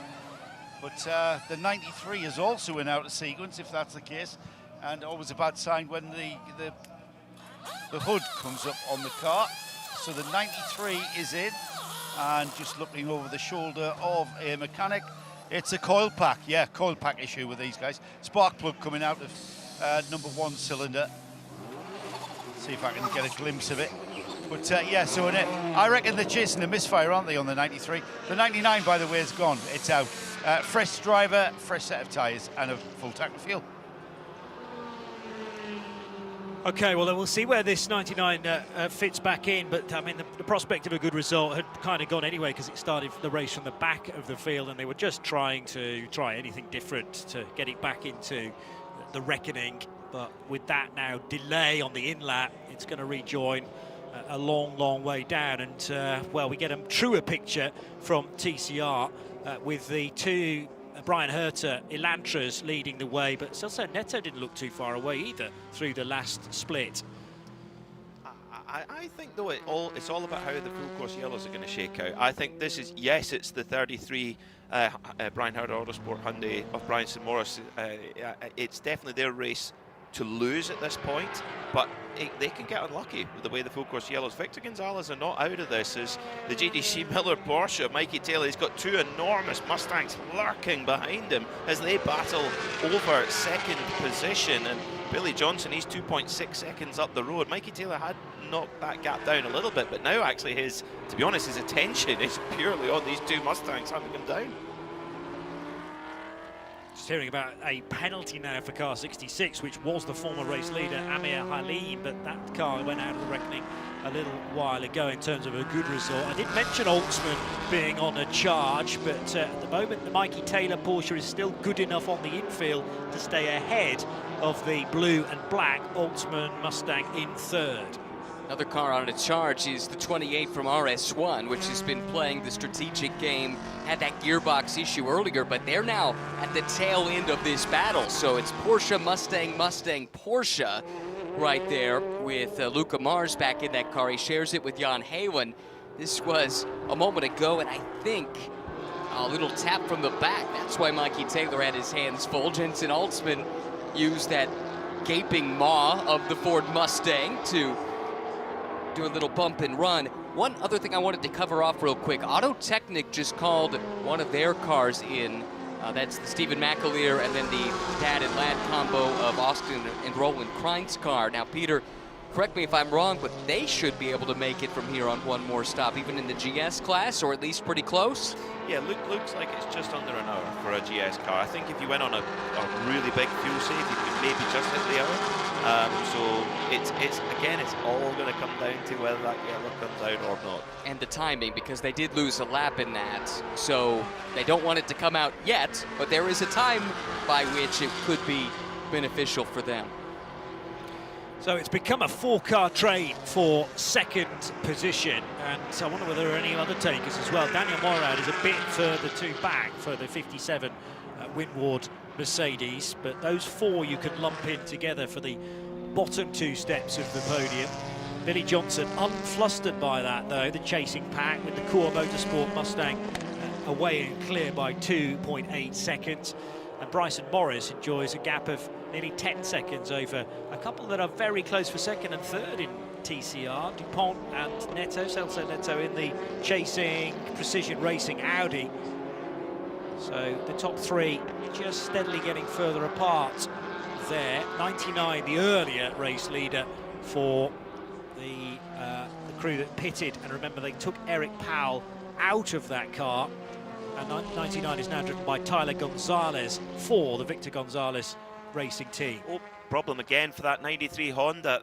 This is the car that's had the hood up a few times, as Joe mentioned. Looks like they're chasing a misfire, but the 93 Honda of Carl Whitmer, Dai Yoshihara and LP Montour for MMG is going very slow around by the Le Mans chicane, staying well out of the way. And I tell you what, coming into the weekend, I looked at that car and I thought they could be really in the hunt for a victory, but it's just this race has not gone their way at all.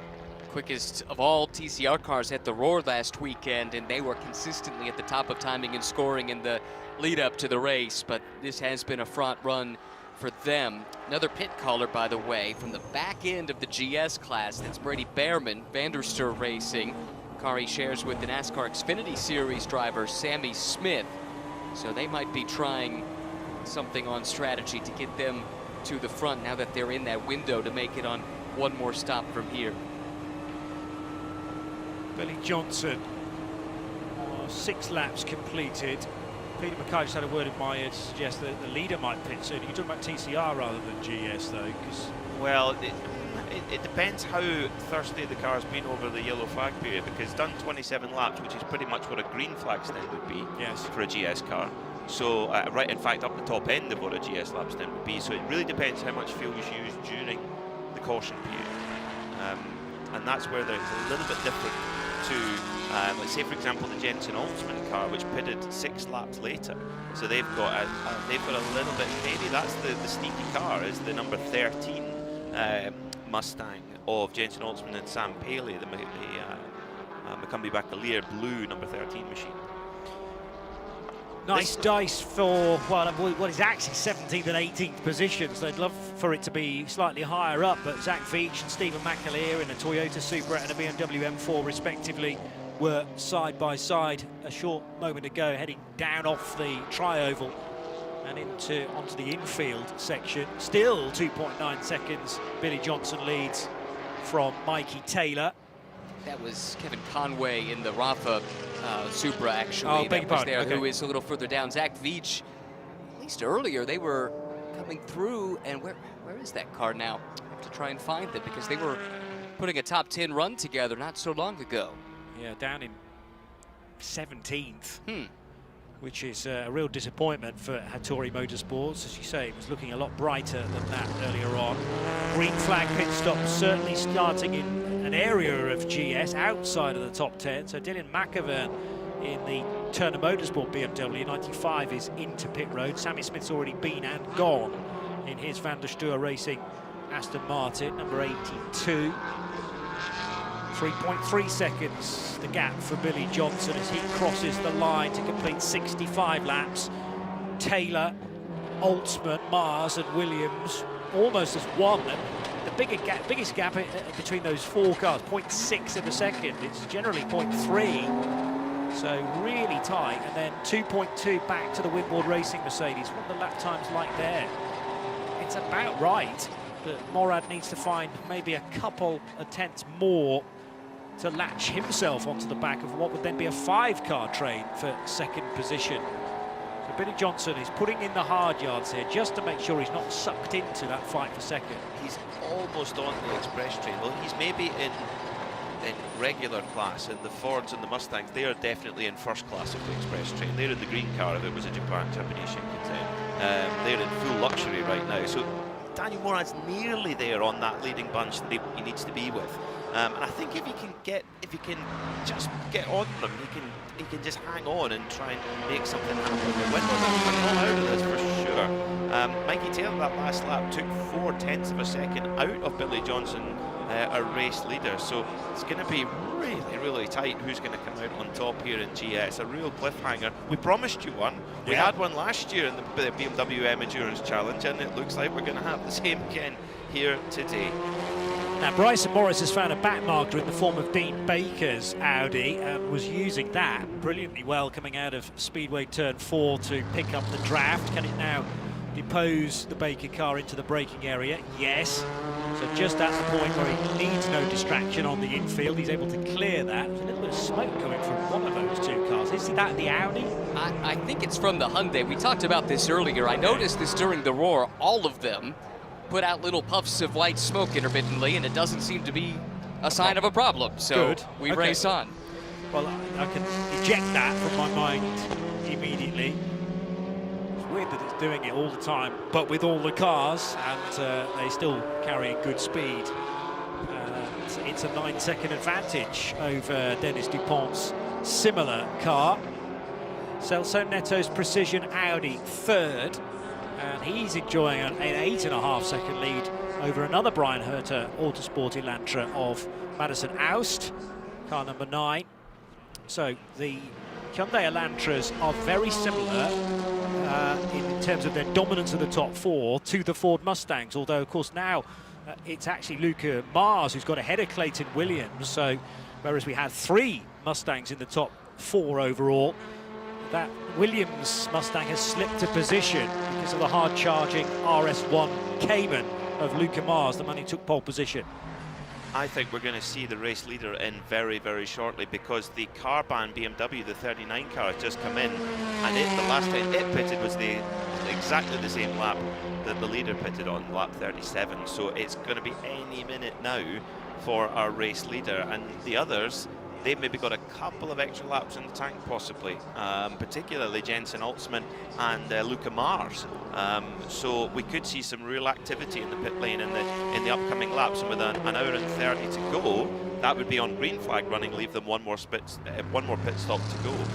So we're really getting into the sharp end now. Now, my head is really overloaded with the potential strategy here, and chaps, we've got to consider our Michelin moment of the race. I don't even know where to begin with that one. I think we may not yet have seen it, to your point, because there are so many possibilities hanging above us, and we just have to see what falls down and in what form and fashion it looks like when they all come to the ground, and then we are left to read the tea leaves at that point. There are just innumerable ways this could play out, but Nostradamus, to my right, is spot on, as we do have some of the front runners in GS making their way to the pits. JDC Miller in the pits with their white, yellow and black GT4 RSCS, the little cousin of their GTP car, which will take part in the 63rd Rolex 24 tomorrow. Up on the mechanic, up on the front hood. Of course, the engine is very well hidden in one of these Cayman GT4 machines. I've driven the street car GT4, and it's, spoiler alert, it's rather good. But you don't put the fuel in through the front hood on that. No. It's in a more conventional position. Good. Because you maybe have to be a contortionist or just climb on the top of your car at the gas station. It gets not funny looks. Yes. The one I drove was actually pink, or frozen berry, I think is the official colour. So you would have had looks whether or not you were climbing on the hood. Exactly so. A head turner. You've always been a head turner. Yes. It did have Michelin Cup 2 tyres, which once you got the heat into them, the grip. Oh my goodness me. So pit stops are continuing. On goes the 17 Porsche. However, there's now a drama for, is that 92, 93 Honda? 93, yeah. MG. Well, this is interesting. Look, if you're watching the pictures, the left mirror on the JDC Miller car has been bent in. This car has been in the wars. Maybe that's beneficial, a little bit better slipstream through the air, right, without the mirror sticking out, but Mikey Taylor won't have the benefit of the side view mirror on the left-hand side, it would appear. So many touring car drivers over the years have always said the door mirrors are just there as a gauge to know where the edge of the track is, and you brush the walls and go, okay, that's probably the limit now. And you're not arriving at the end of the stick with both mirrors bent back. You haven't been trying hard enough at all. So Altsman now leads with this jumble up of the order. Let's get to Joe Bradley for some of the pit stops that you've been seeing with this video report. Well, it was an excellent call by Peter Mackay. As he mentioned, the 59 was due in from the lead of this race. As he said that, it was like he'd awoken the pit crew for the 59 Mustang crew, the Core Motorsport team, kind of burst into life. Their board went out for the 59, and then literally half a lap later, in comes the car. It's come off the jacks now. Tyres, fuel, driver stays put. Something happening in the back of the car that I can't quite see. That's get the jack handle off. No, it was the fueling, of course. The Mustang refuels at the boot lid, doesn't it? The dual filler, and that car's back out. But he did get delayed a little bit because the fuel filler wouldn't come off. It is a bit like a Ford Escort Mark II rally car in that sense, where the fuel tank is in the trunk as well. So it almost looks like it's got exhausts, but they're not. It's where you put the fuel in, and just pretty much where the boot popper would be on the street car, the dark horse. And it goes in centrally, therefore. Yes. So you have to be jumping out rather than sort of almost plugging the fuel hose in as the car's stopping. You don't have that option these days, so having to jump in behind and then slot it in as quickly as possible. Just hearing that the 93 Honda has gone behind the wall, well, that's the one that's been plagued with difficulties for MMG. Doesn't necessarily mean we won't see it again. Now there's an off for the 94 BMW, and harum-scarum stuff as it rejoined at pace as well. That is the Team ACP Tangerine BMW M4. So losing it into turns 1 and 2 by the looks of things, and maybe dropping the rear end. Very high speed indeed, and then out into the dirt, and was throwing it into a slide in an attempt to slow it down. Did the job because it kept it out of the tyres, and nearly got sideswiped by a Supra, which was taking the normal route through turn 1. Disaster averted for Ken Goldberg. It's the older generation, by the way, of the BMW M4. There's 2 of them. This team is running a pair here this weekend, and that car also has not really threatened at the top of the field, it's worth noting. It's been a difficult weekend for BMW, and tough one for that to happen on. They are the title sponsor of the event, and you'd think this would be one where they'd really like to be flying the flag for the Munich brand. You do wonder if they have reasons to be cheerful in the 24-hour race tomorrow, though. I think so. Being on pole and having good pace, I think they're in a really good spot there. So into the pits as well, the 67 Porsche of Gordon Scully from 5th position, as is Gregory Leafouche for the 19 Ford Mustang too. So we're now sort of circling through the leading 3, Jensen Altzman for the 13 McCumbee McAleer Ford, the Windward Mercedes 57, and the number 38 BGB Porsche of Andy Lally, who's going to be taking part in his last ever Rolex 24, or last planned Rolex 24 tomorrow for Magnus Racing. He's there, right? I think we'll expect those leader in maybe about 3-4 laps time thereabouts, just as I say that in the cup. Jensen Altzman staying out for McCumbee McAleer Racing, so the Mustang continues to lead. However, 4 cars in behind on the timing screen are either already pitted or are doing so now. Daniel Morad's Windward Racing Mercedes is in, Andy Lally in. Gregory Leafouche has just done a pit stop for Stephen Cameron Racing. That's another Mustang, and the CSM Porsche in as well. So this will elevate Billy Johnson back to 2nd. And once Altzman pits, it should still be Billy Johnson leading the way, although he's got Jan Halen right on his tail now for RS1 Porsche by 0.1 of a second. So that's made it a little more interesting. Jan Halen pushing like crazy as the stops for those positions 2nd to 5th continue on. Joe admits to me that that's slightly out of his visibility, but we'll keep an eye on those, make sure they're all going to plan. Driver change for BGB, Andy Lally jumping out, Spencer Pompelli getting in. Spencer, very much the regular driver, they brought Andy Lally in as a kind of 3rd man for this BMW M Endurance Challenge. The fuel going in at the front of the car, the gorgeous BGB GT4 RS Club Sport. Of course, like all these GS cars, with effectively a road gearbox, or very, very similar to what you would get on the street car, the PDK gearbox, which you would get on a road GT4 RS as well. In fact, they built a rally car based on this GT4 car, which had that same gearbox. It wasn't a sequential rally gearbox. They ran it with the road gearbox. Really? That's a lot of thinking and unconventional movement to have to deal with, as well as the rally driving, tail out, all that business. You want to be, I'm sure there've been, the lower orders of rally cars, several H-pattern gearboxes, for instance. But yeah, I mean, rally drivers are always busy people. Not penalties because they've got to keep the conversation to, well, a minimum really, with the co-driver shouting pace notes at them, left, right and centre. The 13 Mustang, which was the temporary race leader, but this was the hard-charging car in the hands of Jensen Holtzman, has now pitted. The pony on the side is still continuing at pace, although the Mustang itself has stopped and serviced by the look of things. Yes, driver change happening as well for this Holtzman car. And this is one with just 2 drivers, so we know categorically, therefore, that it's Sam Paley getting on board the Mustang. Second position on the grid, so we should not be surprised by its pace in the race, but it really depends now how this dovetails back into the mixture, pitting slightly out of step from the Billy Johnson 59 car. And Jan Heylen, in fact, has now got ahead of Billy Johnson, I reckon, so for 4th position as it stands, but that is surely for the race lead. De facto, I think you're right. Once this all cycles through, a couple of cars on outlaps, the BGB car, Daniel Morad as well for Windward, and now this is the one car we were waiting for. McCumbee McAleer Racing. Interesting that Stephen McAleer is in this race, but racing against his team. He's part of the Autotechnic lineup. That has to be a strange dynamic. This is a team he looks after along with Chad McCumbee. It's going to be very, very tight here as the RS1 Porsche of Jan Heylen is coming around turn 1. I think he's just going to get ahead of the 13 of Sam Paley. Yes, in fact, and so comes through Billy Johnson, and so does the Windward Mercedes.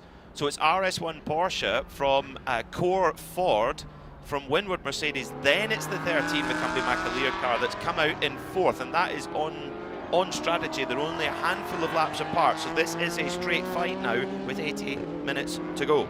Yeah, and absolutely nose to tail through the kink on the infield between the race-leading Porsche and the Ford Mustang of Billy Johnson chasing him down. Less than half a car length between them. We're focusing on the rejoining Sam Paley in the blue and black Mustang. This was the car that was leading coming into the pit stop, but rejoins actually in 4th position behind Daniel Morad, or has he got ahead of Morad already? No, he's behind Morad, but he's got his hands full. Michael Cooper just caught him, and he's on warm tires. They made their stop quite a while ago, whereas, of course, this Mustang just pitted. Not much he could do. Hard to get that power down with the cold Michelins at the back of that machine, and Michael Cooper needed no second invitation, able to come through in that brightly colored McLaren Artura. So Heylen leading. It's displayed as 20 seconds on our TV graphics, but it's a lot less than that. It's probably less than 1/10 of a second, Heylen to Johnson, as Daniel Morad is trying to hunt those 2 down. And slotting into 4th position, Michael Cooper, for accelerating performance in the McLaren then after that really good dice. The 93 Honda, I'm hearing, the MMG car, has now officially retired, which is not the biggest surprise of the day after a really troubled run late on. And now the gaps are correcting themselves on the timing screen. 0.127 of a second, Heylen to Johnson. He's living with the speed of the 718 GT4 driven by the Belgian. Then Johnson, Morad, Cooper, Paley, Spencer Pumpelly not out of this yet either in the BGB Motorsports Porsche. Car number 38. The 33 TCR Hyundai of Bryson Morris pits on this lap, and Joe Bradley has watched it arrive on pit road. Yeah, one of the early pit callers in the TCR class, isn't it? So this bodes very well, came in from the lead of TCR. And it looks pretty straightforward. Cars on the jacks, the tyres and wheels are being swapped out, the fueling still goes on. The fueling takes the longest part. It's kind of a fuel restricted pit stop for these TCR cars, and it's pretty much coming to the end of that. The wheels are still being worked on, the fueling's still going on though, so it's not as the pressure's off the wheel guys, because when they're finished, the car will come off the jacks, the fueling will still be going on. And as I say that, they prove me wrong, because the fueler has now come off there, and that car's gone, just been obscured right at the very end. But I think that was pretty straightforward for the 33. Bodes very well for a good run of the flag now. Yeah, coming in as the race leader, Dennis Dupont, one of the sister Brian Autosport Elantras, inherits the lead, and in fact they're pitting 2 of their cars of the 3 on the same lap, because Madison Aust is also in car number 9 from what was 3rd position. So Tyler Chambers will move up a spot in the Hart Honda into 3rd place for the time being. And surely with those 3 Brian Herter cars on similar strategies, DuPont won't be too far away from coming in to pit stop the 76 as well. Just under an hour and 20 minutes to go. It's round 1 of the Michelin Pilot Challenge for 2025. The BMW M Endurance Challenge at Daytona. We're live from the Ford Performance Broadcast Centre. It's Ryan Marine, Johnny Palmer and Peter McKay here with Joe Bradley and soon to be Nick Damon looking after the BDO pit reports. And this is keeping us utterly engaged. 0.1 of a second between Jan Heylen and Billy Johnson as they chase, well, one chases the other on the infield section now. And you've got 2 drivers who have had some of their best success with these 2 brands, Jan Heylen with Porsche, Billy Johnson with Ford, and it appears these 2 cars, the Porsche and the Ford, are very evenly matched. They are quite clearly the class of the field in this particular event, and they are playing for keeps. Jan Heylen having to play some pretty defensive lines in places to try and keep Billy Johnson at bay, and it seems that the way the Porsche seems to get out the corner pretty well. It's got decent top end as well, and Billy Johnson just there lurking in that red and black and almost metallic shiny silver, almost mirror-like silver on that Mustang, as Heylen going very defensive as they come down into the Le Mans chicane. Billy Johnson tries to put him under pressure. Heylen a little bit wide there, and Johnson's on his bootlet. I think had that been the final lap, that would have been a very, very different story. Johnson would have completely gone for it because he was virtually fully alongside at the point of turn-in to the Le Mans chicane. Well aware that there's a big chunk of this race still to go. Pressurising Jan Heylen now. Heylen diving to the right of a couple of TCR cars. Which way is the Mustang going to go? Did eventually go right. There was a risk that it might thread the eye of the needle there. Slot between the 2 of them. Is that going to disrupt any potential overtake into turn 1 coming off the tri-oval? It's going to be a car rejoining from pit road as well, but they'll easily clear that. And now the Mustang will be level with Jan Heylen as they snake their way through 2A and down towards the International Horseshoe, but the Porsche still has the inside line and will stay ahead just. These are 2 pros at the top of their game, putting years and years of experience on display. That bit through that switchback right there, that mirrors pit out. So narrow, so difficult to go 2x2. But these are 2 drivers that know these cars so extremely well. They know exactly what the dimensions are. They know how to make it fit. Gave each other just enough room to coexist.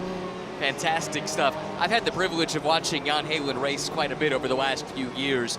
He is one of the most difficult people to pass in road racing in North America, and you can see why. On that last lap, the car placement on the entry to the Le Mans chicane, car placement through 1 and 2, just not giving Billy Johnson a clear path through.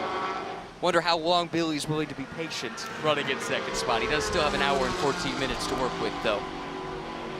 And it'll be these guys all the way to the finish, driving-wise? I think it ought to be, certainly. Bob McCallion started the race in the core Mustang and did a really good job running in the top 10 the whole time and turned it over to Billy, and he's been charging ever since.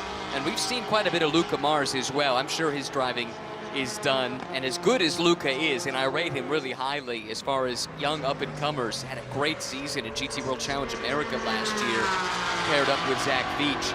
But I think you want to go with the veteran in this situation, and Jan Heylen, he's been in big races, he's won big races, he's the perfect guy for the job.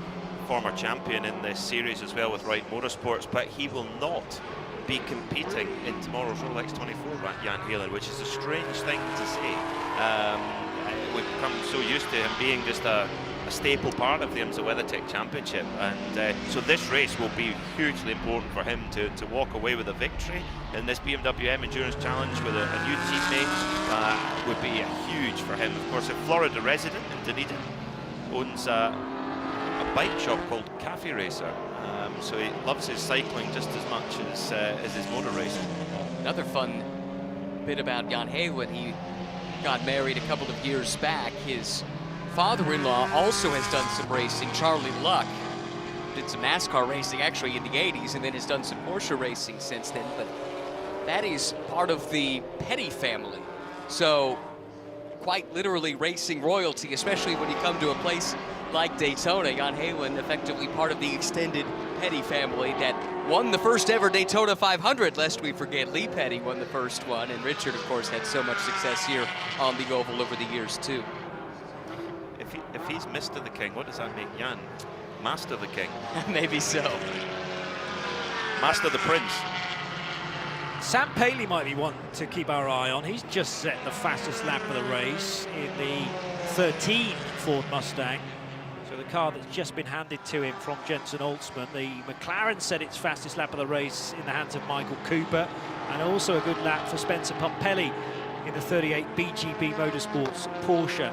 The Aston Martin that both Jan Heylen and Billy Johnson had to just deal with was Hugh Plum, not in the mix in GS today for Team TGM, but they're going to be catching on little bits of traffic here and there, which could spice up the league battle as well. 0.2 of a second. Speaking of Sam Paley, he is now right on the tail of the McLaren Artura. This is a fight for 4th and 5th places there, and another new fastest lap of the race from Sam Paley in the 13 McCumbee Macaleer Racing Ford Mustang. And that's only, that is 0.8 of a second off what we saw in qualifying. So 152.9, yes. Yeah, okay. so we're really getting proper pace. It looked like there Sam Paley got a great draft off that McLaren Artura.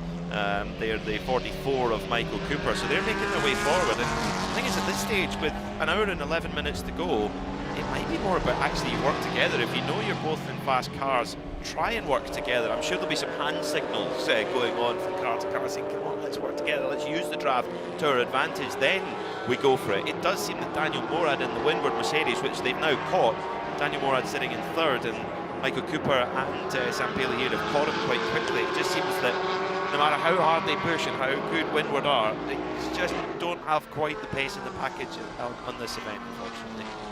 One potential sticking point in that cooperation theory you throw out is these are, as we see Cooper to the inside of Morad, and boy, that was easy into the Le Mans chicane. It was done before the braking zone.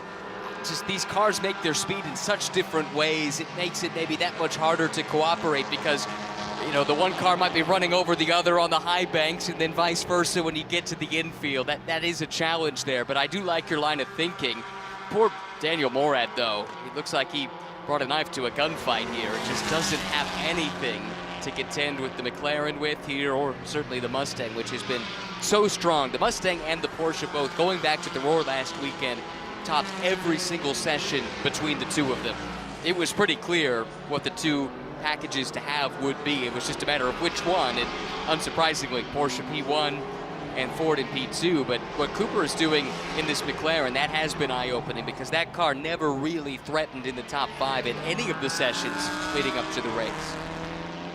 And whereas we see quite a lot of balance and performance changes in the main race for GT3 or GT Daytona as it is here, has BOP generally stayed the same last weekend to this? That is a question I should know the answer to, but I have to admit my ignorance. I mean, in GT4, I don't know how readily those changes happen and how quickly, you know, the data can be achieved or retrieved to then look at and say it needs adjusting. So in that respect, actually the Raw for this championship is very useful for us, the journalists and the fans, because we know who is likely to be in the picture in a week's time, whereas for the main race, it changes almost daily. They have had a BOP, it's very small BOP changes from the Roar. A little change to the Mustang and a little change to the Toyota, but the Porsche left alone from the Roar. So not as many changes as we saw and have seen in the in the WeatherTech Championship. And despite the Porsche looking like a very quick car last weekend, no alterations, it would appear. So therefore, very similar speeds and lap times weekend to weekend. 0.4 of a second, Jan Heylen leads Billy Johnson. Felt like Johnson needed to really grab that moment, perhaps, because he may not have too many more opportunities unless he's thought, well, let's just ease back, look after the car, and hope that I've got a few more hopes of getting ahead in the closing 15-20 minutes or so of this race. There'll be one more pit stop before we get to that stage. And I wonder if that's what he's up to. Maybe he's just keeping his powder dry and doing some fuel saving behind Jan Halen. He's thinking, I've tried to get past him, I can't. Let's try and do some lifting and coasting and save some fuel. I wonder if maybe Joe will hear them coming into turn one, down doing some video pit reporting. I wonder if you could maybe hear that lifting and coasting from the Billy Johnson core forward, because then when they come in for that last stop, this is all if it stays green, of course. Yes. But if it did, if you've saved all that fuel, when it comes into the pits, you can win out that race on pit road. Making it sound all very straightforward. For those that keep coming back to Daytona, they know the little secrets around here, and you can keep a good lap time but save fuel at the same time. The dark art. Spencer Pumpelly looking ready to up the pace if he can. He's 5.7 seconds adrift of Daniel Morad, who seems to be going in the wrong direction on the timing screen. And actually, Pumpelly's just done his car's best lap of the race with a 1:53.7. Bear in mind, almost a full second quicker than that, the Sam Paley Ford Mustang, with still the fastest lap of the race. Paley not quite as quick on that lap as the 3 cars ahead, though. So Halen making good time. Billy Johnson, if he is saving fuel, even quicker last time around. And here comes Johnson, so maybe give up that theory that he's backing things off. Literally, just as I said, I don't know if a Ford Mustang GT4 has FM radio, but Billy Johnson, if it did, he's saying, all right, you think I'm fuel saving, Mackay? Well, watch this. As he's like trying to go around the outside at the Le Mans chicane. There's definitely no fuel saving going on. This is a dog fight, and Billy Johnson is just trying.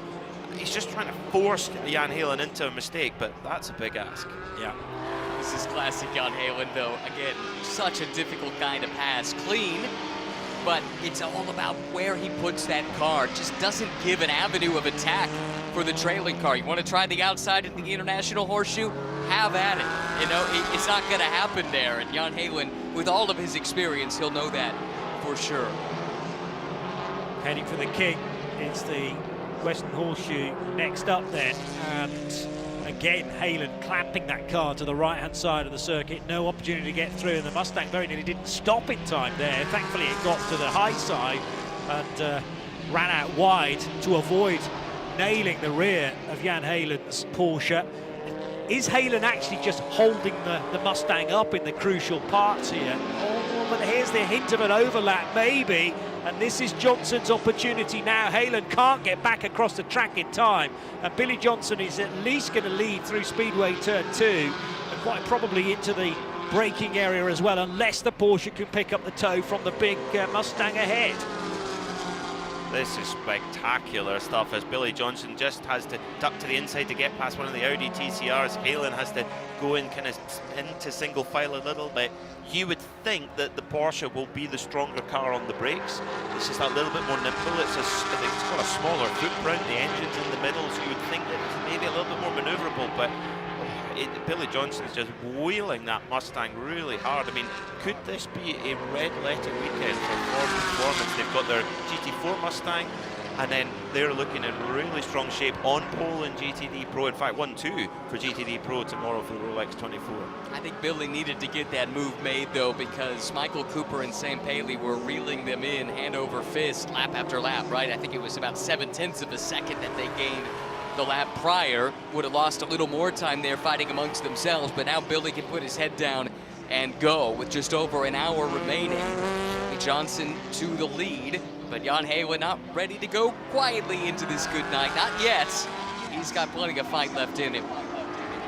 Michael Cooper just creeping into frame in the background. That's a car that is difficult to miss, in fairness, in the livery for this weekend. Let's hope it's going to stick like that for the season. Michael Cooper's accelerating performance, Artura, with almost a different coloured body panel all the way around that car, evoking memories of the VW Polo Harlequin, wasn't it?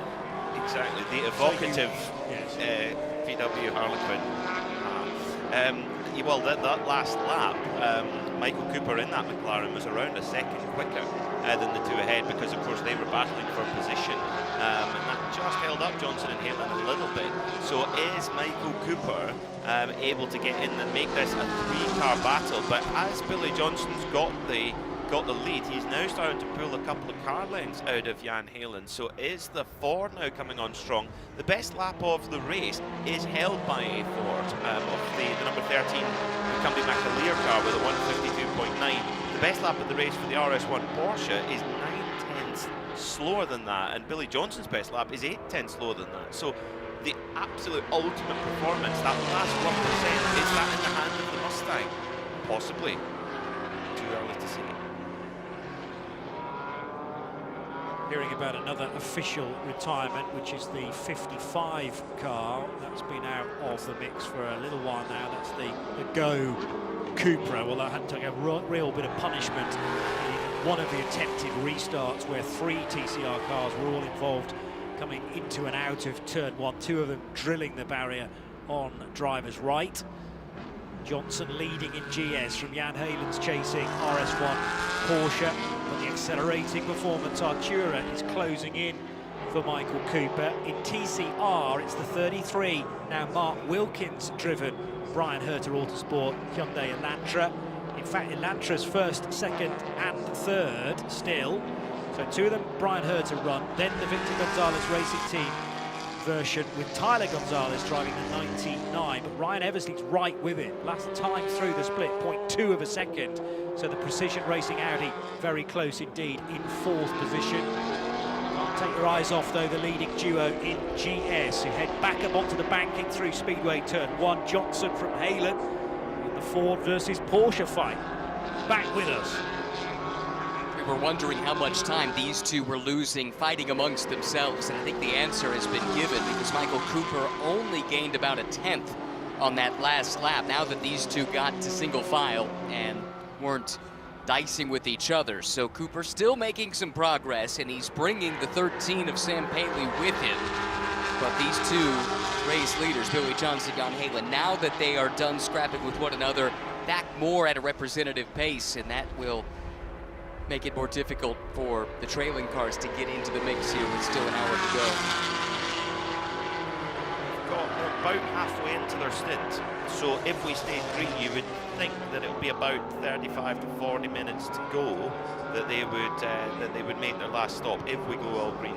Right, so here's the question. If you are maybe not going to win it on pace, do you hit as soon as your window opens, which would be in about 10-15 minutes from now, hope to then catch a yellow and cycle your way through to the front? That's something we need to be on the lookout for. I think the TCR cars are approaching that window right now if somebody wanted to attempt that. And that would be a way to flip the race on its head if you were one of the VGRT teams, for instance, that's been quick, but just hasn't had the track position, hasn't quite been on the front foot with strategy, and they've been willing to try things. So don't sleep on the 2 Victor Gonzalez Racing Team Hyundais to maybe attempt something here in the next 10 minutes or so at the front end of that TCR window. And for something like the number 7 car of Ryan Eversley in 3rd place, 34 seconds off the lead, but on that lead lap, a yellow for them would be a great time to pit, and then all of a sudden they're in the dogfight with the Elantras, with the Hyundais. And I might need to retract my comment on the Victor Gonzalez team. The problem with that strategy for them is they're too far back. They would get trapped a lap down, so that actually doesn't work for them. The Eversley car, not exactly sure what the delta is on the pit stop. I think that would be awfully close for them as well to stay on the lead lap. So really, it's only the top 2 that could play with that strategy. They might not want to, since they're out in front as it is, but with more GS cars closely compacted towards the front, then when that window opens for them, that's when I think things could get very interesting. I think they will, yes. I think, yeah, for Ryan Eversley in 3rd, they would need a yellow to pit under to be back in the game, right, because if they pitted under green and then the yellow came out, they could get caught off the lead lap as well quite easily. So, we're now in this sort of stagger Michelin moment of the race. Have we seen it? I think there's still a twist in the tail. I really do, for my vote anyway. Inside the final 60 minutes, it's the BMW M Endurance Challenge, round 1 of the 2025 IMSA Michelin Pilot Challenge. You're listening to it all live here on RS2 IMSA Radio, and PMAC just mentioned the Michelin moment of the race. We're actually after 2 of those, one for the GS class and one for the TCR division. So looking to award that later on in the piece.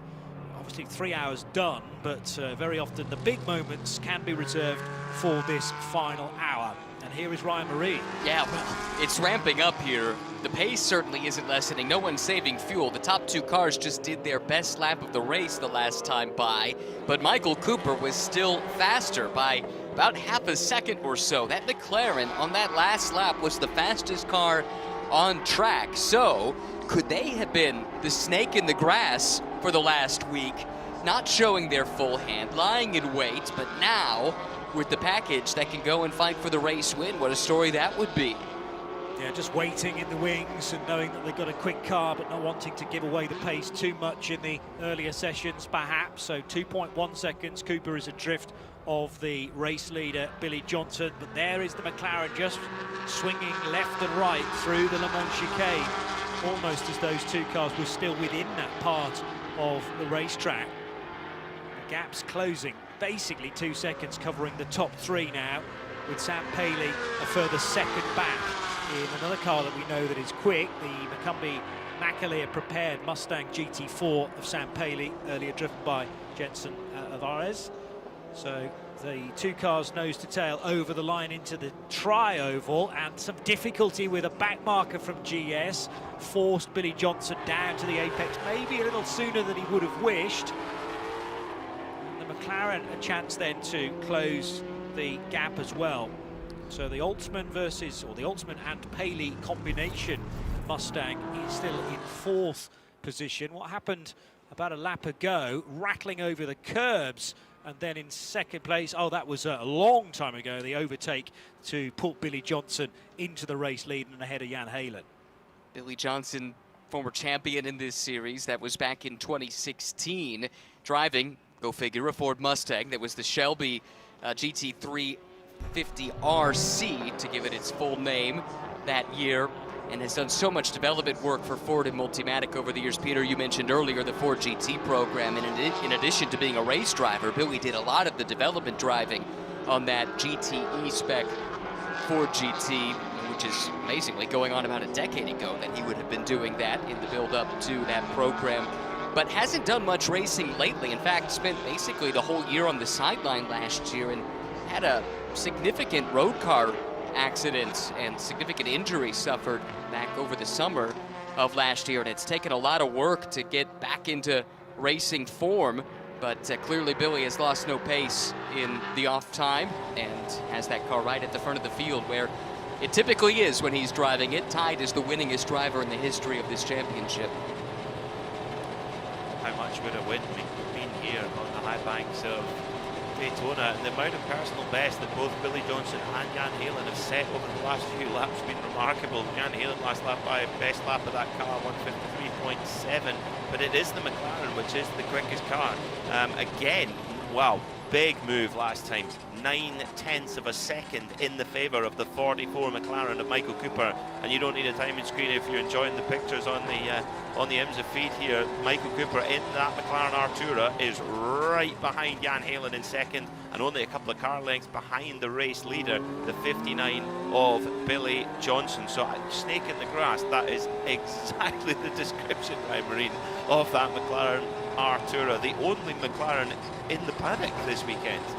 No McLaren in the IMSA WeatherTech race tomorrow, so it's what a story this would be. And for me, I mean, we're almost coming into our Michelin moment of the race here, is the pace of Michael Cooper. This stint from Michael Cooper might be an early contender. Michael, a former winner of the Rolex 24 in class, that was the LMP3 class a couple of years ago. I'm not entirely sure why, but he has done the iRacing 24 Hours of Daytona with me and some of my buddies in the past, so I have seen firsthand just how quick and consistent he is. He spent some time actually as a McLaren factory driver, primarily doing GT4 racing here in the States, a little bit over in Europe, and is super, super quick, but doesn't have much of a presence or a history at IMSA until the last couple of years. But this is the kind of thing that, when given the opportunity, he's going to go. And right now, I think this is time to go. And isn't this just a great example of how close the global GT4 category can be across so many different marks? You've got three cars producing their lap speed in very different ways, cutting through the air in totally different fashion as well. The lowest slung car of the three, the McLaren, falls short, and maybe about to benefit from a double tow, because it is right with the two leaders now, heading through the tri-oval, as the Mustanger Billy Johnson has been under pressure for a number of laps, having taken the lead away from Jan Heylen, but now Heylen has a different car on his tail. Billy Johnson's going to be mindful of that as well. He'd love these two to get tangled up and to be slowed up to give him a bit of breathing space. I can't see it happening, to be honest. If anything, Sam Paley might look into this as well, because all three of them will be slowing one another down, heading now to the kink on the infield. I do wonder if Sam might have used up his Michelins, though, when he had those really fast laps early in the stint. He pitted more recently than these three, by about 3 laps, 3 or 4, depending on which car we're talking about, so he should have the better rubber, but his pace has dropped off. He's running 54s. These guys are all in the 53s. I think this is a 3-car fight right now, barring a safety car reset. Well, that is the big question, isn't it? Whether we're going to see that safety car come out or not. Who would it suit? Who wouldn't it suit? That's the big question at the moment. Michael Cooper is just driving the wheels off that McLaren Artura. And how good is Michelin Pilot Challenge Racing? We've got 3 cars here, 3 different manufacturers, Ford, Porsche and McLaren, and 3 drivers with a huge amount of experience. You think that their career stories is, oh, Heylen's going to have a look. Oh, nearly clips the back of Billy Johnson as he tips into the Le Mans chicane. They might have even just brushed one another there. And if Michael Cooper plays this right, I think these two were balked. This could be his chance, Johnny. Yeah, McLaren getting a far better run coming out of the Le Mans chicane, but the Porsche seems to have slightly better straight line speed and the tow from the Mustang as well.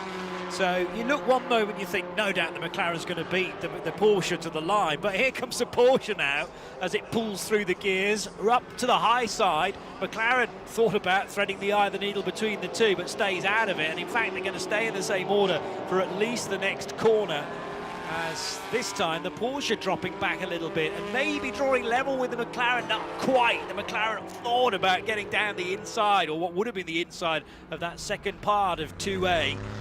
Gives it up. Again, it will be a whole different story if we were 45 minutes further on into this race. You don't want to give it away now. You don't want to necessarily show all your cards either, so just stay in the mix. But it could be any one of these 3 right now. I agree in your comments about Sam Paley, because again he's in the mid 1 minute 54, so even though the pace has dropped off for these 3 leading the race, he can't go any quicker than them.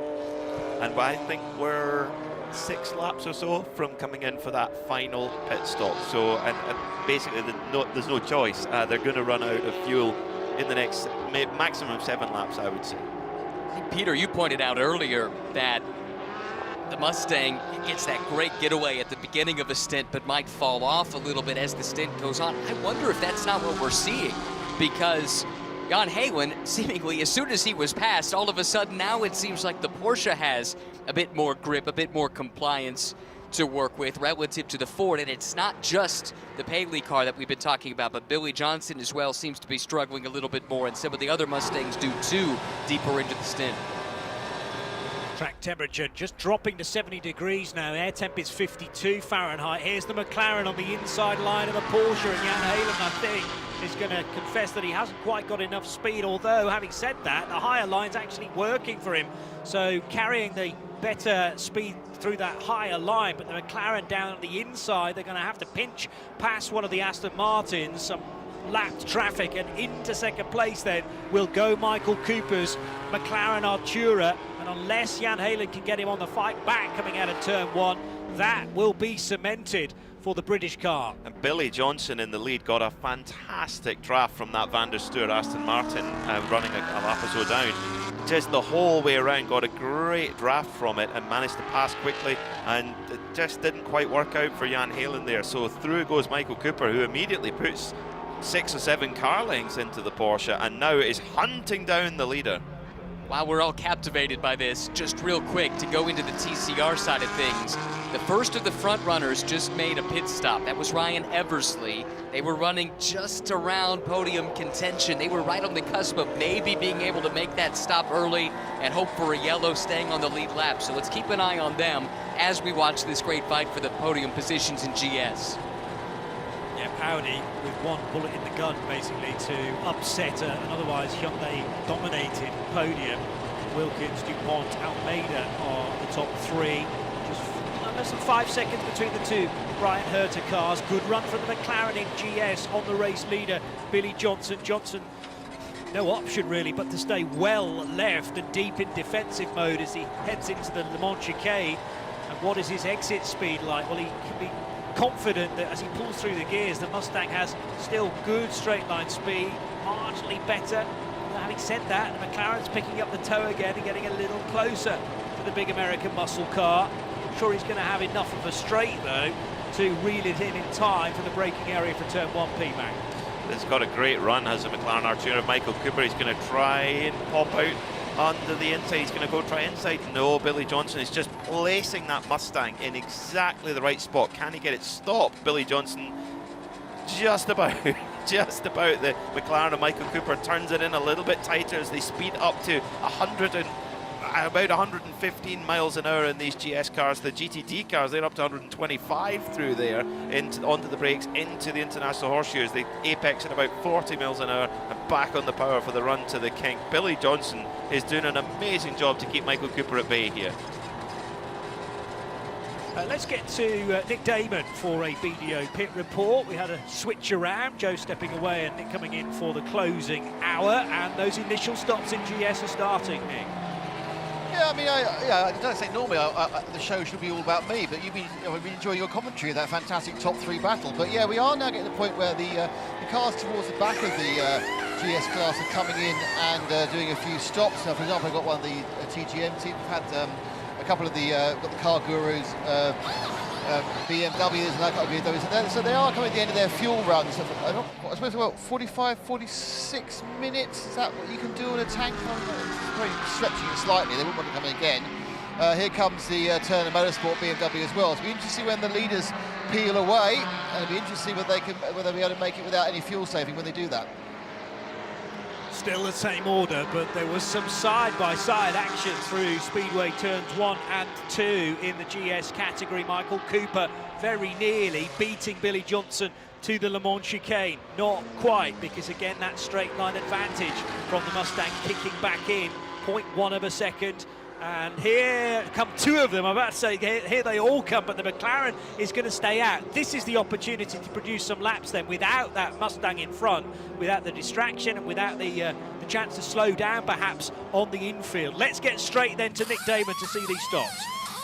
Well, they're both right at the start of the pit stop, and the pit both. The only problem with that is that the Mustang, being obviously the size of a small house, is completely occluding the view of the Porsche, the Cayman's stop. So they are certainly doing a full service for the both the cars. Can't see a driver change on either, so they're going to stick with Jan Halen and Mr. Johnson. And it's an interesting thing about the Mustang, when it stops, it's like continues flashing its lights, like it's in a mode where it's just kind of blinky away like it would in a car park near a field somewhere. So there's quite a bit of that going on. It's quite a long stop, this. I think it's yeah, you got that one, didn't you? It's quite a long stop actually. So they here they come, and away goes the Mustang. Oh, the Mustang's away a long time quicker than the Porsche Cayman. So the RS1 car lost, I would say, 3 seconds. Possibly more during that pit stop cycle, but they're both away and everything seems fine with them. I look to my left, I have the Winwood Racing car. I look to my right, I have the Toyota Supra. Well, Ryan Marine remembered when they pitted last, and in fact it wasn't on the same lap, so one car needed a little bit more fuel than the other, hence why the stop for the Mustang was a tad quicker there.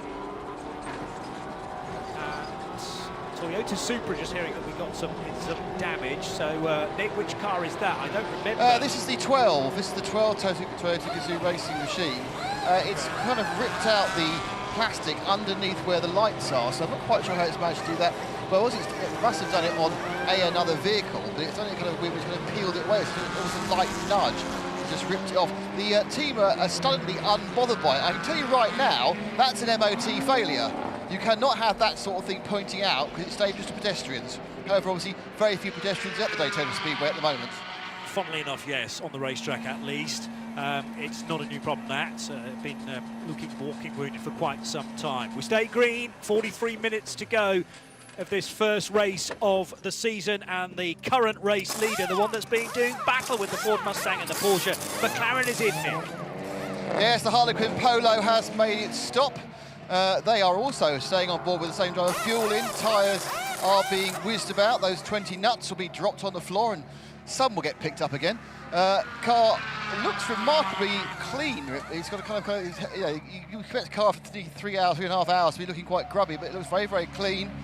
You know, putting the rear left on now. The noises you can hear are the jacks going to work on the 44 machine. Drops down, still the fuel going in. Driver looking impatient. But this one, really, if it's going to overtake the Mustang, it kind of needs to do it with this undercut because it doesn't seem to have the pace to get past it on the actual road.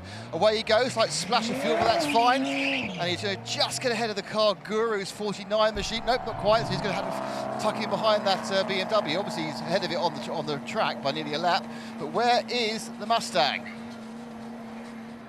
We'll check that BDO pit lane report coming from Nick Damon. The Mustang arriving in the tri-oval now, but a harum-scarum arrival into pit lane for Michael Cooper. He nearly cleaned out the bollard at pit in, and I think the biggest issue there was actually seeing through the screen with the setting sun, really obscuring his vision.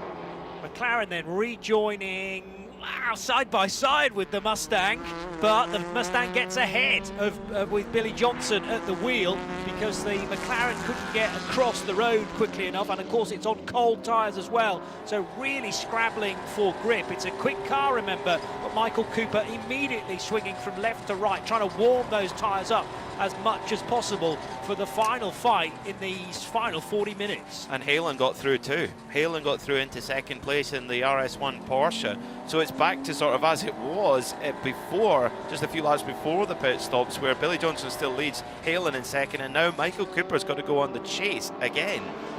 But once those tyres get up to pace, I tell you what, I think that McLaren has got the pace to win this race. The way Michael Cooper charged through the pack, and the way he still had brilliant pace even on fairly old tyres. Well, if this goes down to a dogfight, he has still got the pace to win this race, I'm sure. He'll have to get through Jan Halen and Billy Johnson first, not the work of the moment. I said he has the pace to do it, doesn't mean he's going to. Yes. Well, that is the benefit of pitting with still 40 minutes to go, is that you don't have to do everything right now, just try and stay in touch. Unfortunately, it was a very busy part of the racetrack anyway. It wasn't as if he was just rejoining with those two other cars the other side of pit exit. He had to deal with probably 5 or 6 other cars not on the lead lap. It was about where he ducked in and then where the space was to enable to generate a bit more heat in that brand new set of tyres. There's a Hyundai peeling off into pit road as well, which may well be, it is the race leader Mark Wilkins in number 33, nose to tail in GS then with the Johnson car ahead of Halen. Remember, these aren't the overall leaders because Clayton Williams had retaken the race lead in the LAP Motorsports Ford Mustang. He's now stopped as well in car 30, so this will elevate the duo that we're keeping an eye on to first and second. But also, Nick, pitting from the lead of TCR, oh well, in fact both of the Brian Hertz and Hyundai Elantras, I'm not sure where they are comparable to where you're positioned in the pits. A bit further down, I mean not too far. Just like to say, I don't know whether I say I told you so, I've just been shot in the leg by a wheel nut. It's quite painful. Someone's pinged the wheel nut straight in the back of my knee. Nasty. Yeah, it is, yes. I'm being very brave, obviously. The 13, the leading TCR car, that has completed what looked like an absolute standard service. Again, we're not seeing a driver change this last 40 minutes from anyone, it seems. So all the pits were going well. I now need to go and fill out health and safety form. Yeah, look after yourself and one another, please. That BDO pit report from Nick Damon. Has there been a switch around between those Elantras? I think so, yeah. It's now number 76. That's the car that Denny DuPont was driving that came in second with about a 3-second deficit to its teammate. But That's the car that leads the TCR class out of the pits now. Mark Wilkins appears to have lost that spot in the pits. They pitted within a lap of one another the previous stop, so that doesn't come down to the fuel unless it was a case of saving a lot of fuel on that stint in order to make it for a shorter fill. But at any rate, I think that's the end of the significant pit stops then in the TCR class. We were only down to about 5 or 6 cars on the lead lap as it was. And the list of contenders has grown quite short at this stage. And now it looks like it is set to be a fight between the two BHA teammates. Interestingly, our two leaders, Billy Johnson and Jan Halen, a 54.2 for Johnson, 54.3 for Halen, 54.7 for Cooper. So Cooper actually not be able to run the gap down yet. The gap actually increasing by about half a second there. So Cooper has really got to get the hammer down in that McLaren and try and catch these guys, because I think once he can get in the draft, that McLaren Artura is quick. As the only thing is, so is the Mustang, so is the Porsche. They're actually in this situation. They've been very evenly matched. They've all had their own bursts of pace at points. Talked earlier about how much a win would mean for Billy Johnson coming back after basically a dormant year last year. Going through my notes, which are not infallible, but they're pretty good, I don't believe he has won at this level. As we go full course yellow, got a car off in turn 2. And I'll tell the Billy Johnson story at a more appropriate time. Now, it depends what turn 2 we're talking about, because turn 2 on the track map in front of me is actually still, in my mind, part of turn 1, and then 2A is the kink that runs parallel with pit exit, or it could be Speedway turn 2, of course, which is a little further around. No, it is the infield, so it's the exit of pit road, and up against the barrier for the number 43 Porsche. And that car, well, was it coming out of the pits, or has it had a sideways glance when it was on the racetrack, and it's ended up very close to the pit lane exit route, but it's brought out a full course yellow. Everybody, we think, well, all the crucial runners and riders had already made their stops. I think that's coming out the pits. I think maybe as for the power, cold tyres and round it's gone. It's the MDK Motorsports 718. So car 43. Slade Stewart. It's being shown as just stopped right now, and the red S covers up what would be a yellow letter O to indicate an out lap. But it could be cold tyres for Slade Stewart, as you say. The way it's hit the barrier quite hard, and it's now facing the wrong direction, so it's spun around and then hit the concrete. So the medics are very quickly with Sam to make sure that he's okay. Slade, I should say, Slade Stewart. Gingerly getting out. Yeah, understandable. Those are, concrete walls there, so that's definitely gonna catch your attention. And Slade Stewart, I think, more just disappointed. Disappointed is too mild a word. He is absolutely crestfallen. They're running pretty well, and for it to go wrong after 3.5 hours of racing, Slade Stewart, he just showed you what it means to these drivers. Yes, a lot of the drivers, they're here to enjoy, they're here to have fun, but they're here to win. But it just means everything. So much preparation goes in, particularly this race with the Roar test. There's so much track time before that. When it comes down to race day, you want it to go well. So what a shame Slade Stewart gets into the back of the AMR Porsche Cayenne. This particular program, though, came together really last minute, just a couple of days before the Roar, and MDK Motorsports, they're the listed entrant, but they enlisted some help from Pro Sport Competition based out of Indianapolis, Doug Livingston's concern to put this program together, get down here just in time for the Roar, and they've been on the back foot a little bit, as you would expect, trying to get that program up to speed in a short amount of time. And for Slade, a veteran of Lamborghini Super Trofeo competition over the years, he had the pink helmet. And if you remember a few years ago, this is almost the original Rexy. There was the Super Trofeo car with the sparkly pink unicorn on it that they called Sparkle Farts. Well, that was the car that Slade drove from time to time, and I believe it was his daughter that was involved in designing the livery on that memorable machine. That was a Flying Lizard car. I think you're right. They ran the car, yes. And you could even see on his visor it still said Sparkle Farts. So Still trying to work out at precisely what angle that car went in. It's stripping fluid as well, coolant. I would think the front then, because all the cooling's in the front there. So as it struck the concrete white wall to driver's left and then spun the car around, and it's gone in pretty heavily then on the right rear wheel arch. So the suspension has buckled as well. That looks like quite a big hit for Slade. So he's also just dealing with the shock of the hit and then the fact that they'd come so far, like you say, nearly 3.5 hours into the race, but then that's 2 weekends work as well, or certainly the best part of a week, when a couple of, 10 days ago, they didn't even know they were going to be here. So there's been an awful lot of processing to be done, and sadly they're not going to get a result. Just think how good news this is for Michael Cooper and that Artura McLaren. You know, that he was 4 seconds behind, and it looked like Johnson and Halen were keeping him that far away. And now it's just going to be a straight dogfight to the end. Yeah, I was when wondering. we go back green, they're on fairly similar amount of fuel, fairly similar tyre life. It's just a straight fight. Sorry for stepping on you, but yeah, I was wondering, now that we know Slade's out of the car under his own power, we can start thinking about the implications of this full course yellow. Who does this help? Who does this hinder? And I think you rightly identify Michael Cooper as one. This brings him right there into the fight.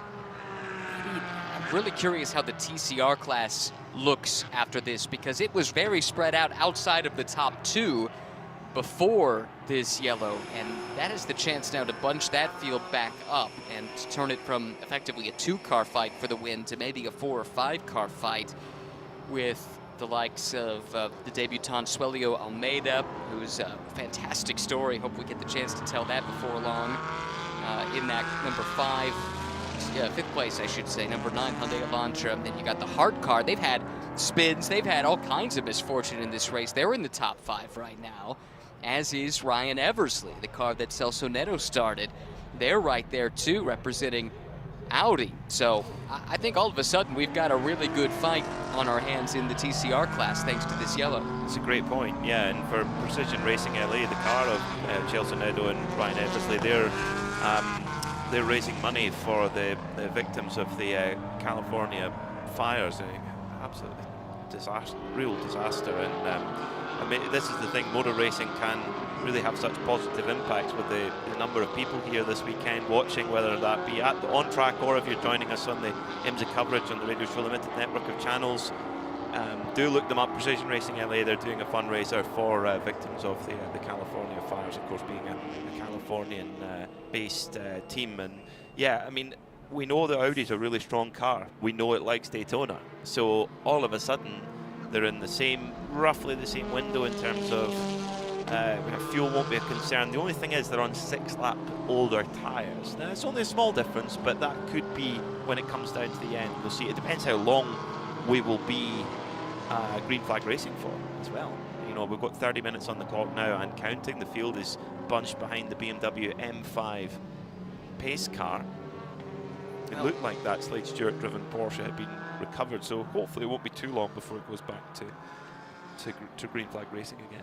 We know we have a few laps, still to go here, because we just had the pits open for GS. So next lap, the pits will open for TCR. Then we have the wave-by procedure. So we're looking at, I suspect, at least 3 more laps. Well, this lap and 2 more, I think. Or maybe it's this lap and 3 more behind the safety car. But that still leaves us with plenty of time for some fun. A chance to do some track sweeping as well to make sure that the Daytona International Speedway is in the best possible condition for the closing stages. Don't forget about the Michelin moment of the race here on RS1, RS2 IMSA Radio, with one required for both classes, both the GS and the TCR division. So the Michelin moment of the race, have we had it already? I have to say that the dicing between the 3 very different cars in GS, when that stayed green for a long time, is the standout for me so far in GS. TCR never really generated that really close battle, at least whilst I was on. I may have missed some really good action earlier on in the piece, but we'll keep scratching our heads because it's bunched the field up. The pits are open for the GS cars. The thing is, most of the key runners have already made their stop, so I can't see them diving in again and giving up this precious track position. And I've just had confirmed from our our leader, that it's very, very cold outside. I'm sure Nick Damon will be able to back that up as well with a video pit report, but as the temperature gets lower and lower, track temperature reducing, on that restart, tyre temperature is going to be really important, particularly for the TCRs. On the subject of those temperatures, 52 degrees ambient now, only 68 on track. We were up close to 90 degrees, you know, in the first hour or so of this race, so that is a pretty massive difference, and maybe that also goes a ways to explain how we've had some comers and goers in this race. Certain platforms might like these cooler conditions better than others. Well, I do remember hearing John Hindhaugh mention that when you had all the craziness of that opening hour or so with cars slipping and sliding, he genuinely thought that people were being caught out by the lack of track temperature and ambient to a certain extent. But then when I arrived, the sun came up and, you know, just warmed the whole place. And unlike my reputation generally, I think we've had a lot more green than yellow, which I'm loving the fact that 2025 has begun like this. I'm going to be known as Green Flag Palmer. You are Green Flag Palmer. You're definitely, before you would have been known for your extensive Coldplay collection. It was all yellow. But yeah, it's and we got the best on track action too. Yeah. In one fell swoop, you redeemed yourself. Yeah. Well, I'm still recovering from, I think, a 4-hour shift at the 24 Hours of Le Mans last year, which was all on the safety car. Starting under the same safety car as you finish with is not a good time at work, but there was no option there in the rainfall. We did have a little bit of rain here yesterday, non-predicted for the big race tomorrow, the Rolex 24, and we've managed to escape that weather element so far in this one. How long are we going to have to race? It's going to be close to a 25-lap sprint here to finish this off. Perfect. Absolutely perfect. This is always a great curtain raiser for the Michelin Pilot Challenge season, and you look at the circuits that this series goes to over the year, to places like Road Atlanta, Mid-Ohio, Road America, etc. What an experience to take part in this contest and in these cars. But at Daytona, it's just got something special. You made the point on the flight over here, Johnny, this gladiatorial. It is a bit like that, the way it's in this kind of natural amphitheatre, the tri-oval, the way everyone kind of gathers around there, and we're going to be treated really to a proper gladiatorial fight here, I think, between Ford Mustang and Billy Johnson, the Porsche of Jan Halen, the McLaren of Michael Cooper, and then the 13, we talked about beneficiaries of this yellow. That number 13 McCumbee McAleer Ford of Jensen Altzman, they've got the fastest lap of the race, remember, so ultimately they have the ultimate pace, really, and they're going to be right there rolling off from fourth in this restart. I was still mulling potential Michelin moment of the race suggestions. If this result should stand in TCR, what about the pit stop that put Denis Dupont ahead of the team car? Yes. They came in with about a 3-second deficit, if you recall, and ended up in the lead. Now they're going to have to fight tooth and claw to hang on to it when we get this race restarted, but if you're looking for one decisive moment that could dictate a class win, that might be the one. It was pivotal if the result, or if the current order becomes the result. Final class split, wave by about to be done, so we're really not that far away then for the restart of this race, and let's hope the final segment of green flag running as well, all the way to the finish. This race beginning at the 1:45 the hour, so still got a little while to go until we reach the flag. It is getting darker as well. You'll notice if you're enjoying our coverage in both sound and vision, ambient light slightly better in places than it would indicate, but certainly very chilly at ground level. Nick Damon almost thinking about putting the gloves back on for the first time, I think, today, where there was no other option yesterday. Much cooler for Thursday here at Daytona, but generally speaking, the heat of the day has been increasing as we've edged closer and closer to the 63rd edition of the Rolex 24. Not quite there yet. This is the closing stages of the BMW M Endurance Challenge at Daytona, round one of the 2025 IMSA Michelin Pilot Challenge. And you're tuned to IMSA Radio RS2, part of the Radio Show Limited network of channels. We're live from the Ford Performance Broadcast Centre. Johnny Palmer, Ryan Marine, Peter Mackay, Nick Damon, and earlier Joe Bradley. John Hindhaugh, of course, kicking things off for the opening hour and a half as well. We'll hear more from John later on in the weekend. But the safety car lights, the pace car lights have now been extinguished. And Billy Johnson will have to look after the speed of this restart. He'll have Jan Heylen for company. He'll also have Michael Cooper, who could be the quickest of the top 3 cars for that first run to the infield section.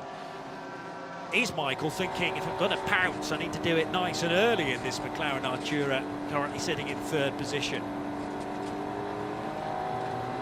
So they're working their way through Speedway turn 4. 1 or 2 dropping beneath the double yellow line. In fact, just 1 car having to make an early stop, but it's already side by side further back, and that's the McLaren clearing some of the slower traffic. The top 2 then stretched their legs, and the McLaren didn't get as good a start as I thought. Jan Heylen is going to go very, very deep. He's going to go too deep into turn 1, so the brakes may be suffering from lack of temperature there.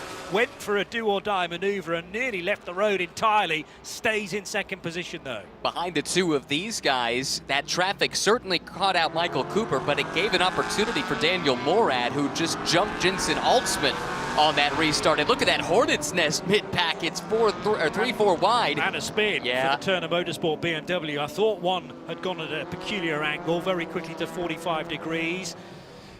Was it all by accident, or was that car pushed into a slide? As now, Johnson versus Heylen. We've been here before, and if the 2 of them start to go door banging, then that will bring Michael Cooper back into the mixture, but it's not been the ideal start for the McLaren sitting in 3rd position, purely because it was parked behind some of the other traffic that was not on the lead lap. Daniel Morad maybe dropping away in the Mercedes number 57 for Windward Racing. And yes, Jensen Altzman back at the wheel of the number 13 dark blue and black Mustang in 5th place.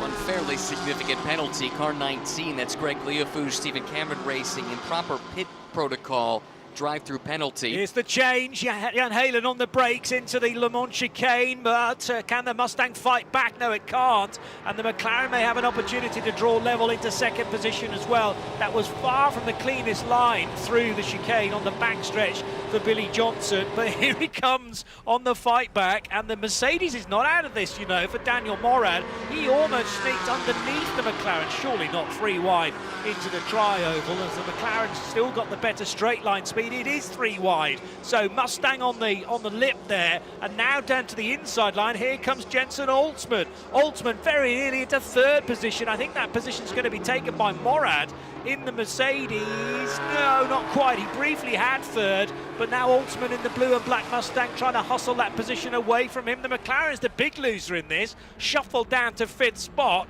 as yes, the McLaren will get, the Mercedes will get into 3rd position, better on the brakes, and the 57 car up into the podium positions. Daniel Morad just lionheart bravery there, and just getting everything out of that package possible to move through, and Michael Cooper just having to give best there, but wow, he's so tight. But for Jan Heylen in the lead, what a move into the Le Mans chicane. My Michelin moment of the race so far, I'll caveat it with that. And he's probably looking in his mirrors thinking, you guys keep fighting and I'm going to escape. Locked the inside though on the moves, and Heylen was right on the edge of track limits, but he did get it done between the white lines and made the move stick. And for Heylen, this is his opportunity. He's got to try and make a breakaway now while Billy Johnson is held up with the cars behind. How he made that pass at that angle into the Le Mans chicane, and then still got the jump out on the exit. That is amazing stuff from Jan Heylen, the Belgian veteran who now lives here in Florida, showing off all of those decades of experience. Yeah, it's all the secret, sneaky lines through areas like the Le Mans chicane, but has he ever entered that part of the track at such an oblique angle and then benefited from it? Because the Mustang was scrabbling for grip way off the line, and I did think that was the chance for McLaren, which incidentally is back into 3rd position, so it's got ahead of Daniel Morad in the Windward Mercedes, and now here comes Altzman to go to 4th place. So around the outside of the German car, it's Mustang's 2nd and 4th. McLaren slotting between the 2 of them, and the Mercedes is not done yet in the hands of Daniel Morad and the Windward AMG. Also, Spencer Pumpelly, he's not that far away in the BGB Motorsports Porsche, just done that car's best lap of the race, so running in 6th position and just sneaking into the International Horseshoe now. It's the black and green Cayman that's just right there at the tail of that train, keeping Daniel Morad honest. Daniel really opportunistic on the restart to get to 3rd, but again we see that Mercedes just struggling in a straight line relative to the competition. It just doesn't feel like he has much to fight with, and that said, he's still going to take the fight to the Mustang as best as he can. This is where the Mercedes should excel, but whether or not he can actually find a way past, that seems like a tall order. Incident responsibility penalty for a moment on the restart. Car 67, the Porsche there of for CSM. Morgan Burkhardt, Gordon Scully, Robert McGuinness, they could have been in the fight for this race. They had the pace, it's just not gone their way at all. But who is going to come out on top? Is that move there from Jan Helen, has that been enough to win this race? It's way too early to say, but that is one of the best moves we'll see all year, I'm sure. That's 100 laps completed now. We would have done an awful lot more had we not had all those cautions in the opening half of the race, but the sector times are really coming down now, Ryan. All 3 of these cars are putting in personal best sectors. Michael Cooper, who we ride on board with, just did the overall best middle sector to try and claw into the deficit after getting jumped on the restart. There's the drive-through penalty on the screen for those of you watching that Peter alluded to. But we're back to this battle again. These 3, they have been locked together for the last hour or so, and we've been the beneficiaries. It's been awesome. Yeah, with Jan Helen back in front, this was not the way of things as we went into the pit stops, at least. There was a slight change because of the top 2 at the time pitted on the same lap, whereas they'd been a lap or 2 apart prior to that, so the duration of the pit stops was slightly different, but we always knew they were going to be brought together. Different trajectories through this race, taking 3 hours and 45 minutes to get to this point, but they all meet together at the end. And Jensen Altman would dearly like to be in amongst this fight as well, but he is just fading a little bit in that number 13 Mustang, 4th place, trying to hold off Daniel Morad's charging AMG. They're absolutely together, just a few feet behind. And Spencer Pumpelly looking to latch himself onto that strap as well. So it's 3 for the lead, and then another trio for 4th, 5th and 6th. Back up onto the high banks, P-Man. Not that we're greedy, but off camera there's a very similar battle going on in TCR. In fact, it's even closer than this between the 2 Hyundai teammates. The number 76, the sleeper of this race, talking about snakes in the grass, it was another snake in the grass. The number 76 of Denis Dupont ahead of the 33 car of Mark Wilkins, which was driven amazingly well by Bryson Morris in the opening stint. Looked like they had the race in the pocket, and all of a sudden the 76 just forged forward. Well, how do you handle that? 2 cars in the same team, same manufacturer. Well, good luck, Brian Herta. Yeah. Who's your favourite this early on in the season? It's just best to clean up as many points as possible and worry about that many races later on in 2025. They're getting pretty close to one another though for the braking area for the Le Mans chicane this time, the 2 tin tops. The GT cars have put on a storming show to this point. It's Michael Cooper in the most luxurious position. He doesn't have to worry about the rear mirrors at this stage. Got that gap back to Jensen Altman and can firmly focus on the Mustang of Billy Johnson up ahead. Brake lights coming on now into the International Horseshoe. Can't even see Jan Helen's Porsche from the perspective of Michael Cooper. It is still there, leading the race, but only by a smallish margin as they head for the kink on the infield. Michael Cooper has just set a 152.8. To give a context, that's only about 4 seconds off a competitive GTD time for a full GT3 car. That's how quick these GT4 cars are now. Remarkable, absolutely remarkable. Michael Cooper's throwing everything at it. He's not going to go to bed tonight thinking, oh, what have I done this? What have I done that? He's doing everything in his power to try and bring that McLaren to the front, and he's got a good run out of turn 6, and he's right on the quarter panel of Billy Johnson. Here comes Michael Cooper. Billy Johnson gives him plenty of room. In fact, I think Billy Johnson thinking, I'd quite like to tuck in behind, but then it's side draft time now as Billy Johnson gets the Mustang side draft. Wait a minute, we're a couple of weeks early here. just wasn't a very clean run for Johnson. He smacked the curbs a couple of times, and it meant that the 4 tyres of the Mustang weren't on the ground at the same point. And later on the brakes, surely the McLaren's going to get the spot, and does, up to second position into the Le Mans chicane. So that's half the job done. Problem is, in that process, they've lost a lot of ground to Jan Helen's Cayman now, who was licking his lips, thinking, you just stay side by side for as long as possible and give me the lead with less than 15 minutes to go. The McLaren's looked rapid to this point, so there's no reason why it can't reel in the Cayman over the next few laps. Do wonder, though, can Billy Johnson with the top end of this Mustang, can he draw even again by the braking zone for turn 1? He's certainly close, Johnny. On the brakes they go. McLaren glued to the inside line, though, so no opportunity for the big car in behind number 59 with all that straight line speed.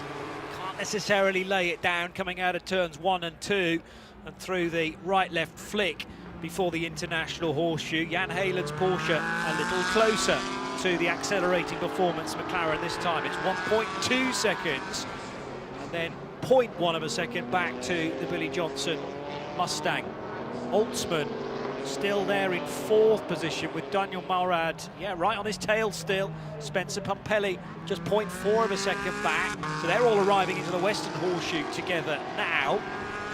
Keeping my eye on that gap between Johnson and Holtzman to see whether that's going to come down at all. It came down by a second, actually, on the last lap. So we maybe shouldn't rule out a change for the 3rd step of the podium with 12.5 minutes to go.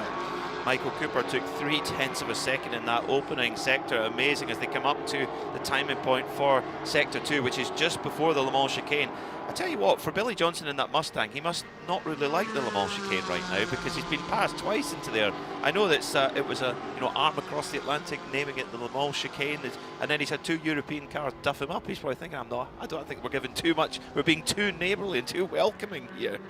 As both the Porsche and the McLaren making the move there on the Mustang into the Le Mans chicane. And tell you what, Michael Cooper again, he set another absolute best in sector 2. He's pulling the pin and taking another 10th out of race leader Jan Helen. This McLaren Artura of Michael Cooper, he's well in the mix. He could be coming out on top as the winner of this BMW M Endurance Challenge. Still a very small amount of real estate between the two Brian Herta Autosport cars, the 2 Elantras. So it's the one with the black detailing that continues to lead, number 76. But for company, Mark Wilkins, they want to be keeping things neat and tidy. If there's a chance for Wilkins to get ahead, of course he will take it, but they'll not want to be giving up points for 1st and 2nd, and indeed 4th as well, with Almeida still sitting there in the 9 car in 4th place. Back to the infield for some of the GS cars. Halen leading by 0.8 of a second as the TCR leaders head through the tri-oval. It came down by half a second on the last lap because Michael Cooper put in the race's fastest lap the last time around. He's drawing a bead on the RS1 Porsche at the moment, driven by Jan Helen, who we spoke to early in this race, and he was rather downcast and forlorn because they had that gearbox issue at the time. He was, but he did also say, I'm very happy how things are going. It's okay, we fixed the gearbox, it's okay. But I know what you mean. Yeah. He was sort of like, yeah, that wasn't ideal, but we're still in good shape. But I think Michael Cooper right now, 0.3 of a second he pulled out of Halen in sector 1. That's basically the exit of the International Horseshoe from the start-finish line. It's not that long, and he's taken 0.3 of a second. Jan Helen is going to have to defend this with all he's got, relying on all that experience, that Rolex 24-hour winning experience to hold off Michael Cooper in that. And there was another 0.1 of a second in the favour of Cooper in the 2nd sector. It's game on here in the final 10 minutes. Both of these drivers have won the big race before in class, of course, and they'll be bringing that to the table here. Jan Helen, who has been as close to a Porsche factory driver in recent years. He hasn't been, but he's just been constantly in Porsches, primarily with Wright Motorsports over the years. He knows these cars so well. And Michael Cooper, who was a McLaren factory driver, he knows the McLaren platform exceedingly well. And Johnny, he is there now. He is on the attack. I reckon this lap and another 4 maybe.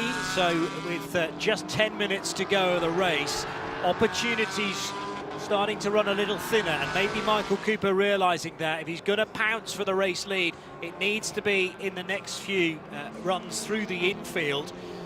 Depending on how good the brakes are on that McLaren, they're going to have to go to the high side of an Audi from the TCR class, but both needing to do that in the Western Horseshoe didn't really affect things. But yeah, been impressed that the Artura's been able to reel in Jan Heylen so quickly. So they head out of turn 6 and up onto the high banks. In the meantime, the two TCRs from Brian Herter Autosport are absolutely together as well into the International Horseshoe. So you wave goodbye to the GS lead from the infield and hello to the TCR leaders. Still nothing between them, and still emitting quite a bit of smoke from both cars, but they've made it this far with great speed. 0.4 of a second separate DuPont from Wilkins. You know, at the beginning of this race, how we promised it was going to be a thriller and a cliffhanger, and people think, yeah, commentators, you guys hand out those placards with abandon. Well, these cars, these drivers, these teams have put on a show. Two Hyundai drivers, two young Hyundai Works drivers going toe-to-toe in TCR, and two, well, real veterans actually of American sports car racing, and Jan Heylen and Michael Cooper going absolutely toe-to-toe as well. Porsche versus McLaren at the front as they rush over the tri-oval. 7 minutes 42 to go. And I tell you what, this 76 TCR Hyundai, Denny DuPont, they just lurked in the background and let the 33 take the limelight. Their teammate car take the limelight, and through they went. But it's, move from Michael Cooper. No, not quite. So McLaren to try to get to the outside line now of the International Horseshoe. Can't get its way by there, but it looks very good off turns 1 and 2 and into that first horseshoe on the infield. So opportunity for the time being is gone. The TCRs are still absolutely together, but in the same order. What's the run out of turn 6 going to be like for the second place car? And then on the brakes into the Le Mans chicane, just less than 7 minutes to go. Jan Heylen cautious to stay off the curbs as much as possible so that he can get the slingshot out of the corner. It's not quite as good as the McLaren, but car positioning is good from the Belgian. As now the TCR race leaders, they are still in the same order. So it is still the 78 car in front, heading to the International Horseshoe. Dennis DuPont, though, under quite a bit of pressure again from Mark Wilkins. DuPont, originally from Belgium, now lives in Quebec in Canada. Not a full-time racing driver, has a job in finance actually. But last year he and Preston Brown put in a really good season, led the points for a time in the TCR class. He's got to fight to hang on to the lead here if he's going to deliver the first win for Brian Herta Autosport at Daytona. They run 1-2 as they stand. You would think it will be, it's very much in their grasp right now for Brian Herta Autosport and those Hyundai Elantras that have been such a strong force in Michelin Pilot Challenge for several years, and indeed in various TCR categories all around the world. They've won the Nürburgring 24-hour in class countless times, so they're looking good right now. But Jan Heylen is having to muster everything to hold off Michael Cooper. It seems that the McLaren of Michael Cooper is much stronger in the infield, but on the mid-range, on the high banks, the Porsche RS1 car has just got that ever so slight edge. This time the McLaren didn't quite get the overlap on Heylen's Porsche. He did a lap ago coming off turn 1 and 2, but although the speed was good initially, Heylen kind of saw what the Artura was up to, and again in defensive mode, but still able to create good lap speed coming out of those corners. Heylen's been doing this for a lot of the race with Billy Johnson's Mustang as well, just slowing the chasing car up in the right places and preventing it from getting the hammer down as readily as they want to. Little sideways though there from Heylen's Porsche coming through turn 6. 5 minutes to go, so 3 laps, if that, at the end of this. More like 2, isn't it, at the end of lap 108 that we're currently working. Amazing thing is, Johnny, to your point, even though Heylen has been on the defensive this entire stint, these two cars are still pulling away from the rest of the pack, even running a compromised line. That is the experience of Jan Heylen in these situations. And, you know, you brought up the fact he kept Billy Johnson at bay for a good chunk earlier in this race. That just builds the confidence. You know you can do it. You know what you need to do. And now it's just about doing that a couple more times here as the clock winds down. Out of the Western Horseshoe go the chasing Elantra to the race leader of DuPont. Looking like a great result for Brian Herter Autosport, although they won't have all 3 cars on the podium. The number 7 Audi, currently driven by Ryan Eversley, run by Precision Racing LA. They've been looking good all weekend as well, so deserve a podium. Too far away, though, from the leading duo in TCR. Concertinaing up again in the typical place for GS as this McLaren takes a very different approach to the first of the horseshoes. Outside, inside trick maybe, but Jan Halen has that covered again. The headlights of the McLaren almost burning a hole into the back of the Porsche under braking, but not relinquishing yet, the race leader. Feels like he could take this pressure for another half an hour if necessary. Is there a mistake from Jan Halen coming? I don't know, and I think we are going to go an extra lap. I need to trust my mathematics, but I'm pretty sure we're going to go an extra lap here, so it should be 2 to go at the stripe. But Halen goes wide, and here comes Cooper. He's got the run. Halen can't do anything about it. He's got to give best. He's got to try and tuck back in behind the McLaren. So the McLaren of Michael Cooper for accelerating performance goes to the front on the high banks. Didn't want to give up the outside line, but had to in the end, and Jan Halen then making that very slight error. I'd just spoken about whether we were going to get a mistake at all from the Belgian, but the Porsche's not going to give it up because it's trying to get level on the braking area. The McLaren didn't look too happy as it turned in there, sideways from Michael Cooper, but he has kept it on the straight and narrow, and he wanted to get the best possible exit. So quickly has this lead change happened. The Lumi rank numbers haven't quite caught up yet on the side of the McLaren. They'll do that at the line. But it was all about then this run, well, not over the curve, just a touch wide and away from the apex, Ryan, for the Porsche that led at the time. And that's how Cooper got by Billy Johnson as well. Johnson just left that door open to the inside. Cooper was able to push through and get there as well. The 2 moves nearly identical, and he's able to get through, then held on moving into the Le Mans chicane. Luca Mars, for those watching on the pictures, hates to see it. That's a win slipping through the finger trips, but accelerating performance, they love it. Michael Cooper, with 2 laps to go, has taken McLaren to the front of the field. Is that our Michelin moment of the race? I think whoever comes out on top, whatever the move for the lead is, that's got to be it, the Michelin moment for the race. This has been a pure dogfight at the front between these GS cars, and has Jan Halen got any more in the tank? A lap and 3/4 to go here. Has Michael Cooper made that definitive Michelin moment move of the race for this BMW M Endurance Challenge? Here comes Halen. He's going to have a go a little on the brakes, but no, Cooper that little bit later on the brakes and managed to hold him off. But that's bumpy going into the turn 7 there, and Halen couldn't quite get the move done.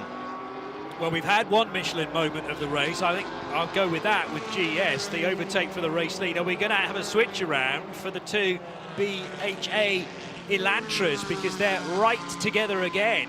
Still waiting for the Michelin moment of the race in the TCRs. If it doesn't come and the 33 is able to get ahead on the road of the 76, then it must be that final pit stop where the 2 of them switched around, and a great call from the 76 chief engineer to get that car ahead at that stop and flip the narrative of the race. So 1 Michelin moment of the race in the bag for GS. And I think that decision towards the end of the final pit stop stands as the TCR unless we get this final overtake. 2 to go, we reckon. So they're going to hit the stripe now, and this will be the start of the final lap as the white flag is displayed. McLaren leads from Porsche, but does Jan Halen still have a secret up his sleeve?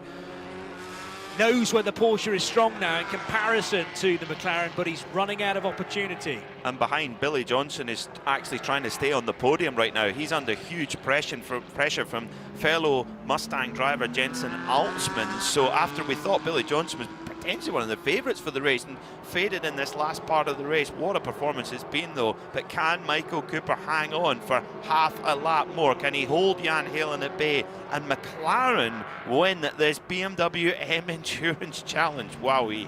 It was a really patient drive for Michael Cooper. He got shuffled back on the restart. He had been in around this position, but then got shuffled back to 5th. Didn't drive through the red mist, just took his time, 1 pass after the other, got the pass made for the lead with a couple of laps to go, and it looks like he's set to hang on if he could just make one last clean pass through the Le Mans chicane. Got the distance on Jan Heijlen's chasing Porsche, so there's no immediate pressure there. So it's looking like, despite this being the only car from the said manufacturer in the whole of the paddock this weekend, it's going to be a great weekend for the McLaren Artura as they head now into that braking area. Gets it spot on, does Michael Cooper, for accelerating performance. And now just a straight run to the line in the opening round of the 2025 IMSA Michelin Pilot Challenge. The BMW M Endurance Challenge at Daytona is surely going to be won by McLaren and by accelerating performance after a terrific drive from Michael Cooper and also from Uretsky doing the opening couple of stints. The TCRs are continuing to fight, but GS will go to that combination of Cooper and Uretsky for accelerating performance. A terrific display from the McLaren Artura as well.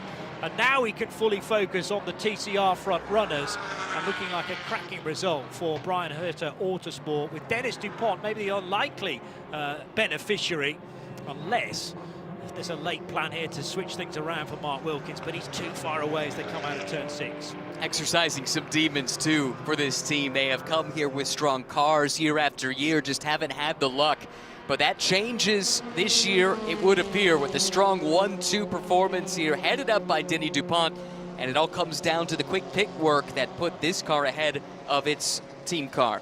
TCR's braking for the Le Mans chicane. That was the one chance for the two tin tops to switch around. So let's get to Nick Damon with this BDO pit report for reaction for the race winners in GS. Yeah, everyone's backs up. Everyone, we're with Moises. There's a big hug going on within the team here. The nerves as we were sitting in the back of this pit for the last couple of laps. With a big kiss, how sweet. Just trying to grab a quick word with Moises. Wow, that was tense. Yeah, it was an exciting race. Last few laps, the entire race was amazing. We had a huge stint for me, 2 hours 40 minutes. Cooper brought it home. It's our first win. New team name. Just can't be more thankful for McLaren, and just man, my heart's pumping. I have no idea what to say. I mean, it was so close. Those last one, he came out that final yellow. Did you actually think he was going to do it? It seemed that the Cayman just had the edge in the place it needed to have the edge. Yeah, I mean, the Cayman definitely is a fast car, but Cooper was smart about it. He just picked the right moment, and then I knew that once he had it, he wasn't going to give it up, and just good, clean racing, and that's what we want. Fantastic result, well done. Thank you very much. TCR winners Brian Herter Autosport and Hyundai take their first win at this event. And Preston Brown had the, I'm not sure who had the easy job there, the driver or you, having to watch that, Preston. Outstanding. I have to tell you, it was tough watching the last 30 minutes of that race. Yeah, I mean, Denny, obviously, he drove fairly, he drove clean, but that was tight with our teammate there for the whole time. There's no team orders, I take it. That was a flat-out race, yeah? Yeah, that was a flat-out race, absolutely, all the way to the end. Outstanding. I'll let you go down there and congratulate him. Well done to everybody. Big team effort here, as ever. Well, an amazing finish for the two TCR cars. I was concerned as Nick was chasing the interview with Moise Uretsky that we were going to miss the final switch around at the end of the race, which would have dramatically changed the Michelin moment of the race. But they did stay in the same order, 0.067 of a second between them. Unbelievable. You heard in the interview there, no team orders. That wasn't trying to orchestrate a photo finish or anything. That was genuine. 67 thousandths of a second to determine the win in the TCR class, Peter. Remarkable stuff, and pretty ominous for the rest of the field in TCR. They are really the benchmark, aren't they, Brian Herter Autosport? But I think a notable mention as well for the Precision Racing LA Audi team, a new program for them. Celso Neto and Ryan Eversley and their Audi, they complete the podium. And on that last lap, Jan Heijlen did everything he possibly could to hang on there. He set that car's best lap of the race, 1:52.9 on the last lap, but not quite enough. A chance to look then at the unofficial race results after a real cracker of a 4-hour affair. The BMW M Endurance Challenge at Daytona, the opening round of the 2025 IMSA Michelin Pilot Challenge as the sun dramatically sets here at the Daytona International Speedway. So it's Michael Cooper that takes the race win, and the Hyundai Elantra N TCR of Dennis Dupont in car number 76. Here we go. So the Cooper Uretsky driven accelerating performance McLaren wins it dramatically late on from Halen and Luca Mars, who's done a really good job this weekend in getting that pole position. Still only 18 years old. Remember, Billy Johnson and Michaelian combination in their 59 Core Motorsports Ford Mustang finishing in third position. And then just off the podium, although by a bit more of a distance, was the Maccabi-Macaleer Racing Mustang. Porsche in fifth ahead of the Windward Racing Mercedes that tended to fade later on. And then to complete the top 10, it was the Ford Mustang of Stephen Cameron Racing, Unitronics Porsche, the LAP Motorsports Ford Mustang, and Hattori Motorsports that looked way off actually at one point, but they did get a top 10 finish with their Supra. A little further down in 11th, Turner Motorsports BMW, the first of three Beamers, in fact, 11th, 12th and 13th with Car Barn and the second Turner Motorsport cars there. CSM's Porsche in 14th, ahead of the BMW for Auto Technic Racing, Kingpin Racing's Toyota, Aston Martin, the best finishing of the Astons, was only 17th, ahead of Rafa Racing's Toyota and the second of the Van der Steur Vantages. Then into the TCRs, just into the top 20, in fact, for the DuPont and Brown combination. The first of a couple of Brian Herter cars finishing first and second, and their third car was just off the podium in fourth. That was because Precision Racing LA's Audi sneaked onto the podium, but they got the pace to deserve that, car number 7. Then it was the Hart Honda in fifth, ahead of the Team TGM Aston Martin Vantage. That was the GS car. Victor Gonzalez Racing sixth in TCR, ahead of the Audi from Precision. Team ACP's Tangerine BMW, a GS car. And Brian Herter, their fourth car, the Elantra, making it into 29th spot. Then, unfortunately, we're down into the cars that maybe the race strategy did not go to plan. They were caught up in early incidents as well. And we had a total of 6 official retirements in the closing stages, including actually a big incident involved 3 TCR cars right out of a caution, and at least 2 of those 3 very badly damaged indeed. Especially disappointing for the Go Racing team debuting that new Cupra and didn't get a chance to see it run for the full 4 hours, and you know they needed as many laps as they could get with the new platform. Let's get to Nick Damon with a BDO pit report. We've got to hear from Michael Cooper after that wonderful drive. Michael, that was an unbelievable last few laps for you. Congratulations from the battle you had with it there. That was amazing. I mean, it just seemed like you had the pace, but not at the right part of the track. Yeah, I mean, definitely not at the right part of the track. It'd be easier if it was on the straights. I mean, the Mustang and the Porsche definitely had us covered there. Even the Mercedes surprised us. Tried me a little bit at the beginning of the last green flag run, but you know, I was stronger than a lot of cars in the right-handers, which. Or sorry, left-handers turning left. It just helped us a lot. I knew where I wanted to try and get them. We were really strong up onto the oval at a 6. So I just kept trying to stay as close as I could to get that done. Was it a case where the car really came on as the temperature dropped? Yeah, maybe. I think we saw that a little bit this weekend compared to last weekend. Definitely this morning, although a lot of cars didn't run hard this morning. But yeah, the car really came alive once it cooled off this week. So I think that's good for here. I don't know how that spells for the rest of the season, given it's a hot calendar. But yeah, we'll take it. Fantastic performance. Thanks. Nick Damon there talking to Michael Cooper. And let's stay actually in pit road with another BDO pit report. Here is Joe Bradley, very briefly coming back on shift. Joe. Your teammate almost needed a medic on site watching that finish. How did it feel? I mean, that was a straightforward race, wasn't it? Yeah, it was a straight fight. It was really, really close. Mark was really fast. I was in front. I managed to stay in front. But, you know, it was extremely close. Like, I don't know what the gap is at the line, but extremely close. It was it was 6 thousandths of a second, I'm being told, which is no gap at all. He was right on your bumper. Yeah, it was really close. I saw it. It's been a few laps that I see he's trying to, you know, to time his draft in the last chicane. He timed it really well, 6 thousandths close. Dennis, give us an insight as to if any, what information was your engineer giving you in those final couple of laps? He just let me do it at that point. I know where he is. I can see him all over the place. So he just let me do it. And sometimes I need to close the door because there is traffic and things like that. But it was really clean until the end. So with Mark always. Congratulations, Dennis. Dennis DuPont, he knows what he's doing.